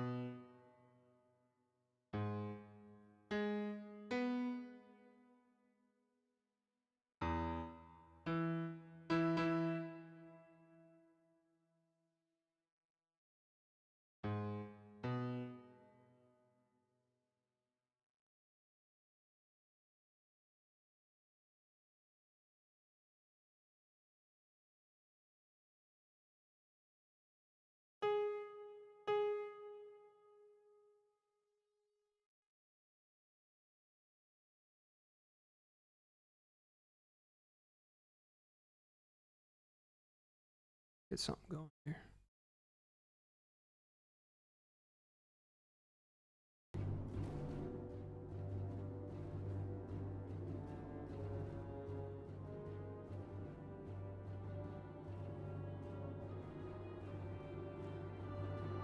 What's Ava that you keep mentioning? It's it's a company that we're developing an AI that can write music. And so I'm the music supervisor at the company. I help them with developing it, but also do the arrangements and the actually producing of the music that the AI generates for our clients. So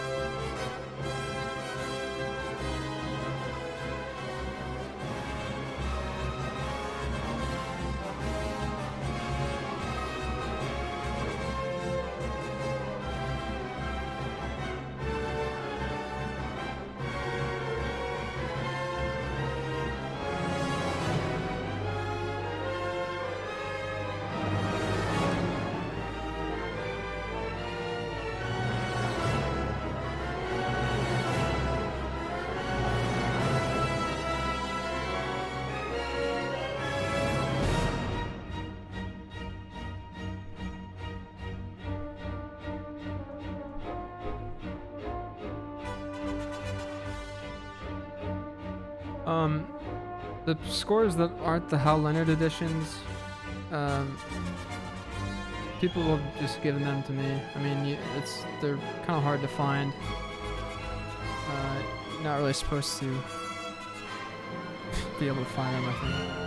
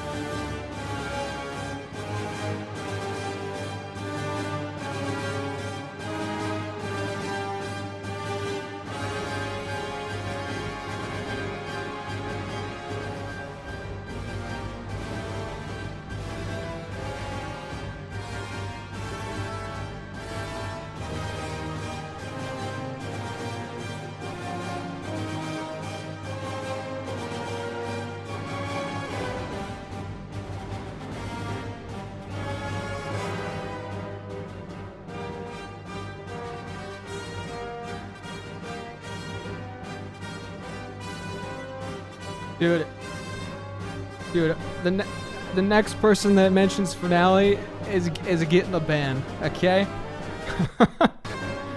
Oh my god, I don't care. You know what would also be easier? Me ending the stream and never making another video.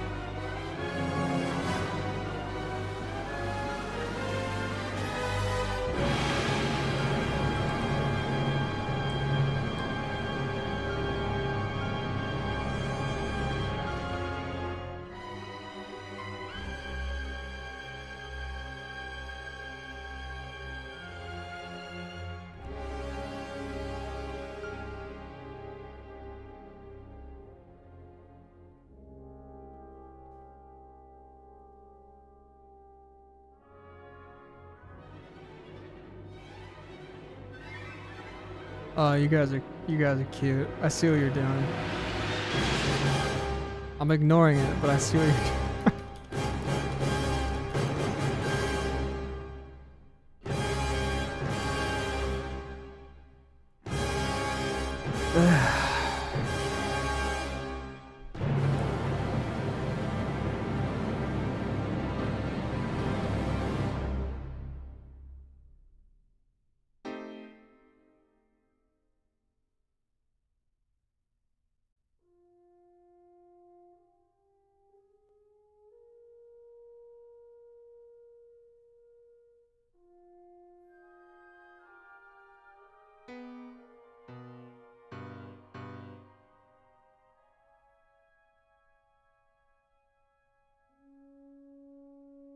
Wait, what am I doing? Oh my god, I'm a moron. I'm messing up my staves. This is for later. Oh my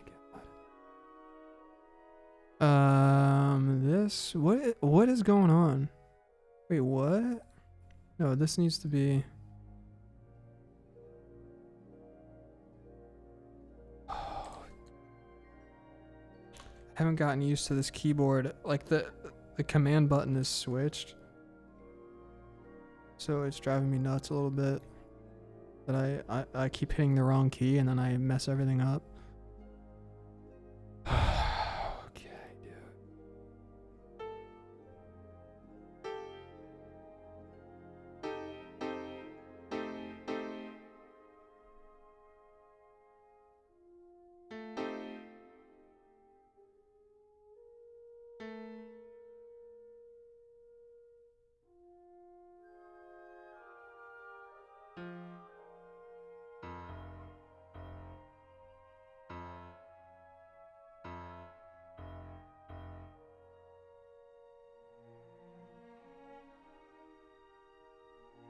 What?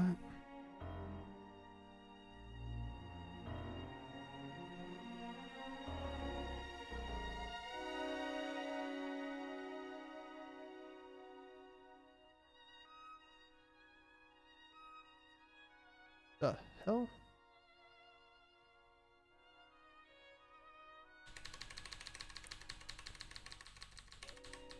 I don't know what just happened.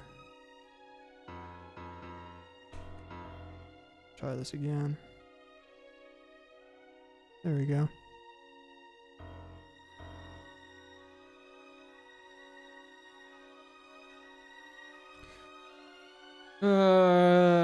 Okay, this is awesome, dude. Your score reductions have helped me a ton in arranging, and it's allowed me to arrange, release some piano covers. Thanks, Irano. Nice name.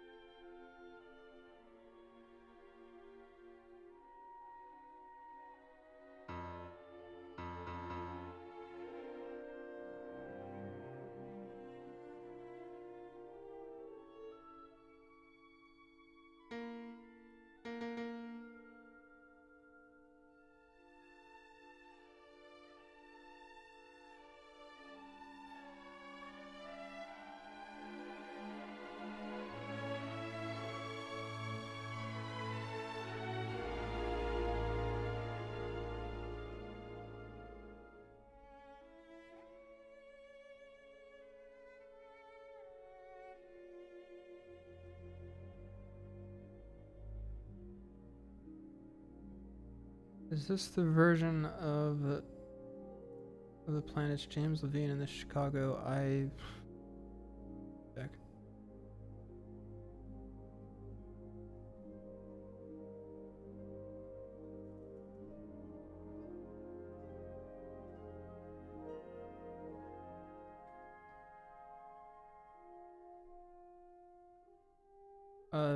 It sounds, yeah, it looks like it. I mean, I'm listening to it on YouTube. It's it says that's what it is. So, yeah, I'll press play at the end. You and Dave McCauley coordinate. No, I mean, I don't talk to Dave at all. So, also, I don't actually know what score reductions he's done recently, but I try not to. Like, I know a lot of other people now are doing the same thing, and yeah, I try not to do the same stuff.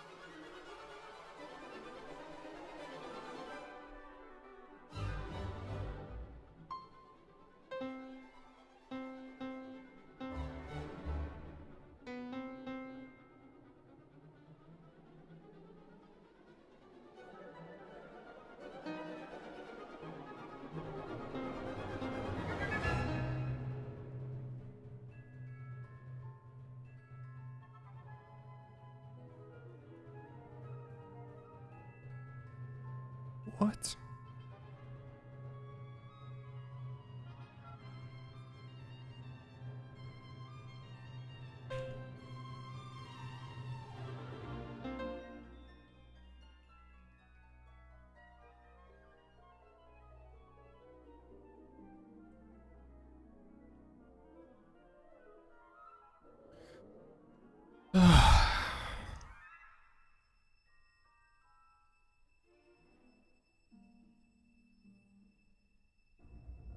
Wait, what? Oh no. I'm stupid. This is in the treble clef. Go to bed.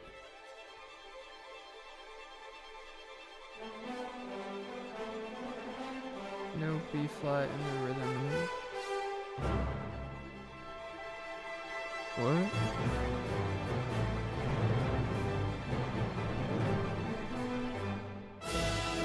B flat. No B flat in the rhythm in measure 83.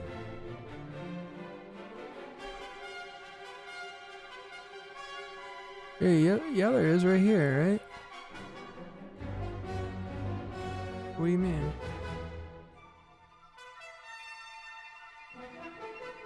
Am I missing something?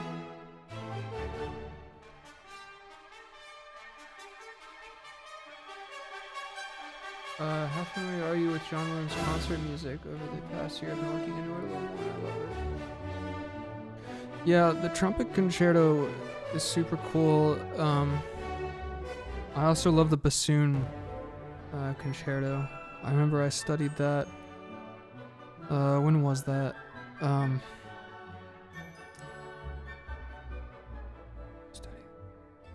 Whatever. I was looking into the bassoon concerto at one point.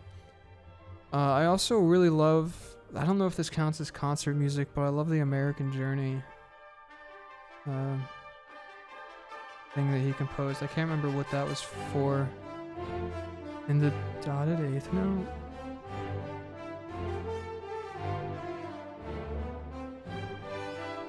Oh, I see what you mean.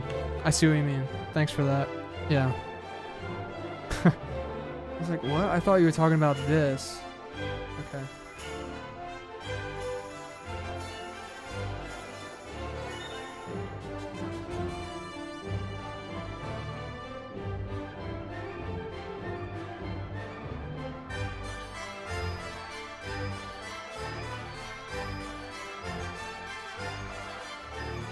But also,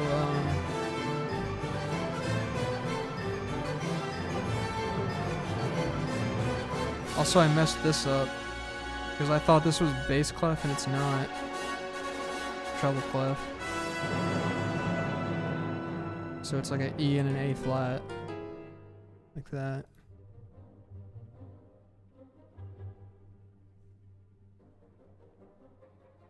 See, this is easily overlooked. I thought we were still in bass clef.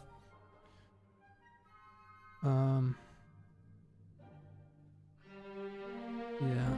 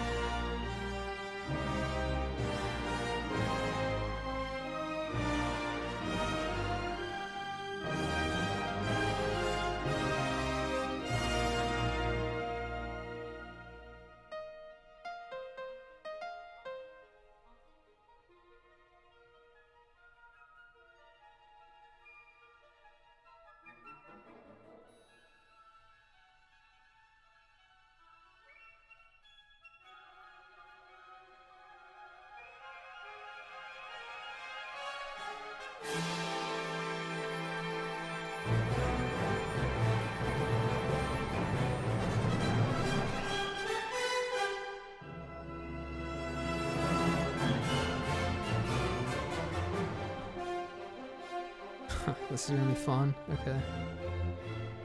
Here's what I'm gonna do. I'm gonna go to the end of this page where these 16th notes end, and then I'm gonna cut the stream because I still need to publish a video for level 3 folks tonight. So it shouldn't take that much longer, but that's where I'm gonna end it.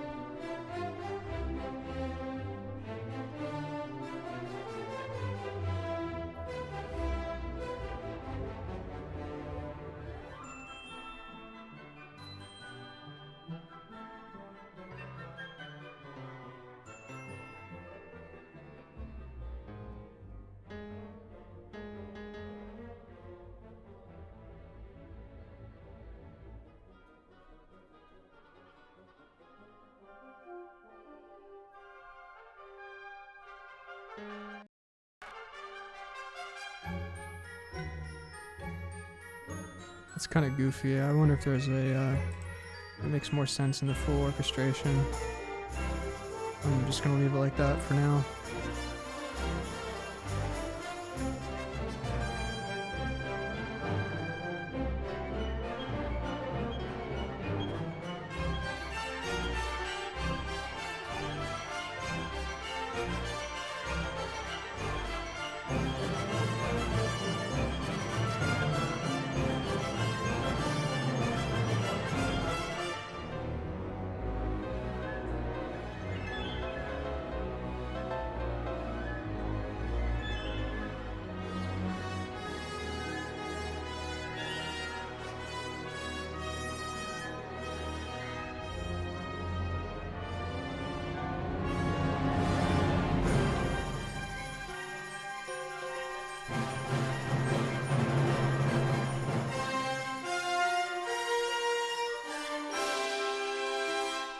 E.T.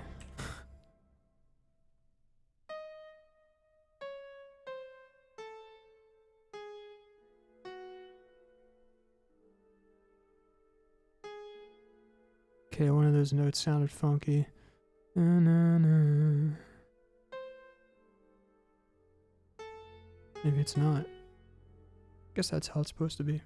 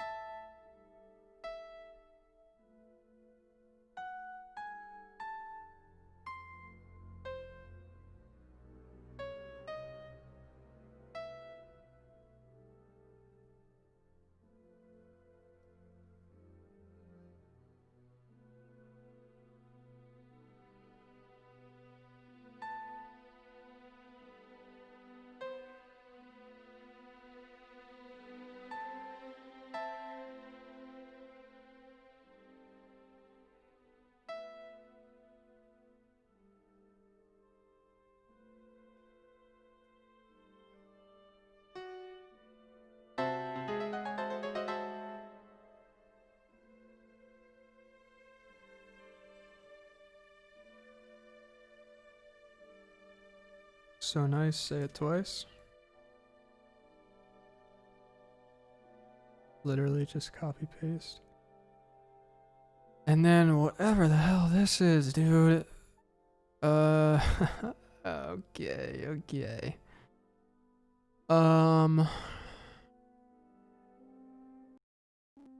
This is fun. Alright. How are we gonna do this? Let's start with the bass.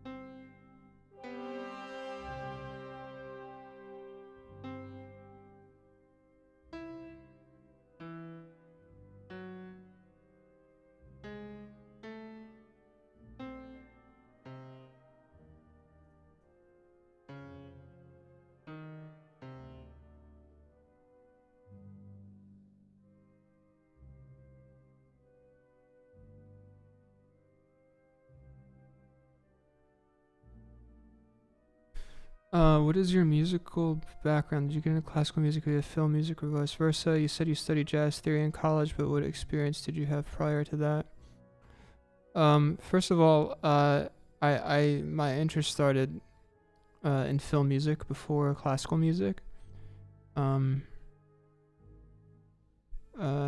not vice versa. Before college.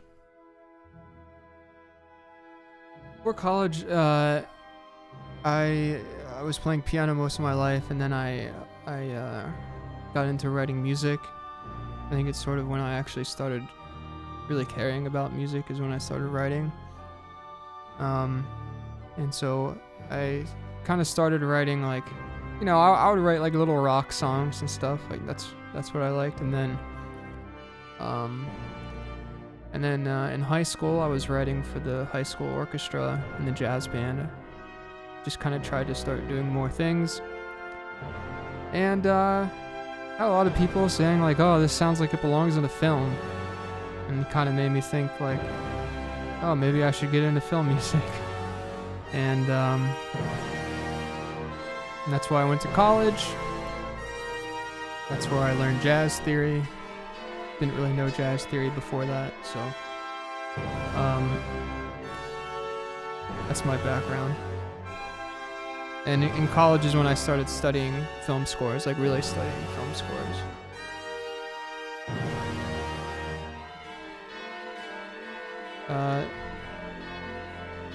Ben, the font in Sibelius is Norfolk.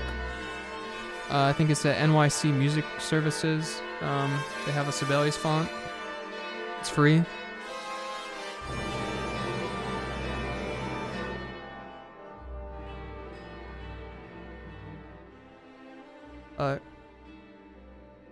Yeah. I hope that answered your question, by the way. I'm sorry, I'm kind of like starting to lose it for tonight. I'm sorry if I sound like annoyed. I'm not.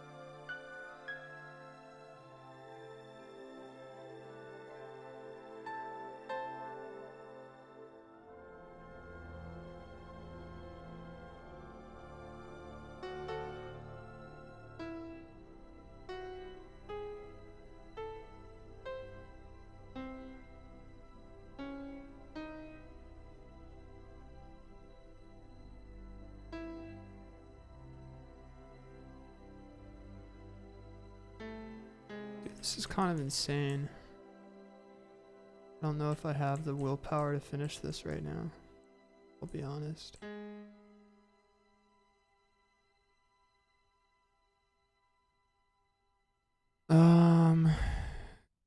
this is already... No, wait. Yeah, this is...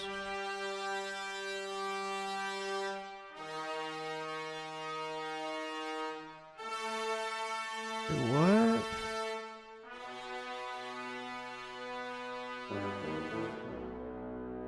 Oh, okay, here's what I can do.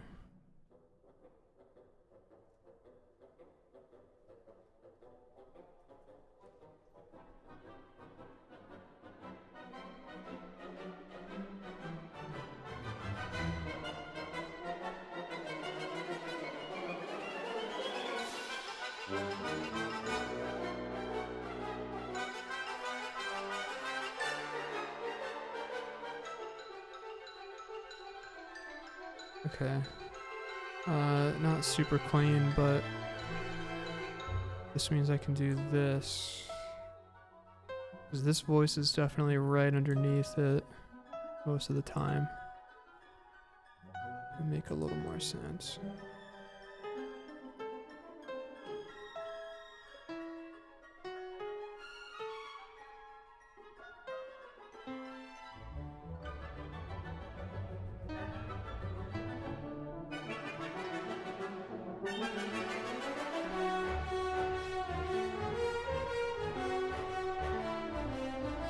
Yeah, that looks good. Okay. I think that's this measure finished.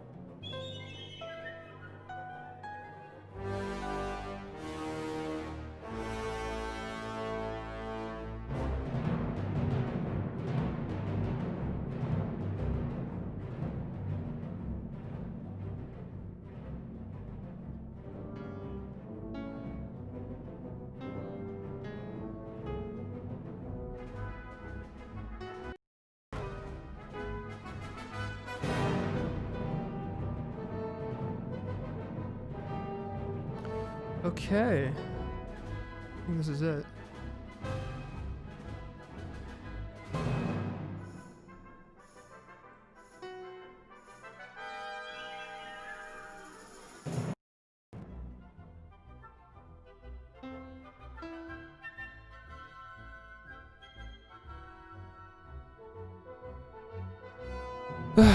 Okay. Yeah, this is Gustav Holst, Darius, doing the reduction of the planets. So I think I did everything I'm gonna do tonight with this. Let me listen to this real quick.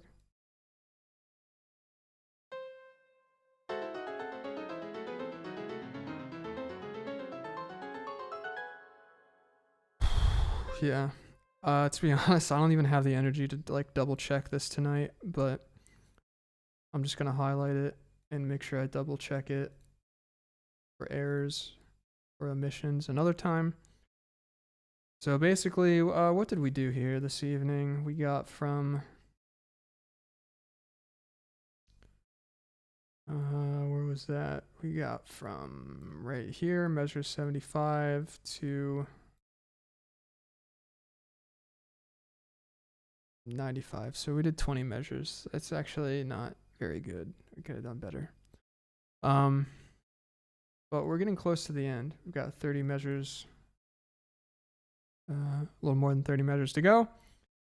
And then I can do some other stuff with this. So, here's the deal. I'm gonna stop the stream now. We've been going for over 5 hours. A couple things before whoever is still here leaves.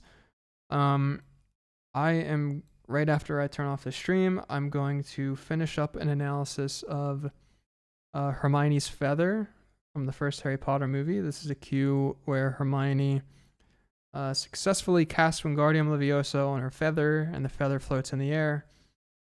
And then that dumb kid makes his feather explode. So there's a short music cue that happens in that scene, and I've done an analysis on that. I am going to publish that for the level 3 members of the channel, which means you'll have to subscribe with level 3. It's $10 a month, but you will be able to see that. And I'm thinking about doing this more.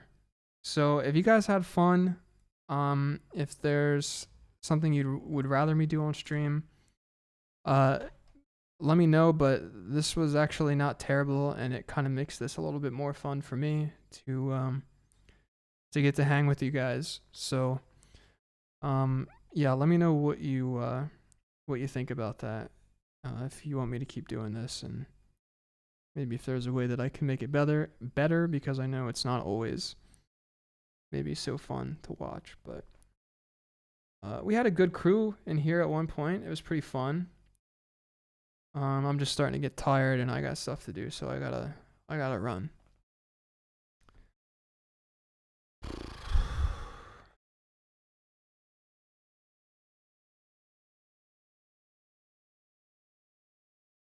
Maybe what could be fun is when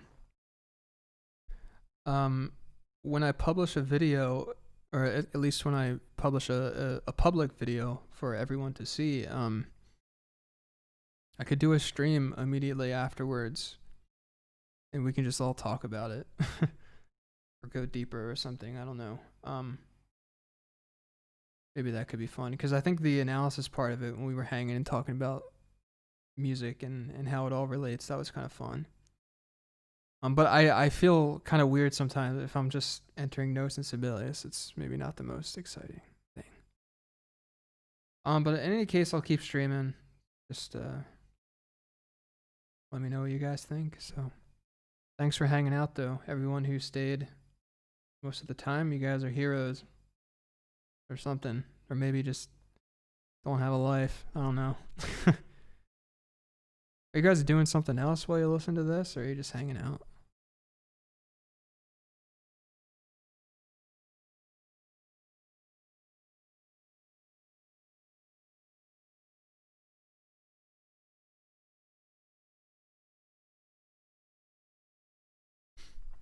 No one's gonna answer me. There's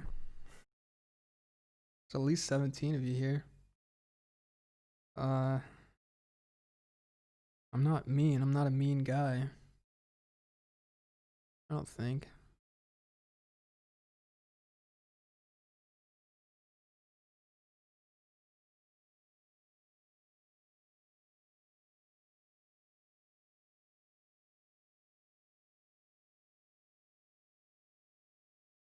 Quarantine vibes.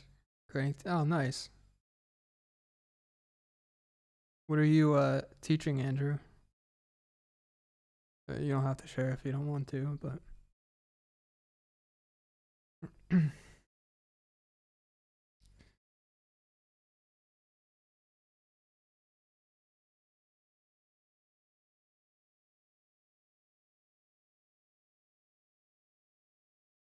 okay.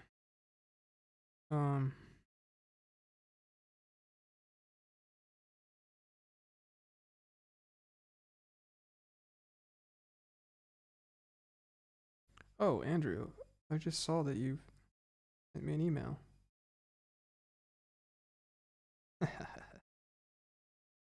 Gotcha. Okay. Okay. Film music lead. Oh, nice. That's cool.